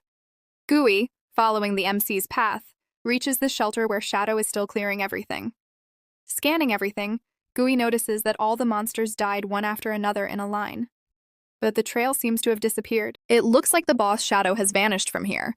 Among the loot, there are even some gold-level drops, and Gui wants to take them. Wang Ming says he will contact Shadow first to see if he needs all the items, and if not, they can collect them, and later pay an equivalent value in lifespan. Shadow realizes Wang Ming party and others must have arrived. He agrees to contact them later, as he also has equipment to sell. The MC enters a room filled with electricity, with a statue resembling an angel. Ignoring the current, Shadow charges in like a bull. Suddenly, a guardian appears, completely electrified and wearing knight armor. Its health bar floats above, and compared to Shadow, even 10 of him wouldn't match its strength. It's a level 15 soul purifier, a platinum-grade monster and the guardian of this land. To become the monster of this land, one must defeat it. Any fan would realize that level 15 monsters are the highest in this ruined city, making this the top-grade boss. It has 7,500 HP, 3 phases, and its single-target thunder attack was deadly in the MC's past life, even when he wore full gold-tier armor. Now he doesn't need to face it directly. He can dodge and strike using instant Shadow Slash. Shadow attacks the Soul Purifier with heavy instant Shadow Slash moves passing through it. Though the attack doesn't reduce much health, he activates his Gift of Glory's Throat Slit effect, reducing some of the boss's health. The boss, enraged, summons a trident-like spear with its thunder powers, launching it at Shadow. The spear multiplies into countless spears raining down, but Shadow reactions and eyesight allow him to dodge them. With his agility at 182, he could run at 40 meters per second. Shadow recalls that in his past life, his guild survived due to luck and priest shields. This time, he executes a slice attack and escapes, determined not to give the boss a single chance. His attacks, Throat Slit, Instant Shadow Slash, and Plague Explosion Blade combine to deal massive damage, instantly reducing 1,500 HP. The boss enters Phase 2 and electricity spreads rapidly. 3 lightning orbs condense around it. The MC realizes the boss is entering an invincible state, continuously generating lightning orbs and attacking. They must destroy the 3 orbs first, or the boss will enter a berserk state. In the MC's previous life, the boss wiped out his entire team in one attack while in berserk mode. Using venom darts, the MC destroys 2 lightning orbs, dealing significant damage. Destroying the orbs weakens the boss, who then unleashes a dark poison attack. Its health bar glows red as it becomes enraged. Electricity spreads chaotically, but the MC is unharmed. Flying into the sky, surrounded by a yellow shield, the MC observes that the boss's lightning is directed at the ground. He plans to attack from above while activating Gift of Glory and Dark Light Shield. The boss's lightning hits the MC's black light shield, but thanks to the shield, he takes no damage. Then, he attacks the boss with an instant Shadow Slash through Off Liberation, shredding its body to pieces in a single strike. Even mid-cut, the boss's head flies off, and the MC lands safely below. Before he lands, the boss's body had already started disappearing. 2 notifications pop up. One says he has defeated the platinum-grade Soul Purifier Faiza, leveling her up to 11. All her main attributes are increased by 4. She receives 10 free attribute points, 20 evolution points, and 101,520 days of tradable lifespan. Shadow is overjoyed and laughs, saying, "Excellent." But the system's congratulations aren't over. Another notification announces that he's the first person to defeat a platinum grade boss, earning him 10 reputation points. Finally, the MC is congratulated for becoming the master of soul purification land. Overwhelmed with rewards, he doesn't even pick up the loot dropped in live span. I start to get frustrated myself. Why leave so much loot behind? Quietly, he turns and moves forward, explaining that this hideout doesn't just provide protection in the game, it also has storage functions. Most importantly, everything here can be brought into the real world. Yes, the entire hideout can transfer items from God-forsaken game into reality. Weapons will start manifesting in real life: broken guns, planes, tanks, and missiles. Deadly weapons like nuclear bombs will be unusable from day one. Fighter jets and tanks can function for a month, but eventually they become scrap metal. In other words, all future real-world wars will depend entirely on powers extracted from God-forsaken game. These hideouts, once transferred to reality, can activate magic defense barriers, which people will consider the safest haven in the future. Shadow pauses briefly, reminiscing about emotional memories from his past. Then he moves forward, saying that in his previous life, his Godslayer guild had made this place their base, and the guild kept expanding. Even though the place holds many good memories, he had seen many people come and go, filled with their own schemes and battles. Filled with determination, he declares that this time he will not follow that path. He will grow strong on his own until he reaches the top. The scene changes to a wild area where rain still falls.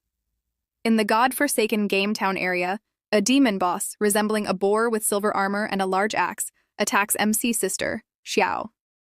A man shouts, warning her to move, but Xiao throws her magic wand aside, covers her face, and screams in fear, as if someone is about to save her. Predictably, her body is split in two. Even after death, her eyes remain open from terror. Instantly, she teleports back to her town's teleportation circle. Notifications appear. She has died, losing 14 years of non-tradable lifespan and 2 days of tradable lifespan. In shock, she mutters, "I'm dead. I'm dead again." Her teammate contacts her, shouting that the boss's axe was huge, yet she didn't dodge it. She snaps out of her shock, telling him he can't blame her since he couldn't even draw the boss's aggro properly. Her teammate, furious, explains it was an AoE attack affecting everyone, so he couldn't control the aggro. Suddenly, the boy gets a notification. Level 8 player Gale Storm has left the party. Xiaoface looks pitiful, ready to cry. But her friend contacts her, explaining that the boss is chasing her and asking for help. Moments later, the sound of a loud scream is heard. It's the boss's axe that split her head. Soon, her friend teleports beside her, but words fail to console Xiao. Her friend regains composure and suggests farming smaller monsters to level up, as they are low on life span. Xiao agrees. A town-wide notification announces that the player Shadow has become the first person to defeat a platinum-grade boss, earning 10 reputation points. 2 people watching nearby scream in disbelief, amazed that Shadow defeated a boss alone. The girl with black eye patch questions if anyone knows his real identity. Xiao and her friend check the notification. Xiao wonders why players are so weak that even killing a silver boss is a struggle, and how Shadow can be so powerful, achieving the first platinum kill alone. The scene shifts to the MC's new hideout in God-forsaken game. He sorts his items, feeling his powers, noting that after killing the Soul Purifier, he leveled up from 10 to 11. Every level up increases attributes and grants 10 points. He decides to invest all attribute points in agility to combine it with his strength for easy boss fights. Activating Greedy Hand, golden aura flows from him. The MC realizes that killing the platinum boss gave him 20 evolution points, enough to evolve Greedy Hand. A notification confirms he consumed 210 evolution points, leaving 15, and his Ascension-type skill Greedy Hand upgraded from Epic to Legendary. The skill now has a 500% chance for bonus loot, a 100% chance for higher-grade items, and a new passive effect, Greedy Space, adding 1 item slot to storage. MC's eyes light up. His bonus loot increased from 3 to 5, and his storage gained 100 extra slots. Using Greedy Hand, he collects loot from the Platinum boss. Notifications confirm 5 bonus loot items and 100 evolution points, bringing him to 115. Shadow observes additional loot, including 2 ascension items and a skill book, but his level is too low to use them, so he stores them in the hideout. Shadow summons his devotion follower, ordering him to gather all loot in the palace into one pile. MC now has 115 evolution points to upgrade his epic grade skills further. He evolves Shadow Strength 3 times, increasing duration, damage, and reducing cooldown. He evolves Backstep Enchantment twice, improving damage bonus, and upgrades Absolute Darkness to Epic, increasing blind duration from 10 to 16 seconds, and extending its range from 20 to 50 meters. He then evolves Curse of Blossoming Flower 3 times to Legendary, allowing it to erase dead bodies and absorb 50% of non-tradable lifespan from targets and nearby orbs. Shadow is astonished, shouting in disbelief at the new effect. MC recalls a dangerous place with floating islands in the dark, where high-level bosses could drain lifespan at speeds 100 to 1,000 times faster, consuming non-tradable lifespan first. A warrior girl named Milky White congratulates MC on killing the first platinum boss. Shadow, seeing her, simply asks about her work instead of complimenting her beauty. She informs him that Dongfeng just logged out and that his family is gathering at Zhangnan restaurant. MC's devotion follower piles up all the palace loot before him. MC stores the items in his inventory, noting half the slots are still empty. Greedy Space's 100 slots prove very useful. He plans to sell items to Wang Ming next. The scene shifts to Wang Ming's team. Shadow appears, making Anu extremely happy, jumping and calling out, "Boss, boss," as she tries to hug him. Shadow stops her midway, saying, as always, he will set the price, and if she doesn't like it, she need not buy. There are over 30 common and brown tier items, available for 950 days of tradable lifespan. Shadow's strong hand left a mark on Anu's face, but she laughs, confirming it's fine. The total estimated value of all items is slightly over 1,000 days of lifespan, rounded up to 2,000 days. A notification lists gold, silver, and even platinum tier gear worth about 18,000 days of tradable lifespan. The girl, astonished, shows her own gold tier equipment to MC, acknowledging his expertise. She happily remarks that with his help, Zhongai city development will progress rapidly. Shadow responds that he is just giving a hand. Little Black acts cute, teasing him about his huge inventory, but Shadow doesn't react to the joke, instead giving a tip. In the middle of Ruin City, there's a stone statue hiding stairs leading to a teleportation circle to return to the starting village. The first use requires 500 days of tradable lifespan, but subsequent visits are free. After leaving, Anne jumps in excitement, exclaiming that Shadow must be a reincarnated person to know so much hidden information. Wang Ming nervously asks her to calm down. Captain Anu strikes a seductive pose, joking about flirting with Shadow, irritating Wang Ming and Little Black. After selling his items to Wang Ming, Shadow moved a little away from them and activated his system. He clicked on the option where he could extract his abilities into real life. Shadow said, "Now my level has become very high, and my class advancement has also been activated. So, I must synchronize both of them." The next moment, a notification appeared, saying, "You have consumed 27,000 days of tradable lifespan. Your level synchronization and class advancement synchronization have both been completed. Now you can use their power in reality too." After synchronizing, a golden shining aura started to rise from within Shadow. Feeling it, the MC said, "This is amazing. Now I must extract my skills. Earlier, I had extracted stealth, but it was only level 1. This time, I will not only increase my real-life stealth level, but also extract many more skills." Then, Shadow used 1,946 days of lifespan to raise his stealth to level 10. After that, he went skill by skill, extracting them one by one. 900 days for backstab enhancement, 1,000 days for greedy hand, 3,200 days for instant shadow slash, 5,366 days for ghostly blur, 1,699 days for blooming curse flower, 11,313 days for blacklight shield. After buying so many skills, his level synchronization also completed, and now Shadow had only 7,480 days of tradable lifespan left. Then Shadow said, "Now it's time to extract my equipment." He spent 3,600 days to extract the gold-grade boots of concealment. Yes, he even renamed these boots. Earlier, they had a different name. Then, he spent 3,394 days to extract the gold-grade devotee pendant. Thinking about it, he said, This gold-grade devotee pendant is really useful.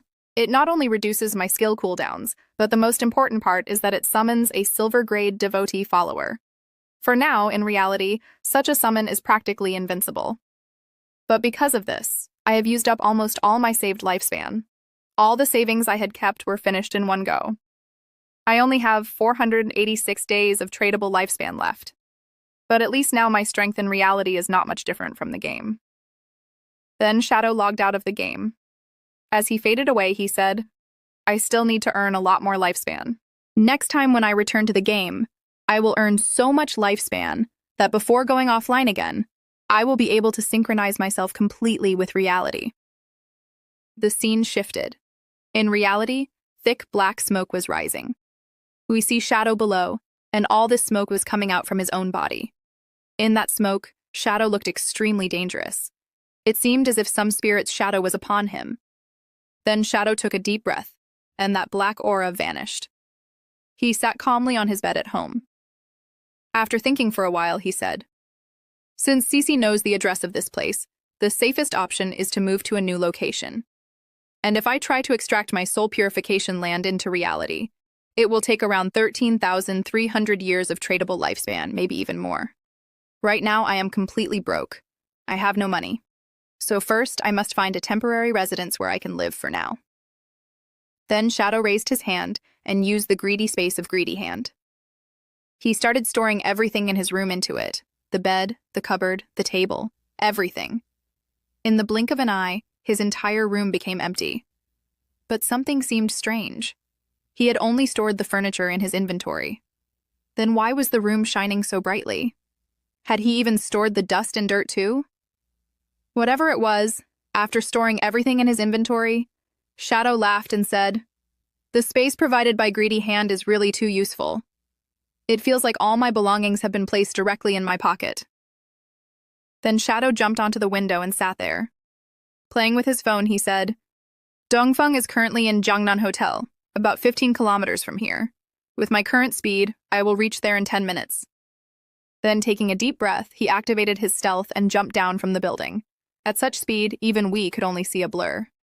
The scene changed to the same Jiangnan Hotel. Inside, Dongfeng was having dinner with his whole family. While eating, one person at the table said, From the way things are going, it seems that the abilities and lifespan of that game are also affecting the real world. This is a huge opportunity for our Dongfeng family. This time, Zainer has done excellent work. Not only has he increased his influence so quickly inside the game, but he even created a group. Here, Zainer actually meant Dongfeng Jian. Dongfeng Jian said, Grandpa, this is exactly what I should be doing. As a member of the Dongfeng family, I can at least achieve this easily. Their grandpa replied, Seeing Zainer's growth, I feel relieved. This time we received a huge amount of tradable lifespan. With that, we bought many skills and equipments. We bought all these so that the core members of our family can reach level 10 as fast as possible, so they can rise and shine in this new era and spread the influence of the Dongfeng family across the world in both reality and game fronts. If our family keeps developing like this, we will definitely become a regional overlord. After that, even creating a dynasty lasting 10,000 years will not just be a dream. Listening to this, the old man seemed a little drunk. But Dongfeng Jian became serious.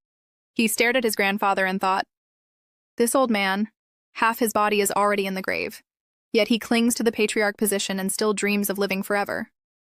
Then, with a cold look, he released his aura and planned darkly in his mind. Yes, once I capture Shadow, first I will make him reveal his secrets. Then, I will use him like a machine to earn lifespan for me. Once I reach number 1 on the ranking list, then all of you will have to disappear. The saying proved true. The father had schemes of 10, but the son had schemes of 100. Grandpa wants to be king, and grandson wants to be number 1. His grandfather asked, By the way, last time you were the one arranging the deal with Shadow. How was it? Dongfeng Jian smiled confidently and said, Grandpa, rest assured. I found a reliable woman who will lure Shadow and discover his identity. Very soon, we will have news about him too. The old man said, Make sure to capture him alive. If someone like Shadow serves our family, it will bring huge benefits for us. Hearing this, Dongfeng Jian nodded yes. While they were talking, the scene shifted outside, where Shadow had already dealt with all the guards. He was listening to the voices inside. He heard the old man's voice saying, "Come on, let's toast for the revival of the Dongfeng family." And everyone raised their glasses, shouting, "Long live the Dongfeng family!" Shadow ignored their nonsense and thought, I never expected noble family members to actually have guns. With ghostly blur and black light shield, I cannot achieve 100% dodge rate, and I haven't extracted my armor into reality. So, Shadow summoned his devotee through the devotee pendant.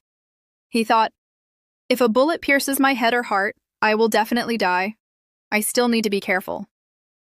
He looked at the devotee follower and thought, this follower has giant claws for melee attacks and green flames for ranged attacks. As a silver grade boss, he also has strong damage absorption. Even firearms cannot bring him down quickly. Then Shadow ordered him, go inside. Do not leave any survivors. The devotee follower obeyed. He kicked open the door and entered the hall. The guests were shocked, staring at the strange creature. For a moment, no one understood what it was. Then they screamed, "Who are you? How did you get in here?" But as soon as the devotee follower saw living humans, he roared loudly and charged forward. From behind, Dongfeng Jian also shouted, "No! This? How is this possible? This is a monster from God-forsaken game! Everyone, fire!"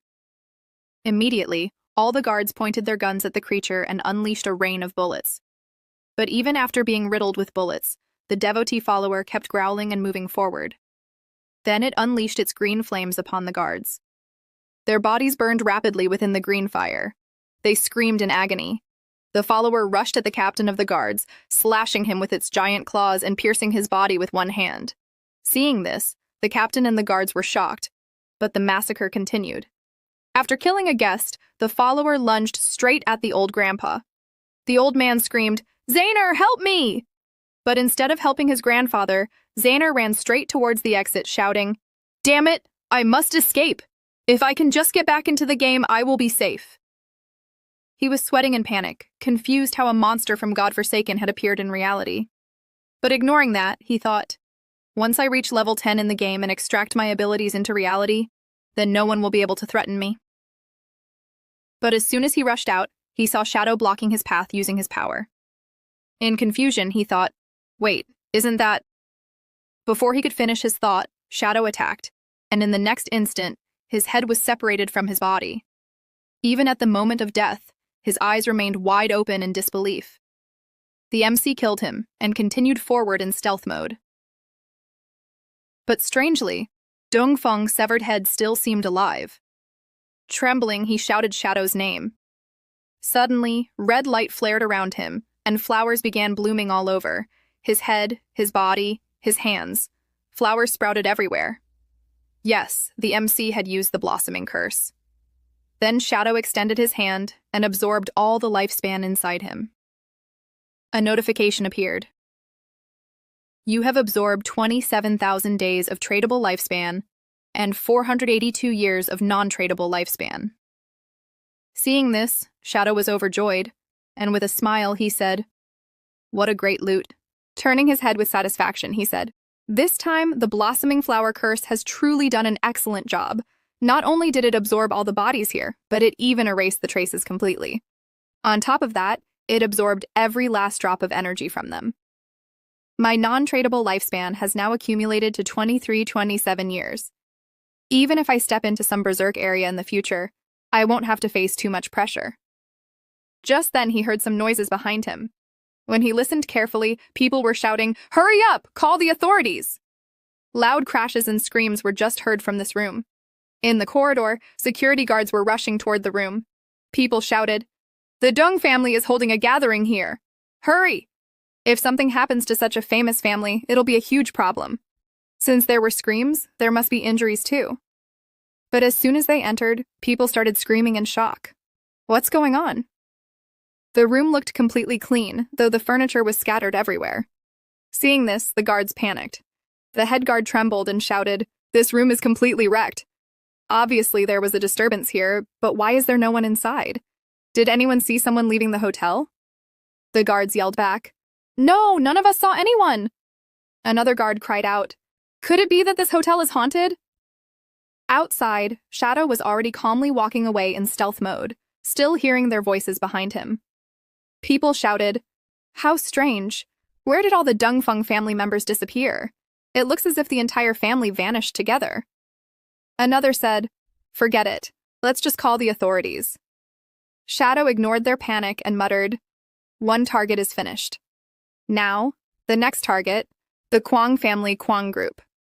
Still in stealth mode, he moved through the streets of Seoul, thinking, but the Kwang family group had already shifted their headquarters to North America long ago before the godforsaken game descended. For now, I can only deal with one person. Queen Cece, daughter of the Kwang family group's president. Right now, she's trapped inside the Magic City and cannot come out. I must defeat her before she leaves this country. Shadow noted that the distance from Jianghai City to Magic City was about 300 kilometers.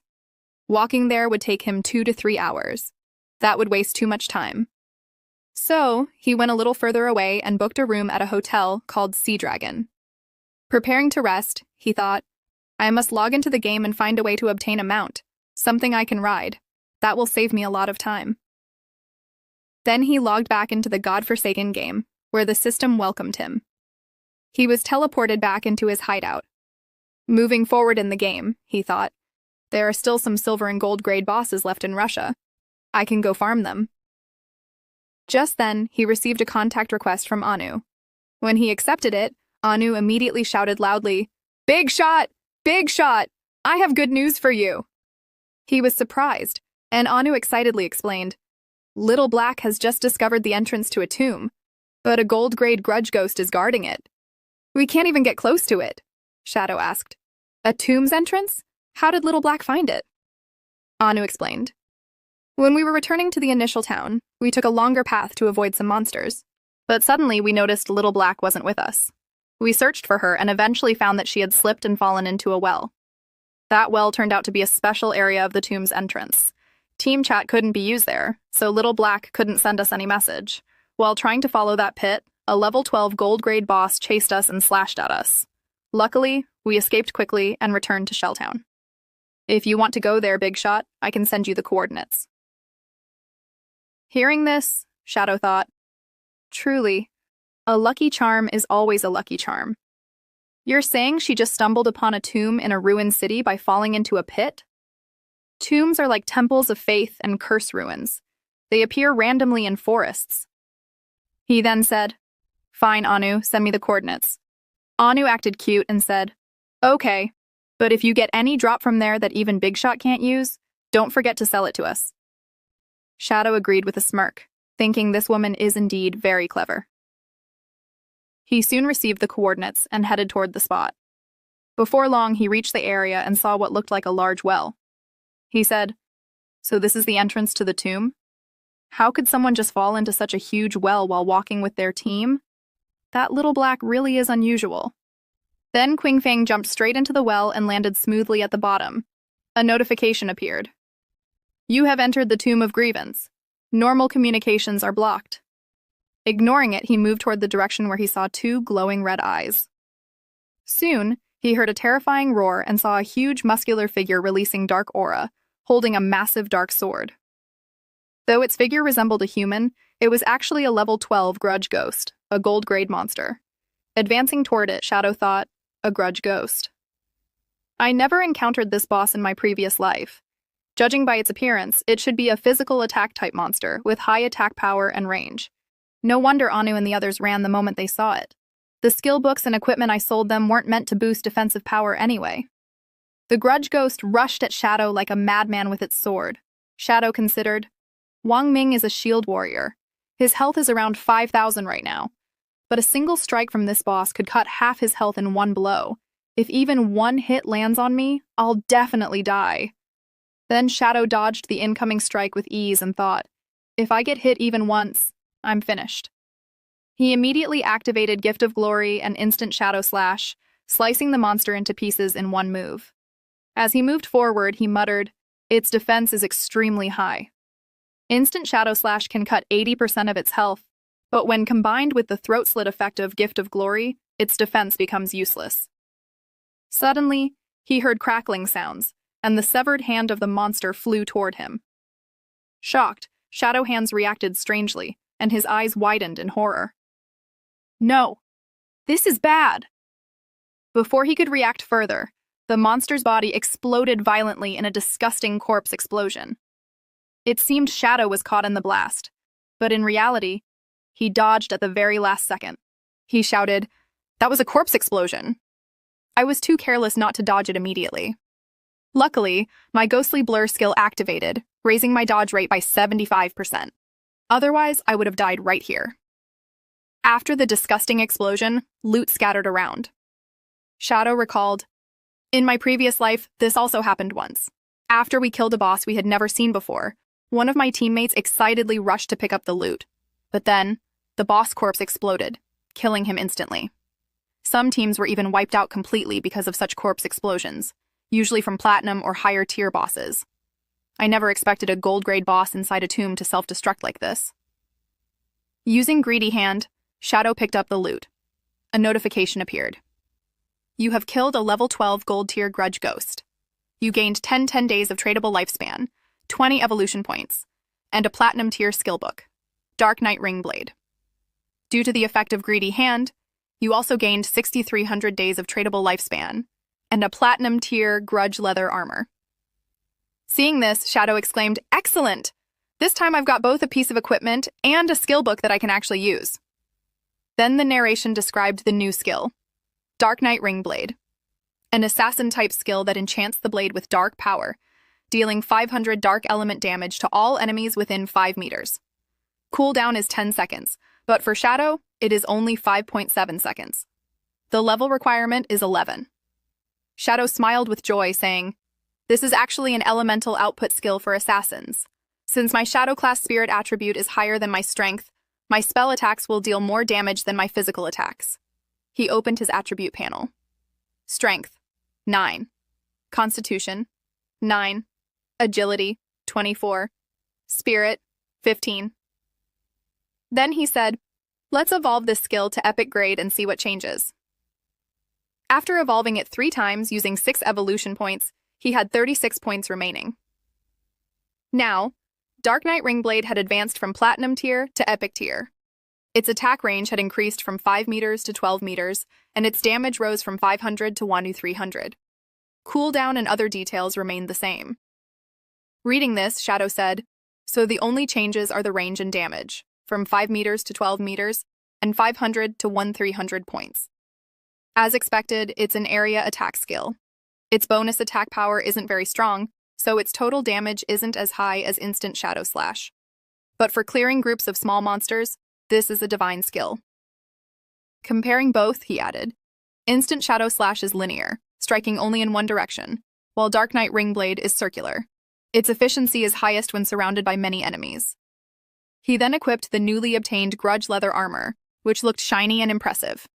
It increased his physical defense by 55, elemental resistance by 45, damage block by 42, and health by 777. Level requirement, 12. Its unique effect added 30 points to base attack power whenever he was attacked. Shadow remarked, 30 points isn't much for me. The unique effect isn't very useful, but the armor's base defensive power is excellent, and the resistances and block rate are solid. I'll definitely replace my level 5 gold-grade Ghostfire leather armor with this one. Finally, he walked toward a huge door and thought, if I add up the remaining loot, I still have around 20 items. Selling them would earn me more than 10,000 days of tradable lifespan. I've already killed the tomb's guardian, so I can enter now. Hopefully something good awaits inside, and if I get a mount from it, that would be the best. By mount, he meant a creature he could ride on. Scene shift then. We see a muscular goblin looking as if it had been living for weeks on some suspicious white powders. The goblin swung its weapon, releasing a slash so powerful that 2 players standing in front, MC's sister and her friend, were cut in half. The terror was written all over their faces. Their screams hadn't even finished when both were teleported back to town. But they weren't hunting alone. Their team had one more man. At first, he sat quietly, holding back his anger. Then suddenly, he roared like a furious king of monkeys. Grabbing Xiao by the collar, he yanked her toward him so forcefully that cold sweat broke out on her forehead. He shouted at her, calling her a useless idiot who only grew in body but not in brains. Every time they died, it was always because of her. He said he only had 2 years of non-tradable left, then shoved her away violently, making her scream. He threatened her not to show her face at school, or he'd deal with her there too.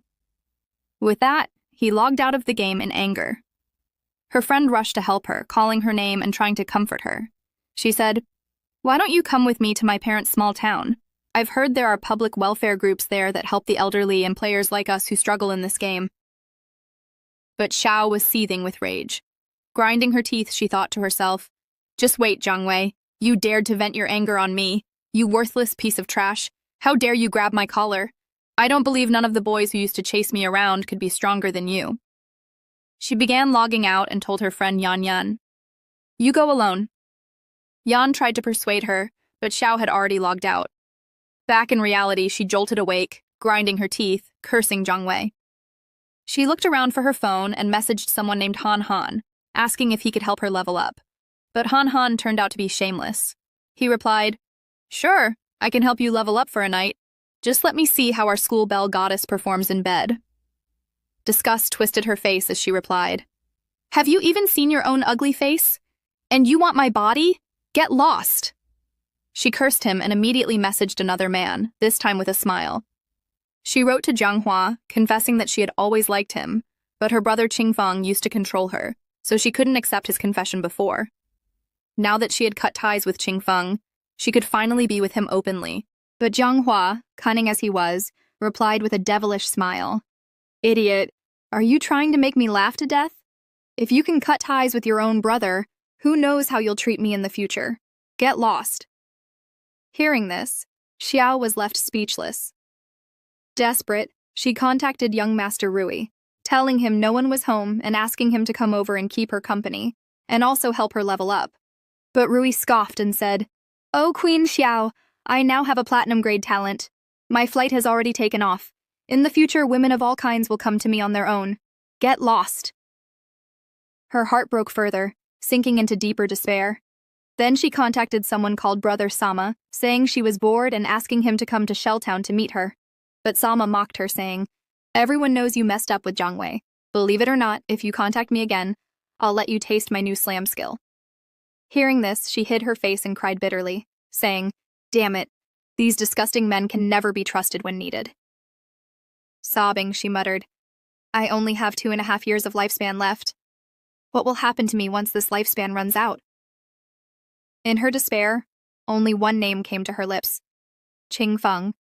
Her face turned red from crying in the dark room, but she wiped her tears and told herself, "Yes, he won't ignore me. He must have a solution for this problem. I must find him quickly." The scene shifts to MC old apartment building, where Qingfeng once lived. Xiao stood right outside his door thinking, "As soon as I go inside, I'll find him and apologize immediately. If I speak softly, he'll forgive me." But then she argued with herself, "Why should I apologize when I did nothing wrong?" Shaking off that thought, she moved to knock on the door, convincing herself, "No, this is temporary. I'll pretend to listen to him first, then ask him to help me level up. He'll definitely agree. Since childhood, he's always fulfilled my wishes."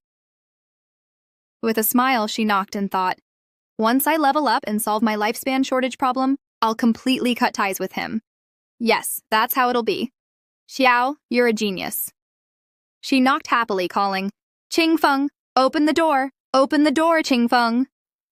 For 2 minutes, she kept knocking, calling his name. "Qingfeng, stop sleeping and open the door. I'm back." But no answer came. Still, she kept knocking. "Qingfeng, hurry up and open the door." When still no one replied, her patience snapped. She kicked the door open, shouting angrily, "Didn't I tell you to open it? What are you doing, you useless bastard? Are you trying to take advantage of my kindness?" Her anger vanished into shock when she saw the room. It was completely empty. No bed, no table, no clothes, nothing. Qingfeng was gone. She muttered in disbelief. What happened here? Where did Qingfeng go? She hurriedly pulled out her phone to call him, but the response said, "The number you have dialed is switched off." Shocked, she tried again but got the same reply. Trembling, she whispered, "Where has he gone?" The scene shifts again, this time to an underground cave. The depths of the Tomb of Grievance. There, MC was cutting through waves of monsters like a true Sigma male, using instant shadow slashes to carve his path forward. Finally, I've reached the end, he muttered. He stood before a coffin glowing faintly in the dark chamber. Summoning his devotee follower, MC said, I've killed over 200 monsters on the way, including many brown and silver grade bosses. I'm now very close to level 12. All that's left is to open this coffin. The final boss will appear. I hope it's platinum grade. He ordered his follower to open it. The lid cracked open with a creak, and MC tensed. From within the coffin poured an ominous, deadly dark miasma, spreading across the room. Even his follower trembled in fear, growling and trying to back away, but the miasma wrapped around him, forcing its way inside. A notification appeared. His silver-grade summoned follower had been killed. Seeing the spreading darkness, MC thought, this boss is just gold grade, yet it has death miasma. How did I end up facing this monster?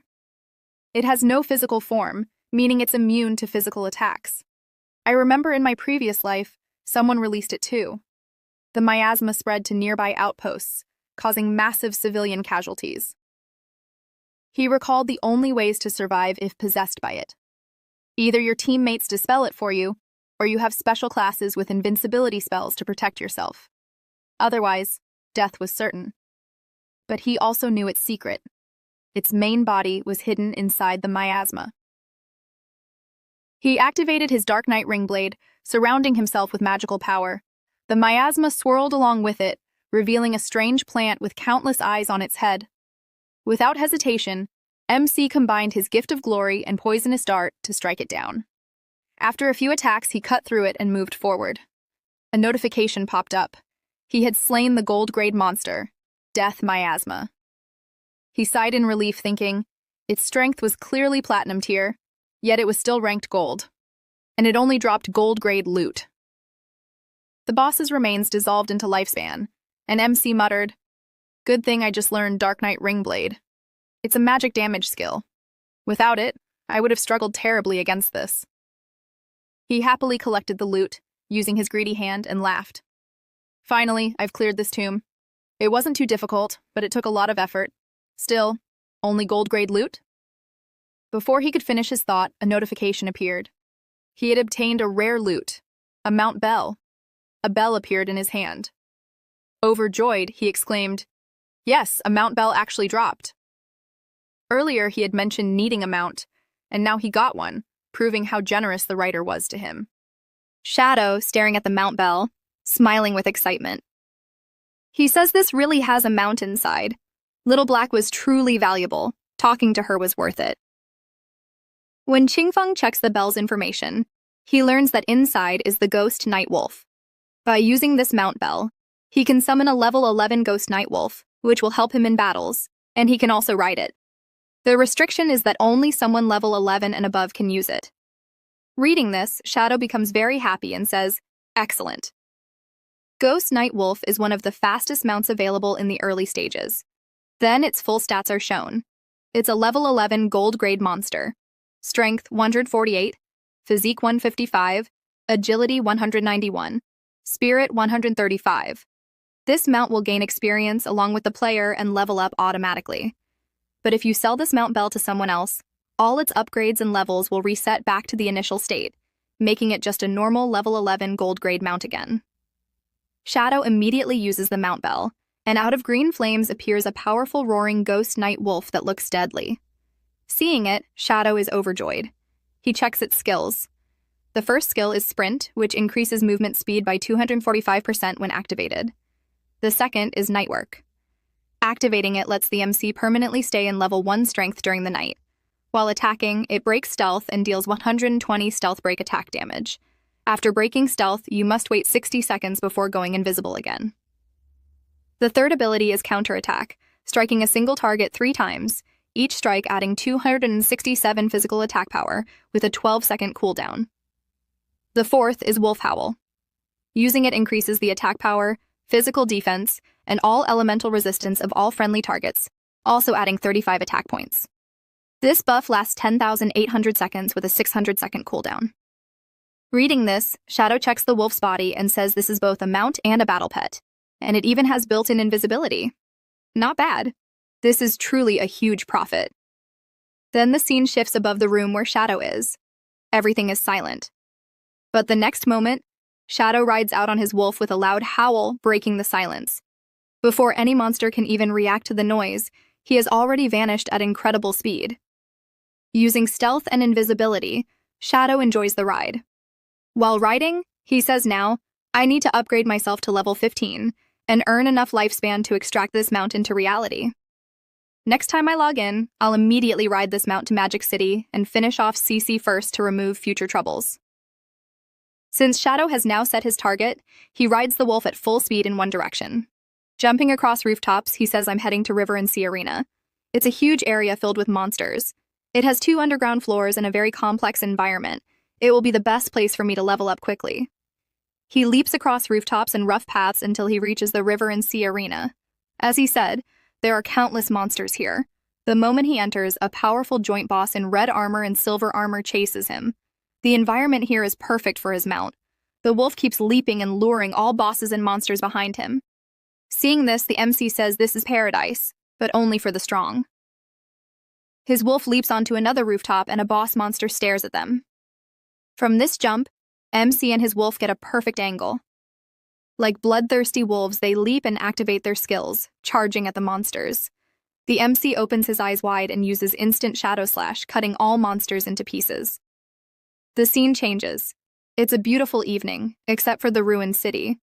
At this place, Anu kills a monster with one strike, wipes her sweat, and says, "Good, we won." But this time Anu had brought along a sycophant in her team. He claps like some strange human and praises her, saying, as expected from Captain Anu, her damage is insane. His name is Mailiang, the pampered son of Zhanghai City's director. He thinks to himself that the hidden profession Dragon Shortsword is truly awesome. Anu is really worthy of being my favorite woman. He keeps flattering her. But Anu says this boss was just level 8 gold grade, yet even together we took over 10 minutes to kill it. I really don't understand how Shadow managed to kill a platinum boss all alone. From behind, her new sycophant says he's just a sneaky assassin who uses hiding techniques to kill bosses. It's just his luck. He will remain unworthy forever. Deep inside, he thinks, luckily this girl has no background. With my status as a government official's son, I can easily trap her. But when Anu hears him calling her boss a mere sneaky assassin, she mockingly says, "Really? Then for an archer like you, shouldn't it be even easier to kill a boss?" Hearing this, he stutters. Grinding his teeth, he says, "Unlike me, who is a simple and good person, I don't use such lowly tricks." Then, like a cunning fox, he starts poisoning the team's ears, saying, "I heard that in real life, Shadow is a bloodthirsty, low-class person. I know a hunter from the Shanghai police force. He has level 3 anti-stealth. In my opinion, the best way is to set a trap, discover Shadow's real identity, and then control him. Only when such a person works as our official staff will we be at ease. Otherwise, things like what happened with Songfei and Dongfeng will keep happening again and again. Do we have to clean up his mess every time?" As he shares his plan, Anu and Wang Ming stare at him wide-eyed. They glance at each other and then burst into laughter. Wang Ming says, "You don't understand." Anu points at him and says, "Right now it's not that he's begging us to clean his mess. It's that we must clean it. Only then can we keep a constant position with him and cooperate." Wang Ming explains that the world's first gold boss kill and the first platinum boss kill, both he did alone. If you can't win cooperation with such a person, why offend him? Anu laughs and mocks him, asking if a creeper ate your brain. Hearing all this, Mailiang feels so embarrassed his face turns red. Wang Ming says, "Stop scolding him. He's a second-generation young master." Anu says, "So what? Do second-generation people not need brains?"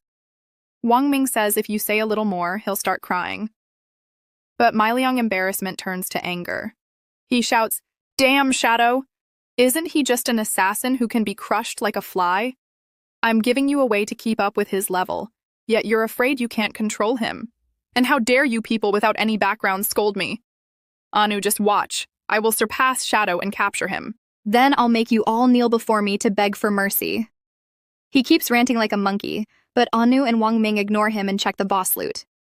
Anu says here's a gold-tier priest equipment. She lists out items, then thinks aloud, saying Big Boss recently sold us so many gold and even platinum items. To get all that, how many bosses must he have killed?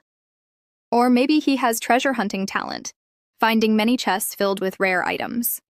Wang Ming gets lost in thought at her words. Meanwhile, the monkey-like Liang keeps shouting, but they ignore him. Someone says, Captain Anu, I'm a little worried. Anu asks about what? He says about the recent Jiangnan hotel case. The Dongfeng family was having a party there, but suddenly the entire family disappeared. If Shadow really did this, should we still help him? We still don't know his true character. What if he actually a dangerous and devilish killer? Anu says I also know about this case. The higher-ups are taking it very seriously. They too suspect Shadow, but so far there's no evidence. Then with a faint smile, she looks at Wang Ming and says, even if this really was Shadow doing, I'll still choose to cooperate with him. Even if higher-ups refuse to clean his mess, I'll personally clean it myself. Hearing this, Wang Ming is shocked, speechless, and shouts, why? Anu calmly says who wouldn't want to please Shadow? Just then their team's swordmaster comes running and shouts, Team Leader Anu! While exploring further, we found a huge place like a gladiator arena, but all the monsters inside were already dead. The ground was filled with monster corpses. We don't know which team was so powerful to kill them all. Hearing this, Anu is thrilled and shouts, let's go check it out. Seeing her excitement, Wang Ming starts sweating. The scene shifts to the arena. Loot is scattered everywhere. Liang arrives and shouts in shock, damn, so much loot. There must have been at least 100 or 200 monsters. Which team could have killed them all? Anu happily says this must have been Shadow. Look around, maybe we'll find him here. Let's search for Shadow. Hearing this, Liang grows jealous and irritated. He says, how are you so sure Shadow did this? Anu explains, because he's rank 1 on the list. Our official team is just one step behind him, and we couldn't do this. So it must be him. Liang sycophant angrily shouts, if I were invisible, I could also do this. It would just take more time. But Anu ignores him again and messages Shadow, boss, are you still here? After clearing so many monsters, you must have many extra skills and equipment. You can sell them to us. Her sycophant keeps praising himself, but suddenly he feels something strange. Behind him, Shadow is standing with his wolf in stealth mode.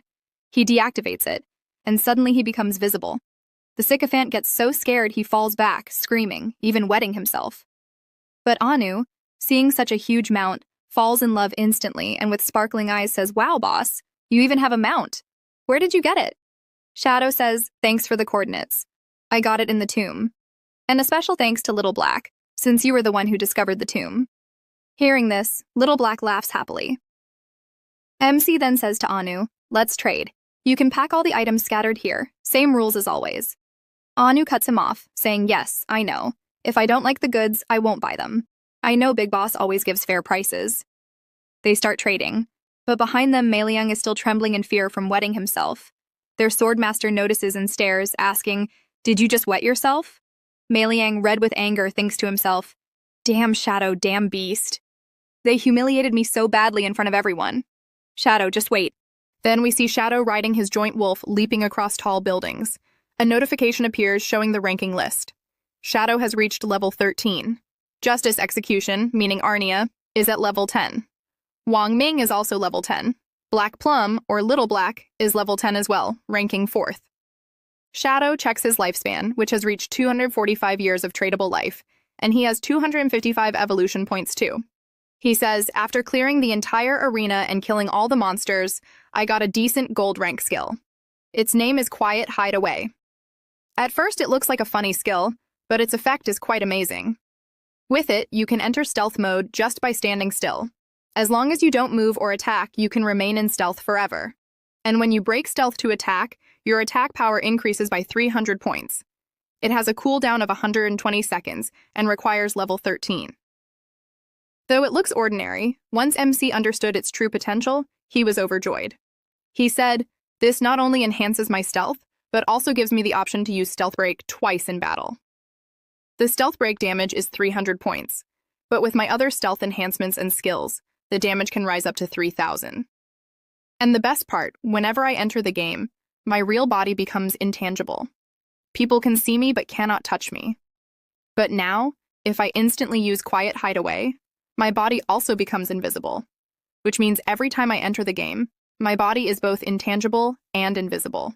I'll completely vanish from reality. No one can see me, no one can touch me. Realizing this, MC immediately evolved the skill to Epic Tier, spending 11 evolution points. Quiet Hideaway jumped from Gold to Epic. Now its stealth break damage increased from 300 to 800, and the cooldown dropped from 120 to just 60 seconds. Everything else remained the same. Then Shadow thought, I still have so many evolution points left, let's evolve more skills. He spent 34 points to evolve Poison Darts twice, pushing it to Epic Tier.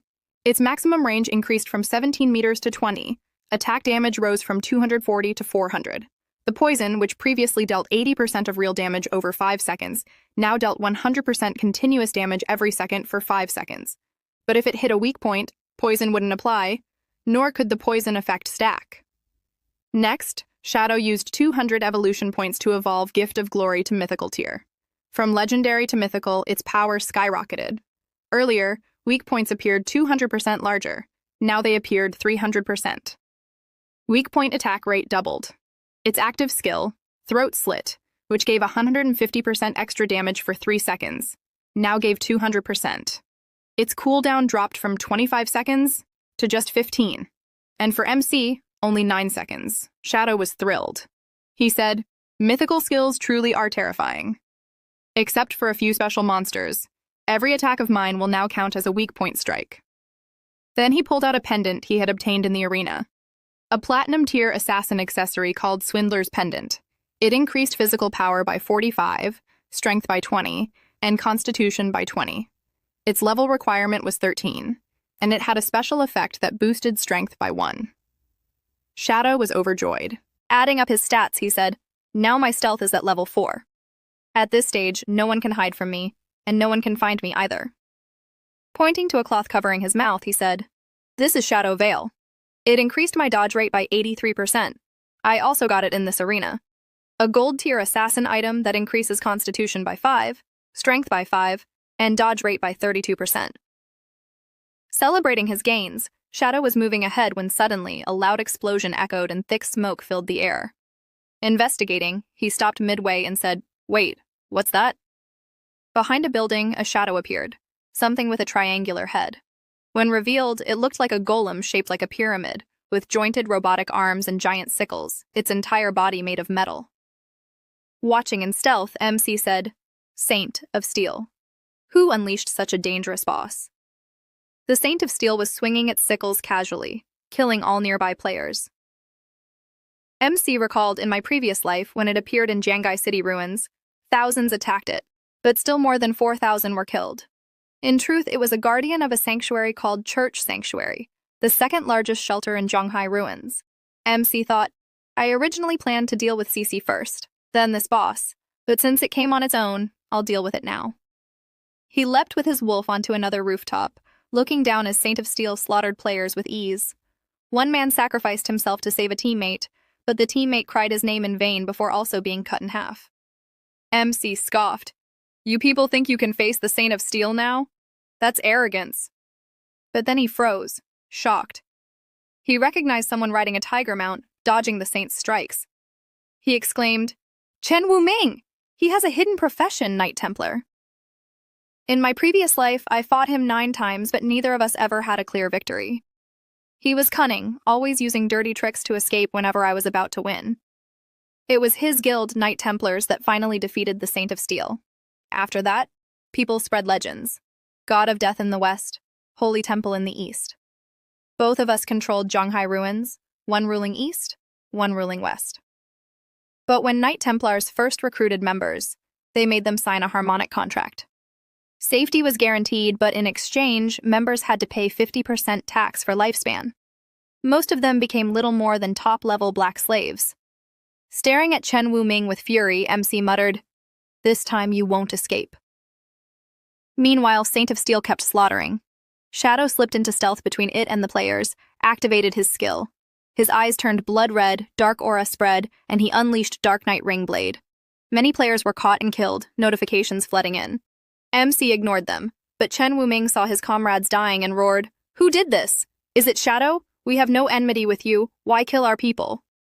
Shadow appeared behind him and whispered, because I don't like beef. Chen Wuming was stunned, but before he could react, Shadow used instant Shadow Slash, slicing through him and his group in one move. Then, with flair, he spun, cloak fluttering, and cast Flower Curse. Beautiful red petals swirled, flowers bloomed on their bodies, draining their lifespans. Soon, all respawned in the ruin's center. Chen Wuming shouted angrily, Shadow, just because you don't eat beef, what does that have to do with us? His lackeys cried too. One screamed, Boss, my tradable lifespan is gone. Another yelled, This must be Shadow Dam's skill. Let's organize and fight back. But Chen snapped, You idiot. Do you want to die again? We need to find a new place to recover from this loss. Among them was a familiar face, MC's sister. Her life had become worse than death. After dying again, she fell into depression, crying helplessly in front of everyone. She thought, Shadow, why are you targeting me? I hardly have any lifespan left to live. MC received a notification. Flower Curse drained 4 days of her tradable lifespan and 1 year of non-tradable. MC frowned. Wait, did I just drain my sister life too? It only absorbed a little. Looks like she's nearing her end. That's why she joined Knight Templars as a black slave. This is all your fault, he muttered. You deserve everything. But before he could continue, the boss attacked him with a devastating strike. A huge explosion shook the place, dust covering everything. In the haze, we saw MC dodge with ghost blur. He thought this boss's first stage isn't that hard. But the boss floated in formation, confused at not seeing blood on its sickles. Ignoring it, it spun them wildly in all directions. Faster and faster until its blades became a storm. MC thought, it will keep spinning endlessly. At this point, fixed point or ranged physical attacks can work. He activated Gift of Glory, throat slit, gripped his black blade, and leapt onto the boss. With one Shadow Slash, he tore through it. It looked like a single strike, but it dealt thousands of damage, plus an additional throat cut strike that ripped its neck open. Blood gushed like a fountain, and half its health was gone instantly. MC stood calmly, but the boss glared, chanting ominous words. Strange incantations filled the air. MC thought, so this is why it's a sanctuary guardian. Its terrifying second stage. The boss completed its chant, releasing a monstrous dark aura. Shapes of huge clawed hands formed within it. MC realized, when its health falls below half, a demon awakens within its body. Metallic clicking echoed from inside. He thought, all the damage it takes now will reflect back. And I've heard that inside its belly lies a portal. Anything it swallows gets teleported to an unknown place. Some said victims ended up deep inside a volcano. In my past life, none ever returned alive. We first see a team standing on a rooftop. A warrior from the team says, This guy in dark colors is so ruthless. With just one skill, he cut down so much of the boss's health that it entered the second phase. Are you sure it was really Shadow who did this? After all, this is a platinum tier boss. Another replies that he had been watching from the start till now. This boss had been summoned by the Knight Templars, also known as the Knight Centuries Guild. But Shadow suddenly appeared out of nowhere and completely wiped them out. Shadow is not only ruthless, but also incredibly powerful. After finishing them, he struck the boss just once, and the boss lost half its health. Now the Steel Saint was still transforming into its second stage. The group kept chattering nonsense, but the MC had already noticed them. Still, he didn't pay much attention, because his full focus was locked on the boss. He thought to himself, even though the Steel Saint in its second stage can reflect damage back at attackers, it still has one weakness. When it attacks itself, its damage reflection deactivates temporarily. In other words, you can only strike when it attacks you. That way you can avoid its counterattack. My skills like Instant Shadow Slash, Slit Throat, Plague Blade, and Poison Feed all deal continuous damage. If I use them, that damage will definitely be reflected back onto me. With my current development, each skill deals over 1,000 damage. If even one of them reflects back, I'll be finished instantly by my own skill. And besides, on the rooftop nearby, a group of players had been watching me for quite a while.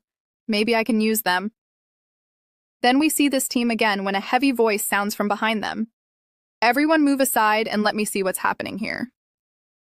Hearing this, the three turn around in confusion. The moment they see the face, they shout in joy. Boss Ankin! In the real game, this player's name is Safety First. His team quickly explains everything in detail. Then the warrior-looking guy says, "We've been observing for a long time. This boss doesn't have many new skills, and we've memorized them all." The green-haired girl laughs and says, "But after losing half its health, the boss suddenly stopped moving, and its body changed a little. It might have gained some new skills."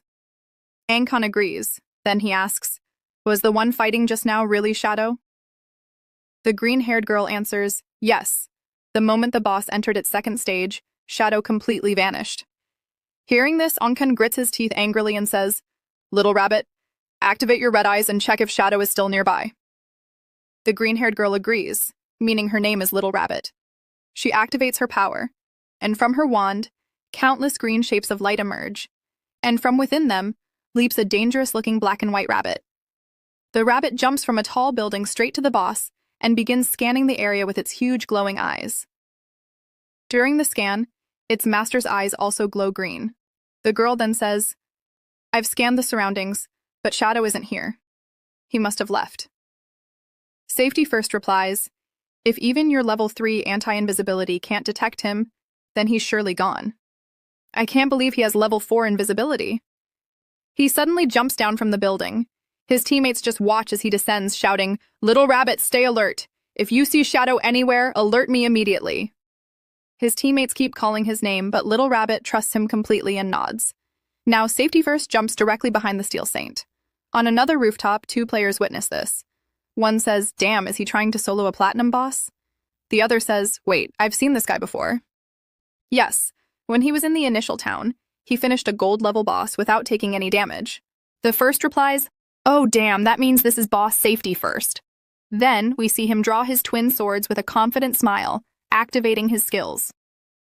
The 2 observers continue commenting, saying they've heard he's a soul warrior. Whenever he rolls on the ground, he gets a 100% dodge effect. It's also said he was once the world's top soul game anchor, with top-notch operations, reflexes, speed, and reactions. Meanwhile, the Steel Saint notices him and lets out a terrifying scream. Dark, skeletal arms lash out at him, but Safety First is ready. He dodges swiftly and gracefully, rolling away. But he knows dodging alone isn't enough. He keeps using his perfect dodge to roll further away. The Steel Saint, however, saw him as nothing more than a flying cockroach. It sent more dark skeletal hands at him, but Safety First kept dodging without attacking, focusing entirely on safety.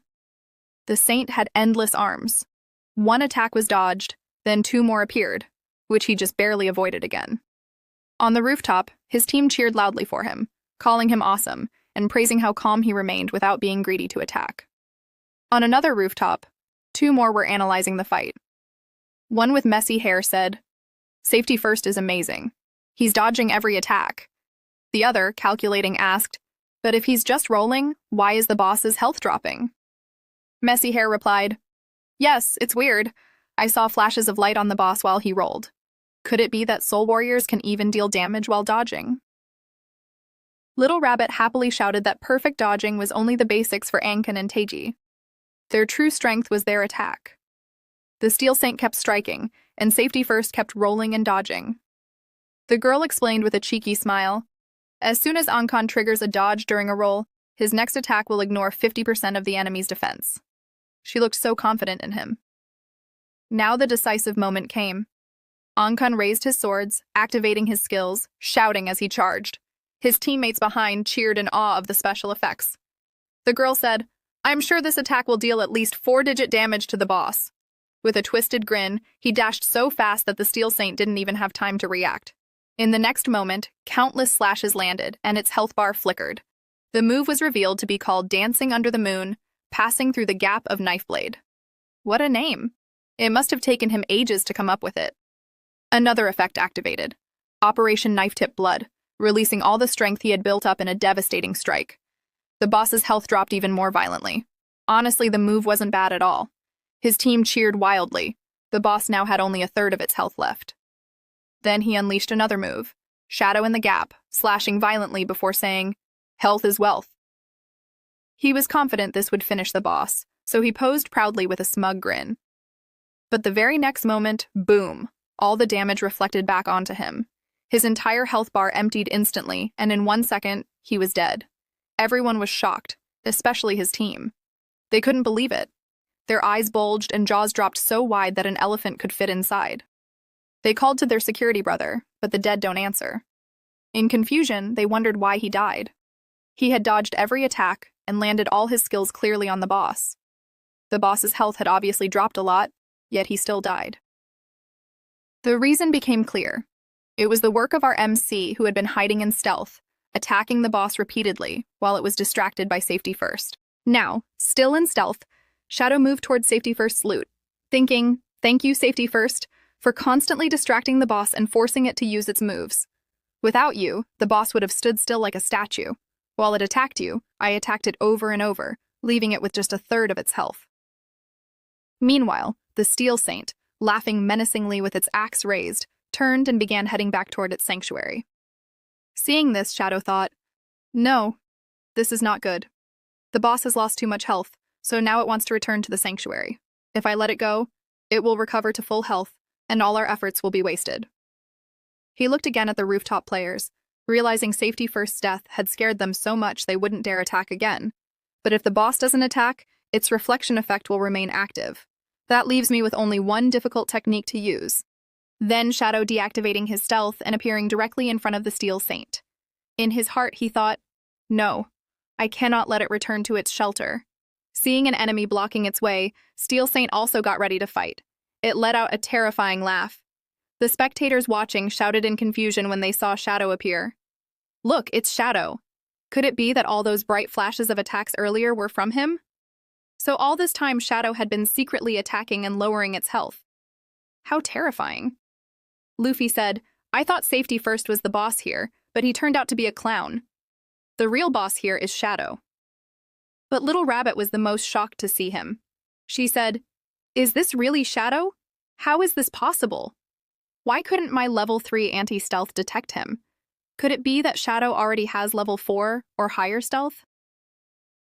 On a nearby rooftop, another player was greedily staring at Uncon loot, drooling as he said, "Wow, that solo warrior dropped so many items after dying, and Shadow is still busy fighting on the battlefield. I must find a way to claim this loot for myself." Meanwhile, before facing Steel Saint, Shadow cast Black Light Shield on himself. In an instant, 10 layers of shield covered his body, each capable of blocking one attack. Steel Saint raised its axe and charged at him. As the blade came close, the MC thought, "Now is the time." He used his instant Shadow Slash, striking Steel Saint multiple times before dashing past it. When he landed, only 7 of his 10 shield layers remained. He thought to himself, out of the 9 strikes of my Shadow Slash, the last 3 hit when the boss's reflection effect was active. If not for my Black Light Shield, I would already be dead. Seeing its health reduced so much, Steel Saint roared in rage, intensifying its aura. Its dark power condensed and transformed. Its hands became sharper and harder, and the spreading dark energy turned into fire. The flames spread in an instant and reached Shadow. He tried to dodge, but all his shields shattered at once. He realized this was no normal fire. Its damage frequency was extremely high. Even with an 80% dodge rate, it instantly broke through 7 layers of his shield. If he had been half a second slower, he would be dead. But that greedy monkey on the rooftop saw this as his chance. He moved toward Uncon loot, thinking, "Shadow is too busy. I'll quietly take it all."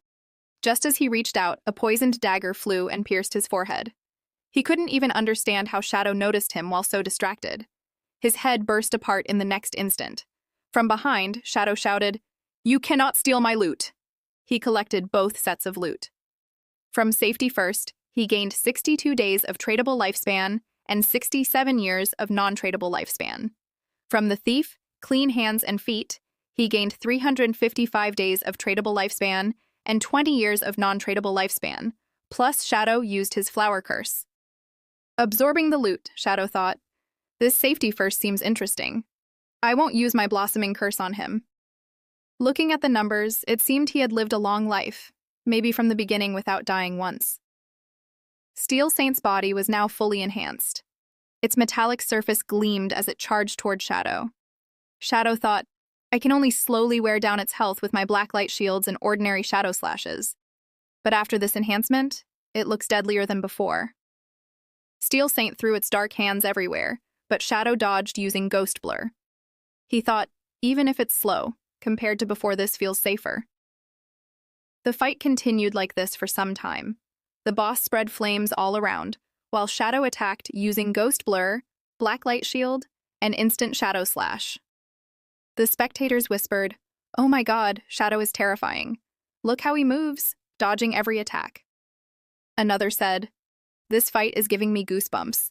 I always doubted how he managed first kills of every boss, but seeing this, I believe it now." Shadow then prepared his final attack. With Blacklight Shield and Instant Shadow Slashes, he rushed in, slicing Steel Saint into many pieces. Its health was gone. Shadow barely survived too. His shields shattered, but he lived. Notifications appeared. "You have killed a Platinum boss, Steel Saint. You gained 48,000 experience points and 120 evolution points. Congratulations, you have also obtained the key to Church Sanctuary, making you its master." The audience could hardly believe it. They screamed in shock. He really killed a Platinum boss all alone. So this is the rank number 1 Shadow. Shadow focused on the loot. Using his greedy hand, he obtained many items, but one caught his eye. Gift of Black Flame, Born-Piercing Leather Armor, and Emerald Tier Assassin Gear. It boosted physical defense by 95, elemental resistance by 120, damage resistance by 77, and constitution by 77. Requirement was level 13. Shadow was thrilled.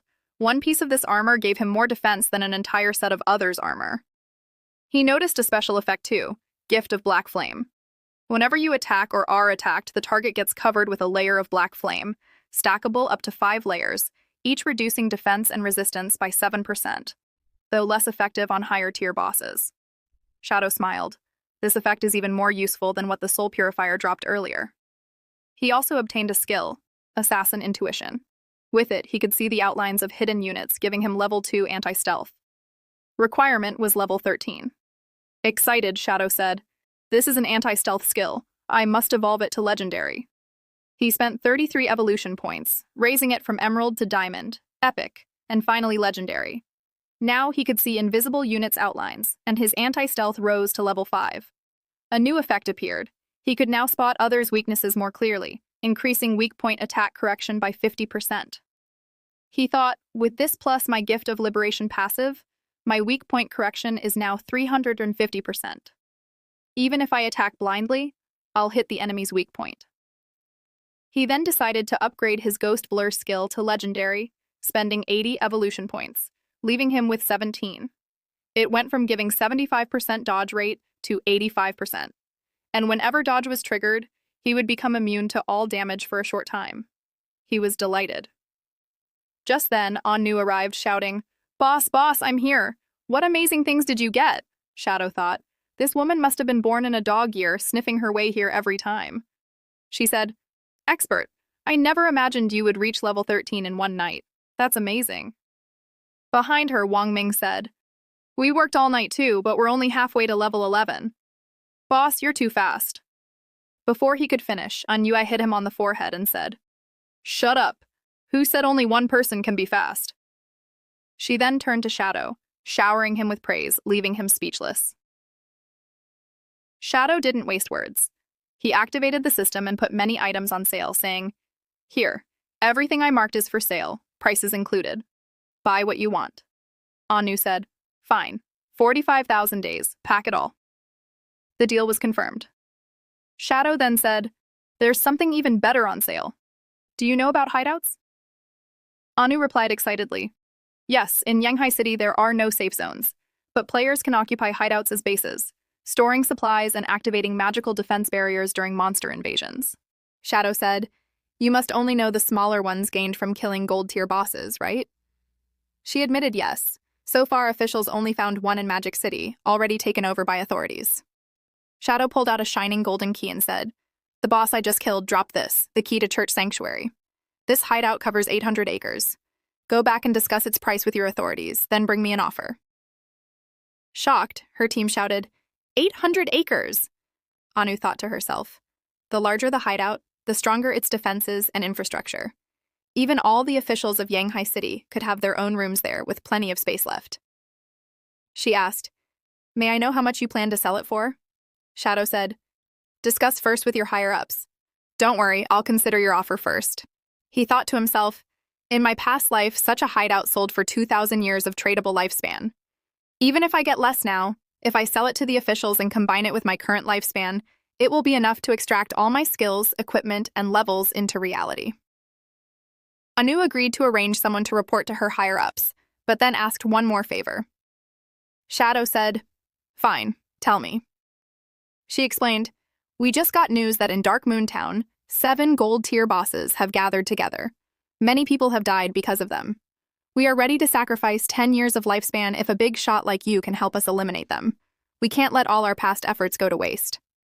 Shadow replied seriously, "Even if 7 gold bosses gather, officials could clear them with time.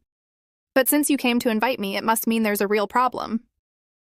Hearing this, Anu's eyes shone, and she said, as expected of a big shot, "You guessed it right. We separated one boss and killed it, but soon after, it revived.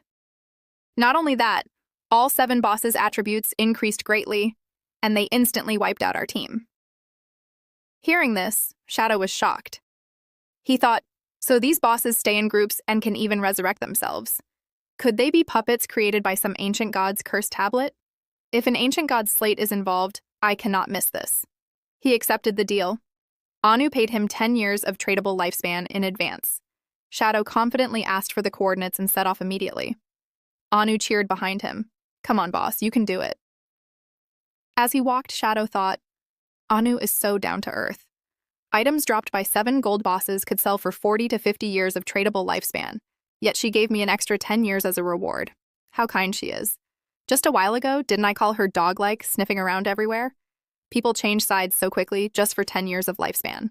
Scene shift. We see Shadow riding his ghost knight wolf heading toward the city center.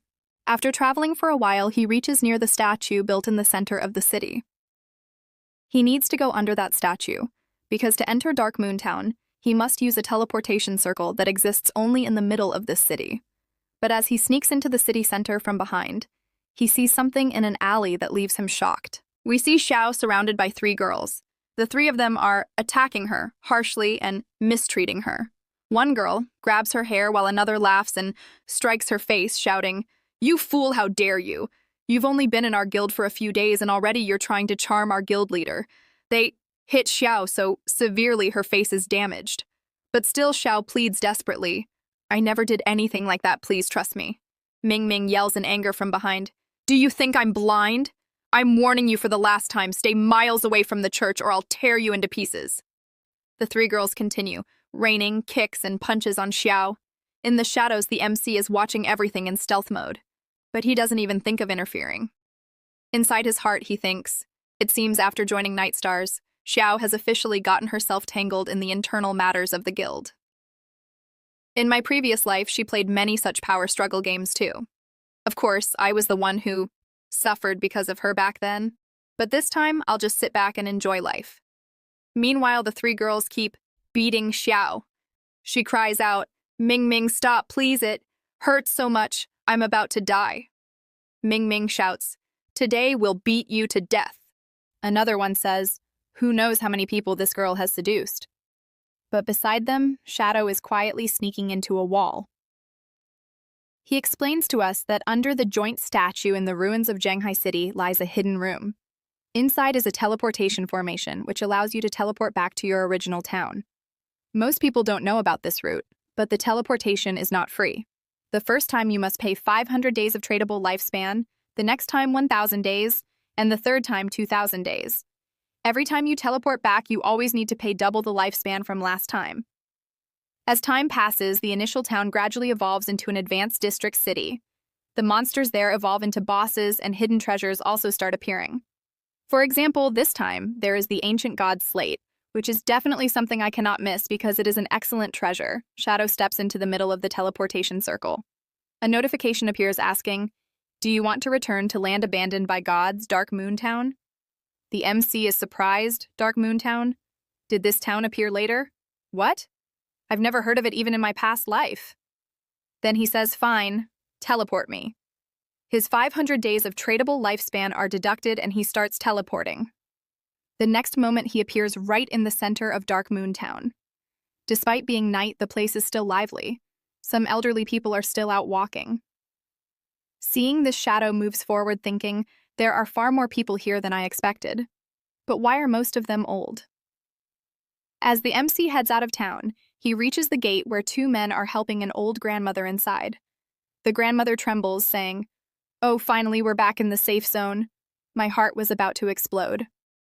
One man says, "As we promised, we helped you upgrade to level 3. The other says, "As agreed earlier, because you were in our team, part of the monster's loot also went to you. If you check your stats, you'll see you gained 72 days of tradable lifespan. You must give that to us." Hearing this, the old woman suddenly becomes fierce, like she has the strength of 100 elephants. She pulls her hand away and yells, "What, you still want money? Aren't you supposed to be a non-profit organization that only helps us?" Shadow listens quietly to the whole matter. The first man explains, "Granny, we're not asking money from you. When we formed a team with you and defeated those monsters, part of the lifespan they dropped also went to you." The second says, "Yes, we only want that small portion back. You had agreed to this before." But the old woman opens her doors and windows and shouts, "I don't care what nonsense agreement you're talking about. You're young men, and yet you want money from an old woman like me. How shameless are you?" The first one says, "Granny, you misunderstand. We helped you level up for free. Just return our lost lifespan." The second adds, "If you hadn't joined our team, you wouldn't have gotten any loot, any lifespan, or even any experience points. Then, how would you have leveled up?"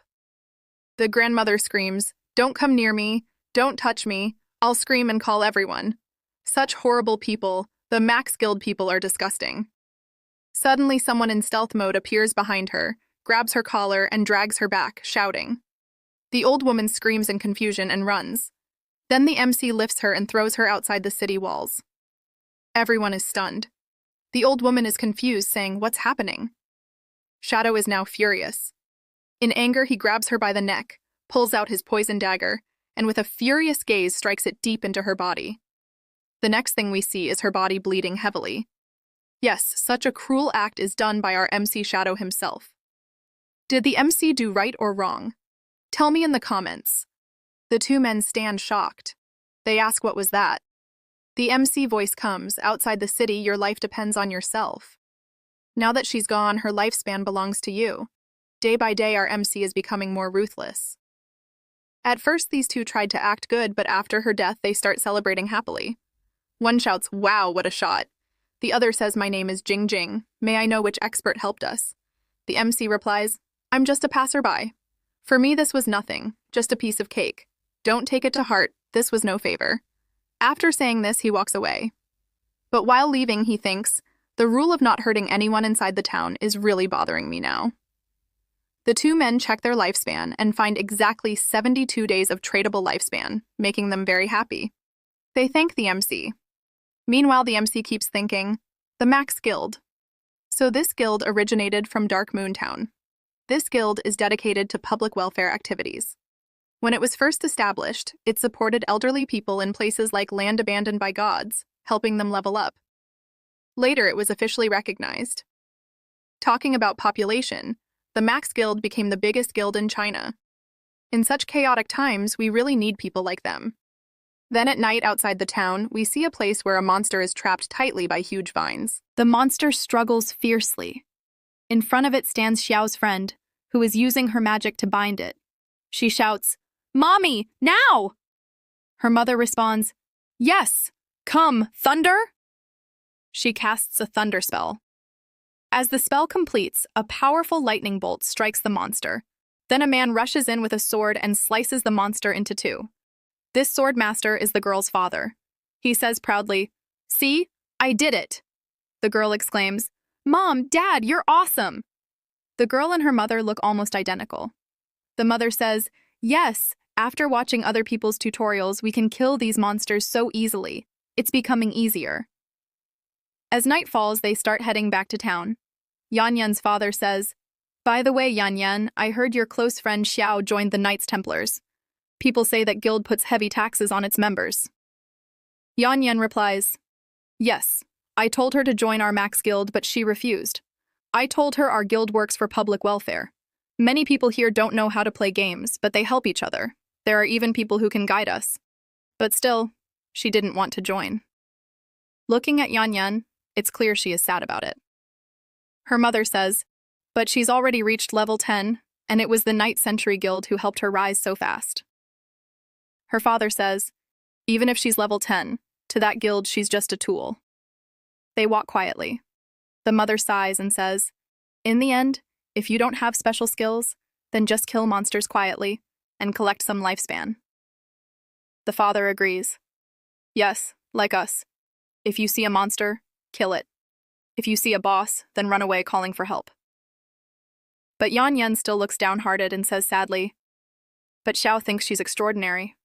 After all, she has a hidden class. In that sense, she really is better than us. Suddenly, a rain of arrows comes from nowhere, striking directly at Yan Yan's father. Each arrow deals 429 damage, killing him instantly in one wave. Yan Yan screams in confusion, "Father!" But he's already dead. Of course, his items will drop. Still, the family is devastated, especially his wife, who is almost crying. Then we see a group of people laughing loudly after watching this scene. Their archer shouts proudly, "Did you see my skills? I killed him with just one move." A man beside him scoffs, "What nonsense. Is there even a strong person in Max Guild? They're all trash. Why boast about killing trash?" Another says, "Exactly. If anyone had real skills, would they be leading these old people?" The three then rush toward the mother and daughter arrogantly, saying, "Hand over your bodies, lives, and lifespan to us." Yan Yan becomes frightened and stammers, "The authorities banned killing people in the wild. Aren't you afraid of ending up on the wanted list?" The archer bursts out laughing. "Go ask the police who I am. Do they even know me? No one knows anyone here. I'll give you 3 seconds, otherwise whatever happens is on you."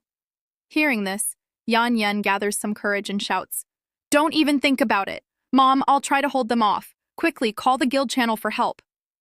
Her mother immediately agrees and opens the guild channel to call for aid. The archer laughs. "Looks like you're tired of living. Go, kill the old woman, and keep the young one alive for fun." The two assassins advance toward the mother and daughter, but the girl has her mage staff ready. Before the clash can happen, a wolf suddenly flies in and bites both assassins, dragging them away. Yan Yan gasps in shock, then screams loudly at the sight of the wolf. The archer is also confused. "What?" In the next moment, his head is sliced clean off his neck. Even as he dies, his mouth still mutters, "What?" Nearby, the wolf chews the assassins to death.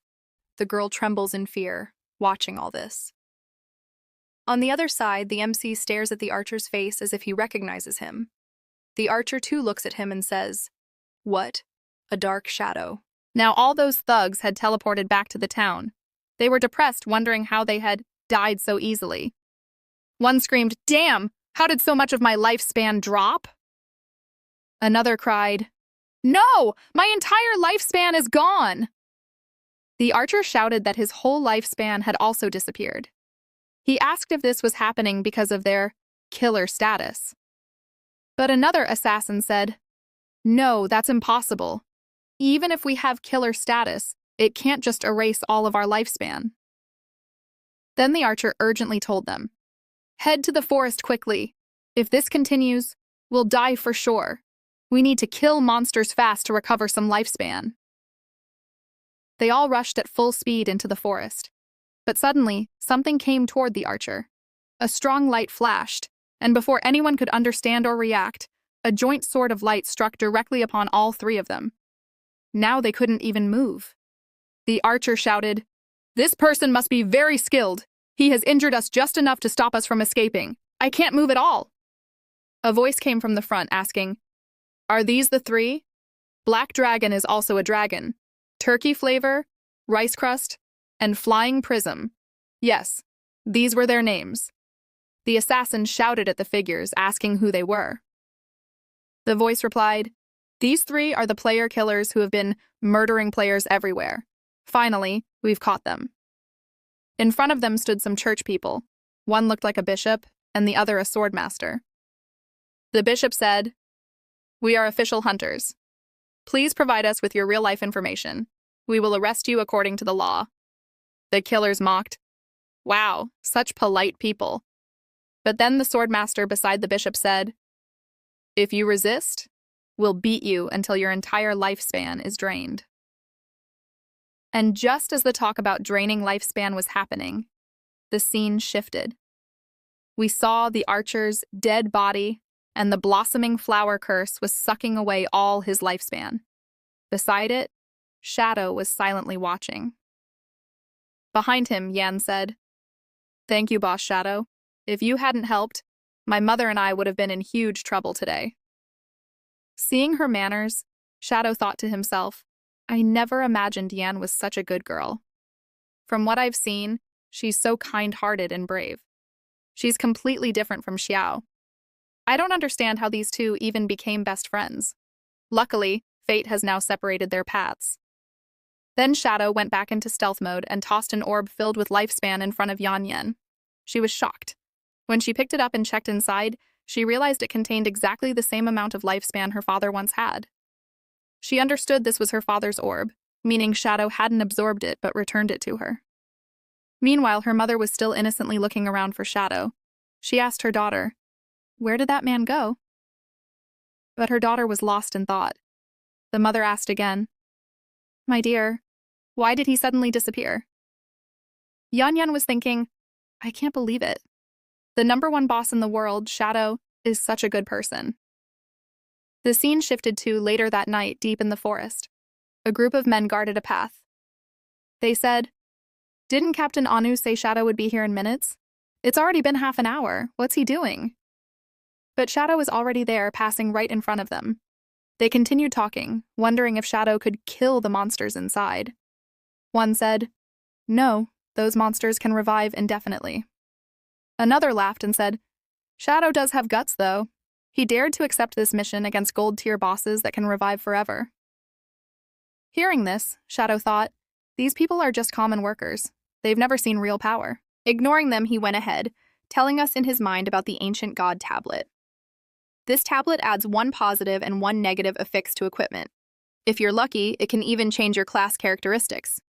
In his past life, he had seen the world's 7th-ranked master use 7 ancient god tablets to summon an ancient god, Sukai, with which he killed even a legendary boss. The bosses created by these tablets often had special mechanisms and unique abilities. Some even had high-level invisibility, killing players without them even knowing how they died. Sometimes the real boss was actually a summoner wizard hiding somewhere, endlessly reviving the bosses players killed. Soon, Shadow reached the 7 gold-tier bosses. Still in stealth, he thought. According to the information, these bosses revive after death and gain berserk attributes. Official data says if one is killed, resurrection and berserk trigger.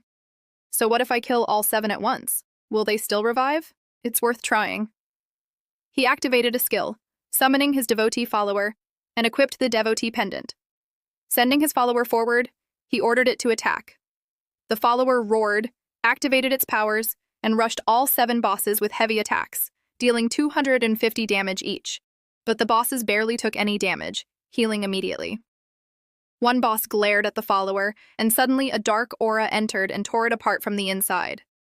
The follower screamed, then dissolved into orbs of lifespan. The bosses turned back and sat as if in a council meeting. But in that short time, Shadow had already figured out their information. They were all level 10. None had attack reflection. Their attributes were double those of normal gold-tier bosses. He thought, then die. He activated his Night Ring blade, spreading a dark red aura everywhere. Heavy damage hit them all, leaving them half dead. Then he launched poison darts straight into their bodies. They didn't even have time to scream before all 7 bosses were dead within 3 seconds. But something strange happened. Their bodies dissolved, but no loot dropped. Shadow was confused. Why is there no loot? Then suddenly, all their masses began merging into one. The sight was disgusting and revolting. The merged form took a humanoid shape with legs, arms, a head, mouth, eyes, and ears. The monster roared, trembling. Shadow readied his stance. He thought killing all 7 at once was the right decision. Now the monster had entered its second phase. But wait, those strange symbols on its body? Aren't those words of the ancient gods? The monster attacked with its claws, and Shadow barely dodged. He studied the words, realizing it was ancient god script. Disaster. Nothingness. Ancient Tao. Gaji. Translating it properly, it meant Calamity Ancient God Ji. He had never heard of this god. In another language, it translated as the god of natural disaster, also called Uthos. For now, he decided to call it God Ji.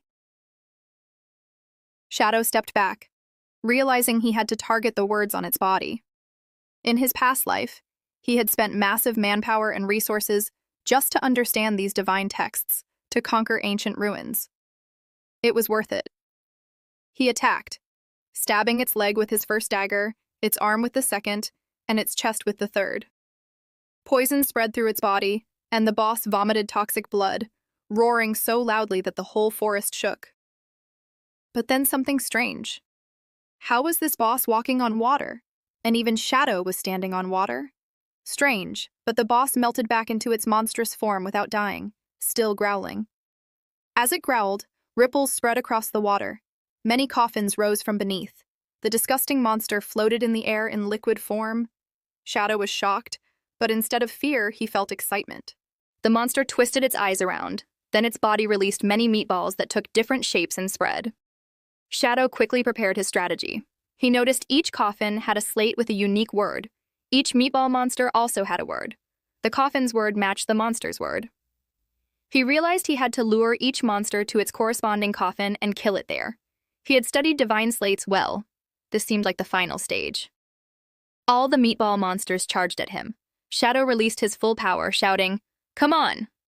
Scene shift. It's night and the scene shows the forest.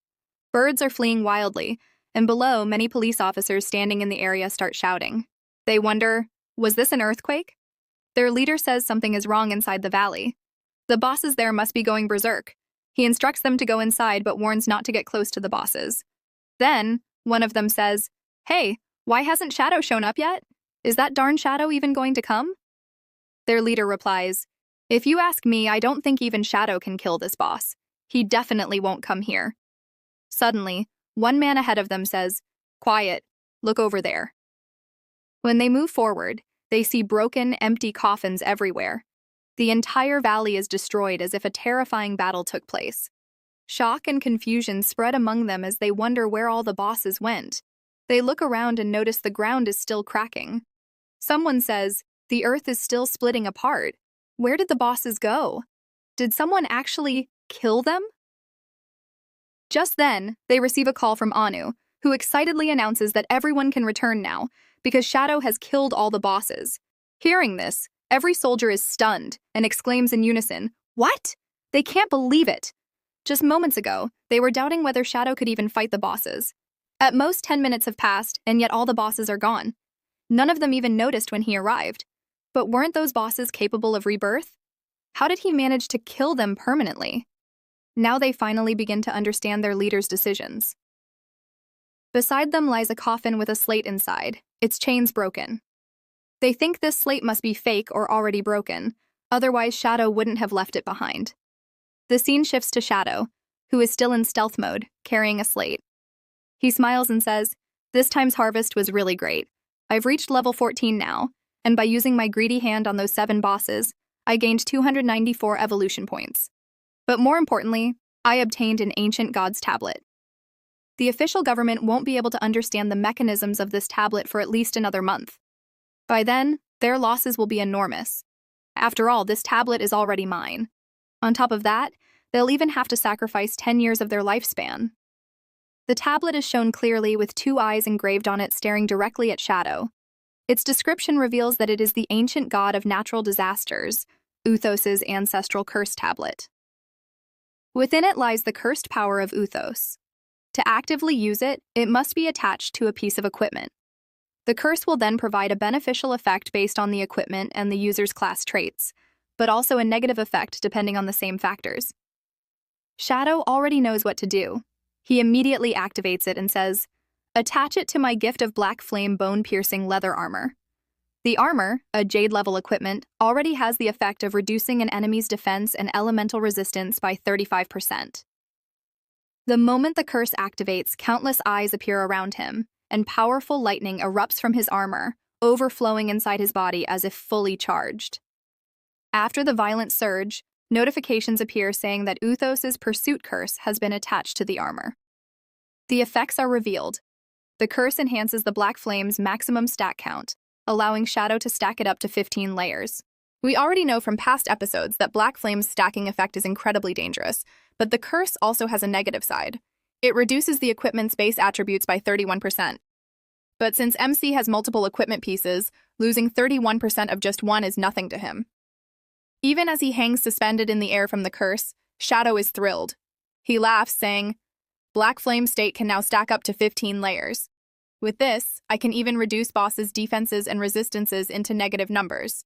The positive buff is insane, and the negative one is nothing worth worrying about." Excited, he decides to evolve his skills using his remaining evolution points. He first chooses Instant Shadow Slashes and evolves it to Legendary by spending 210 points, leaving him with 115. The skill, which used to slash forward 30 meters in one direction, now extends 40 meters. It used to give 12 seconds of invisibility, now it gives 15. Every enemy on the path is slashed, each slash's damage rising from 500 to 700, and the width increasing from 5 to 6 meters. The cooldown remains 12 seconds, but it now has a legendary effect. Every slash that hits grants the MC a shield equal to 100% of his maximum health, stackable up to 9 layers, lasting 60 seconds. Shadow excitedly says, "If all 9 slashes hit, my health will be 10 times greater than my original. With that much health, even if I make mistakes, I can easily recover." Overjoyed, he goes to hunt more monsters, saying, "At this leveling speed, I'll reach level 15 in just 5 hours. Then I can head to Magic City." The scene shifts to God-forsaken continent, at the city center near the statue, where Shadow had just exited the teleportation circle. He sees his sister still being beaten mercilessly by a group of women. They hurl abuses, calling her a shameless witch and saying they'll beat her to death. Shadow thinks to himself how ruthless these women are. His sister pleads, "No, please," but they refuse to stop. One woman complains her back hurts. Another says her hands are swollen from beating her. Finally, they slam her to the ground one last time, spit on her, and say, "That's enough for today. Remember this lesson." Barely conscious, Jiao Yu shakily rises, blaming everything on Shadow. She says, "It's his fault. Just because I told him I was cutting ties, he stopped caring about me. Doesn't he know women always mean the opposite of what they say? Such hypocrisy." She then steadies herself with her wand, declaring that she has signed a contract with the Knight Templars Guild. For the next 3 years, she won't need to worry about survival. Even if she has to sacrifice 50% of her lifespan, she'll still have enough left, and her growth speed will surpass Yan Yan and others. Using all her magic, she activates Holy Healing to restore her health, and screams that once she grows stronger, all those who look down on her won't even be able to eat in peace. She vows to ruin their lives, telling Shadow to wait for her, and threatens to devour those cruel women alive. But something strange happens. Her healing skill activates, but it accidentally targets the MC, who is still moving stealthily. He doesn't even realize it while she exhausts all her magic and collapses, thin and frail. She cries, "No, wrong target again." Then she kneels, completely defeated, wondering where her skill really went. The scene shifts again to Magic City ruins. A team is battling an energy golem. Their tank defends against its fire attacks with a shield. But it isn't just their team there. Behind them, Queen Cece and her group are hiding, waiting to steal the kill once the boss's health is low. Cece mocks, saying Daxia's men are so weak, sending 18 people just for one boss. Black Anaconda beside her laughs and says, "My lovely Cece, don't be harsh, they're working so hard for us. We should thank them." She gives him a playful kiss and says sarcastically, "You're too polite." They watch the fight as the golem's health nears its end. The team leader shouts for everyone to attack harder. With excitement, he prepares his final skill for the last blow, but before he can release it, a spear pierces his throat. His health vanishes instantly, and he dies. As his body fades, Queen Cece's captain appears, thanking them for their hard work. Shocked, the surviving team realizes they've been ambushed by Spades, a group of bandits consisting of a mysterious Daxia woman and foreigners. They accuse them of betrayal, but the captain rallies his team, telling them not to fear, since their enemies are few. Cece sneers and commands her team to slaughter them all. Black Anaconda, ready with his twin giant hammers, smashes down with thunderous hammer, shaking the ground. Then Cece dashes forward with her twin daggers, slicing through the enemies at lightning speed, laughing that Daxia people are trash, unable to resist even a single skill. She suspects officials have noticed them, but doesn't care, saying Daxia is nothing but garbage. Black Anaconda agrees, saying ordinary players can't compare to them since they have Capital's support. Cece adds that although their true identities remain hidden, they should leave Daxia soon and move to North America, where they'll create a guild dedicated to hunting Daxia's pigs. They decide to name the guild Alice. Just then, Cece feels strange, collapses, and says that's enough for today. It's time to log out. In her mind, she already imagines parties, money, and pleasure surrounded by black cobras, and says, "Let's celebrate the establishment of Alice Guild with a grand party." Scene shift. Then we see Anu looked very happy and confidently called Shadow. She said, "Expert, I talked to the higher-ups about your hideout. They have agreed to buy it and have given a good price. Can we talk for a moment?" On the other side, Shadow was hunting monsters to reach level 15. When he saw the message, he said, "All right, tell me, how much did they offer?" Anu replied, 1,500 years of tradable lifespan. For the MC, this wasn't much. Still, he said, "That's too low." Anu immediately shouted, "Yes, I told them 1,500 years is definitely too little. That's why I argued with them so much with all my heart, and in the end, they agreed to 2,000 years of tradable lifespan." "It took me a lot of effort, expert," Shadow replied. Fine. Come to the statue at the city center. We'll trade there." In his mind, he thought, "This Anu is such a cunning girl, trying to lower my price." The scene shifts to the statue in city. Anu stood there nervously scratching her head, with fully armored soldiers behind her protecting her. Seeing this, she felt even more embarrassed. Just then, Shadow arrived. Anu said shyly, "Big brother Shadow, please don't take this to heart. The truth is, I have too much lifespan right now. The higher-ups were worried, so they sent an entire army to escort me safely." Shadow looked at the army and thought, "To me, this small army is nothing." Out loud, he said, "That's fine." In his mind, he thought, "Seems the officials still don't know my true strength. This so-called army could be destroyed with just a single skill of mine." Without wasting time, MC opened the trading panel. Anu also didn't delay and immediately transferred her lifespan to him. A notification popped up saying the trade was successful. The church century key had left his hands, and in return, he now had 2,000 years of tradable lifespan. When Anu received the church century key, she was shocked to see such a massive hideout key for the first time. She admired it with awe. But MC had work to do. He still had to reach level 15. So he said, "The trade was successful. I'll be leaving now." Honestly, with this kind of attitude, Shadow will never get a girlfriend. Behind him, Anu waved goodbye, calling him Big Brother Shadow. The knights behind her were whispering, "Is this small key really worth 2,000 years of tradable lifespan?" Another knight said, "You don't know. Inside that hideout, there's enough space for thousands of people to live together. Only someone like Shadow would sell such a place to others. Otherwise, any assassin leader could have turned it into an incredible base." The scene shifts back to Shadow. He said, "Anu lifespan came at the perfect time. Now I can fully equip myself before heading to Magic City." He spent 72 years of lifespan to extract level 15 into reality. Then 161.7 years for Gift of Glory, his mythical tier skill. 72 years for his legendary skill Assassin Intuition. 37 years for his epic Dark Knight Ringblade.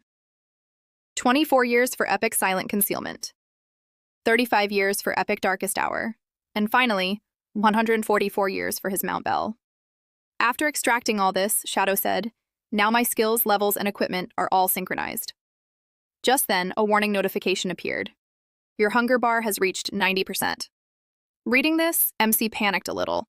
He said, "I haven't eaten in so long. I'll log off and deal with my hunger first." And with that, he logged out. The scene shifts to reality in the hotel, where MC was staying. As always, he woke up releasing his dark and deadly aura. But then he looked around confused because his bed was surrounded by a cage.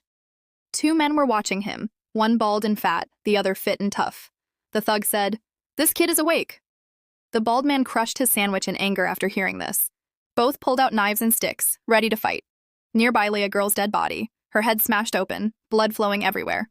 The thugs threatened MC, "Give us all your lifespan or you'll end up like the others in this hotel."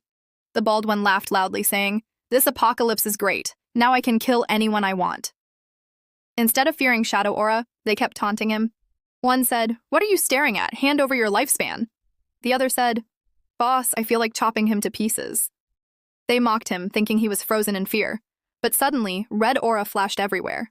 The aura not only struck the thugs, but sliced through the entire building. MC had used Dark Knight Ringblade. The whole building collapsed into massive chunks, rubble scattering everywhere, smoke filling the air. Out of the smoke, MC calmly walked out carrying a large packet of noodles.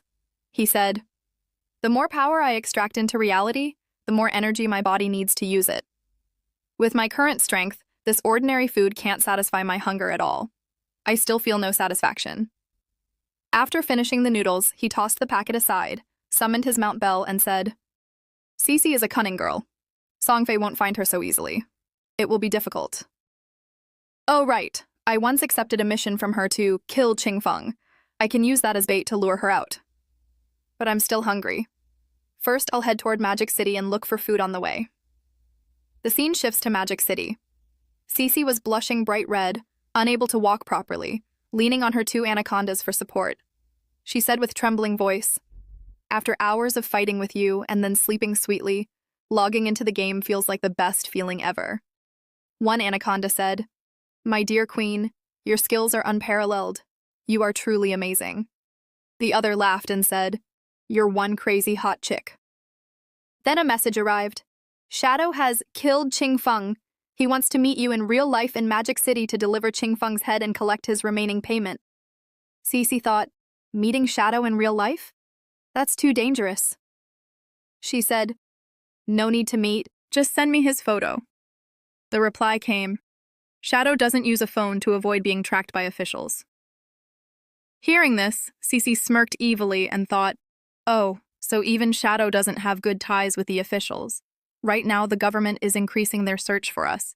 If we can recruit Shadow into Alice Guild, Dacia's pigs will never threaten us again." She smiled and said, "Tell Shadow I want to meet him in-game first. The coordinates will be 6728331.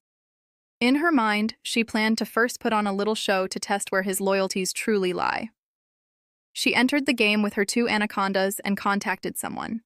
She said sweetly, "Baby, Tianxiang, are you free? I miss you so much. I have a task for you that comes with great benefits." The scene shifts to Shadow, sitting on a tall tower with his wolf. He had activated silent concealment, making him indefinitely invisible as long as he didn't move. He said, "So Cece wants me to meet her in-game. As expected, this girl is cunning. These coordinates belong to Evil Spirit Academy. It's not far from here. Let's see how many tricks she has." He rushed toward the location with his wolf.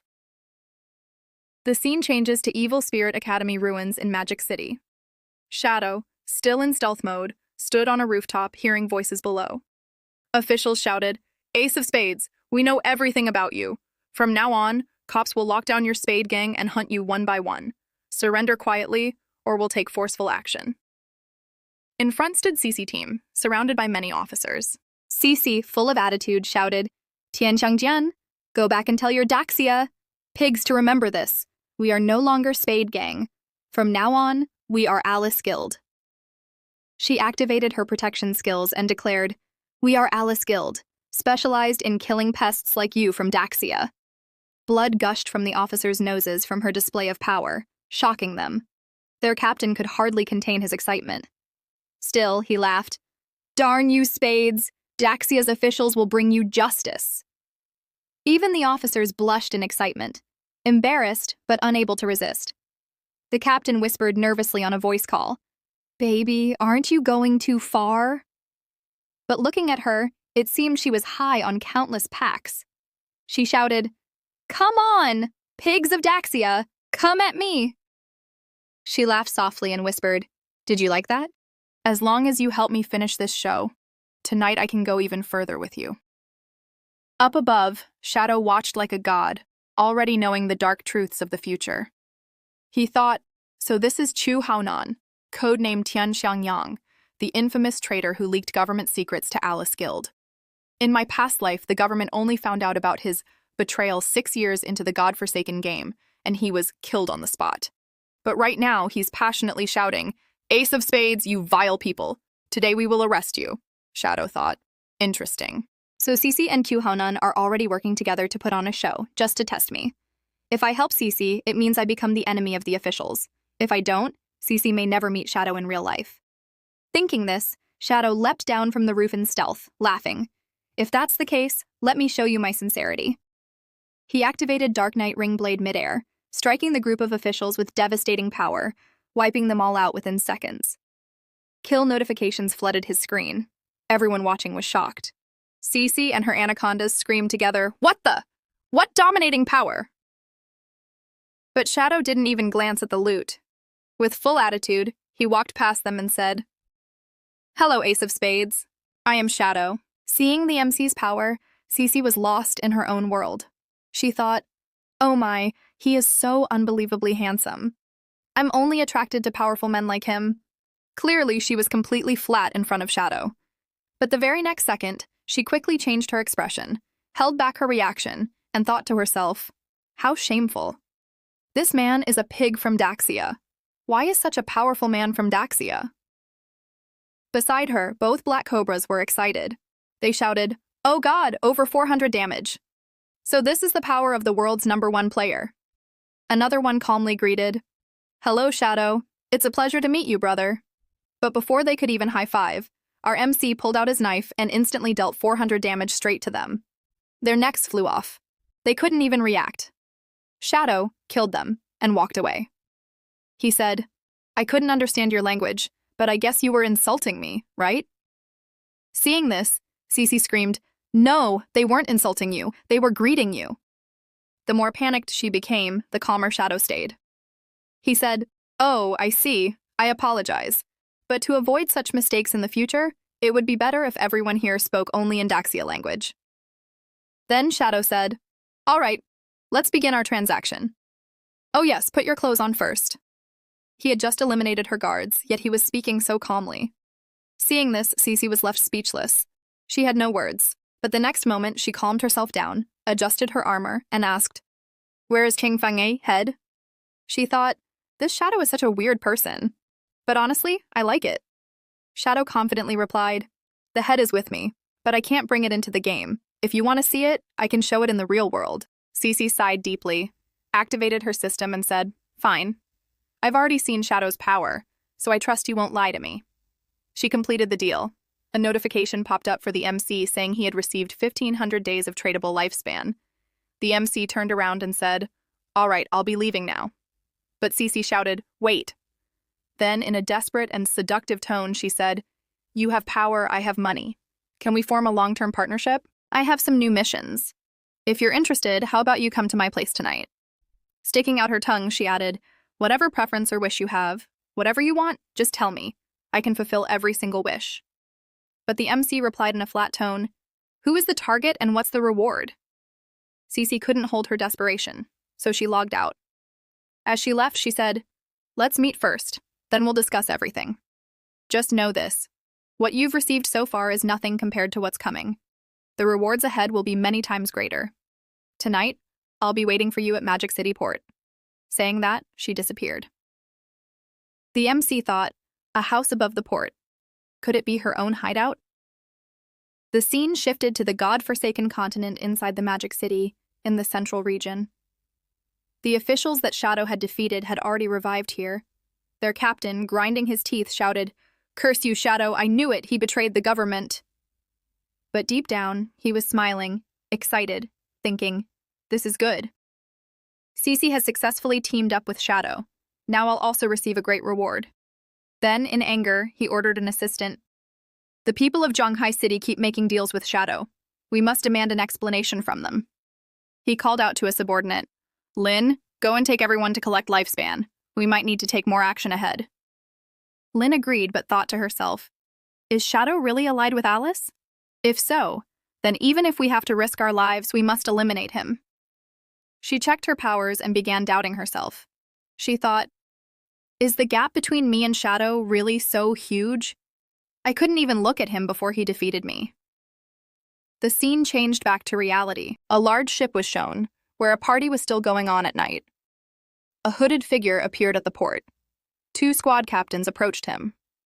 Introducing himself, the hooded man said, "I am Shadow, and I've come for Cece."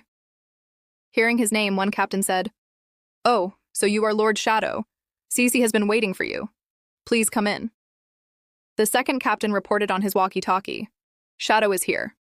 Prepare the ship to sail." Shadow entered the ship. Soon the ship was sailing in the middle of the ocean. Shadow stood still, not moving, just observing the surroundings. Then Cece approached from behind with a wine glass in hand. She said, "Big brother Shadow, we finally meet." She handed him another glass and said, "I didn't expect you to be this mysterious in real life, too. And that figure of yours? Not bad at all." But Shadow didn't get trapped in her tricks. He directly asked, "Tell me, who do you want me to eliminate?" Cece moved closer, pushed his shoulder, and handed him the glass. She said, "Oh my, you really don't know how to have fun. Right now, you have such a rare and beautiful sight before you, along with such a beautiful woman beside you. Why talk about boring things? Let's put that aside and add a twist to this lovely night." She offered him the glass again. This time, Shadow took it and downed it all at once. Seeing this, Cece laughed loudly, unable to control her laughter. She said, "That's more like it." Then, suddenly calming down, she shoved the MC onto the sofa, licked her lips, and said, "So how was that, Shadow? Do you feel something now?" Sitting beside him, she grabbed his hand and laughed maniacally. She revealed that the wine contained her secret special formula. Anyone who drank it would obediently follow her words. The MC felt dizzy, his face flushed. Cece grew even more desperate.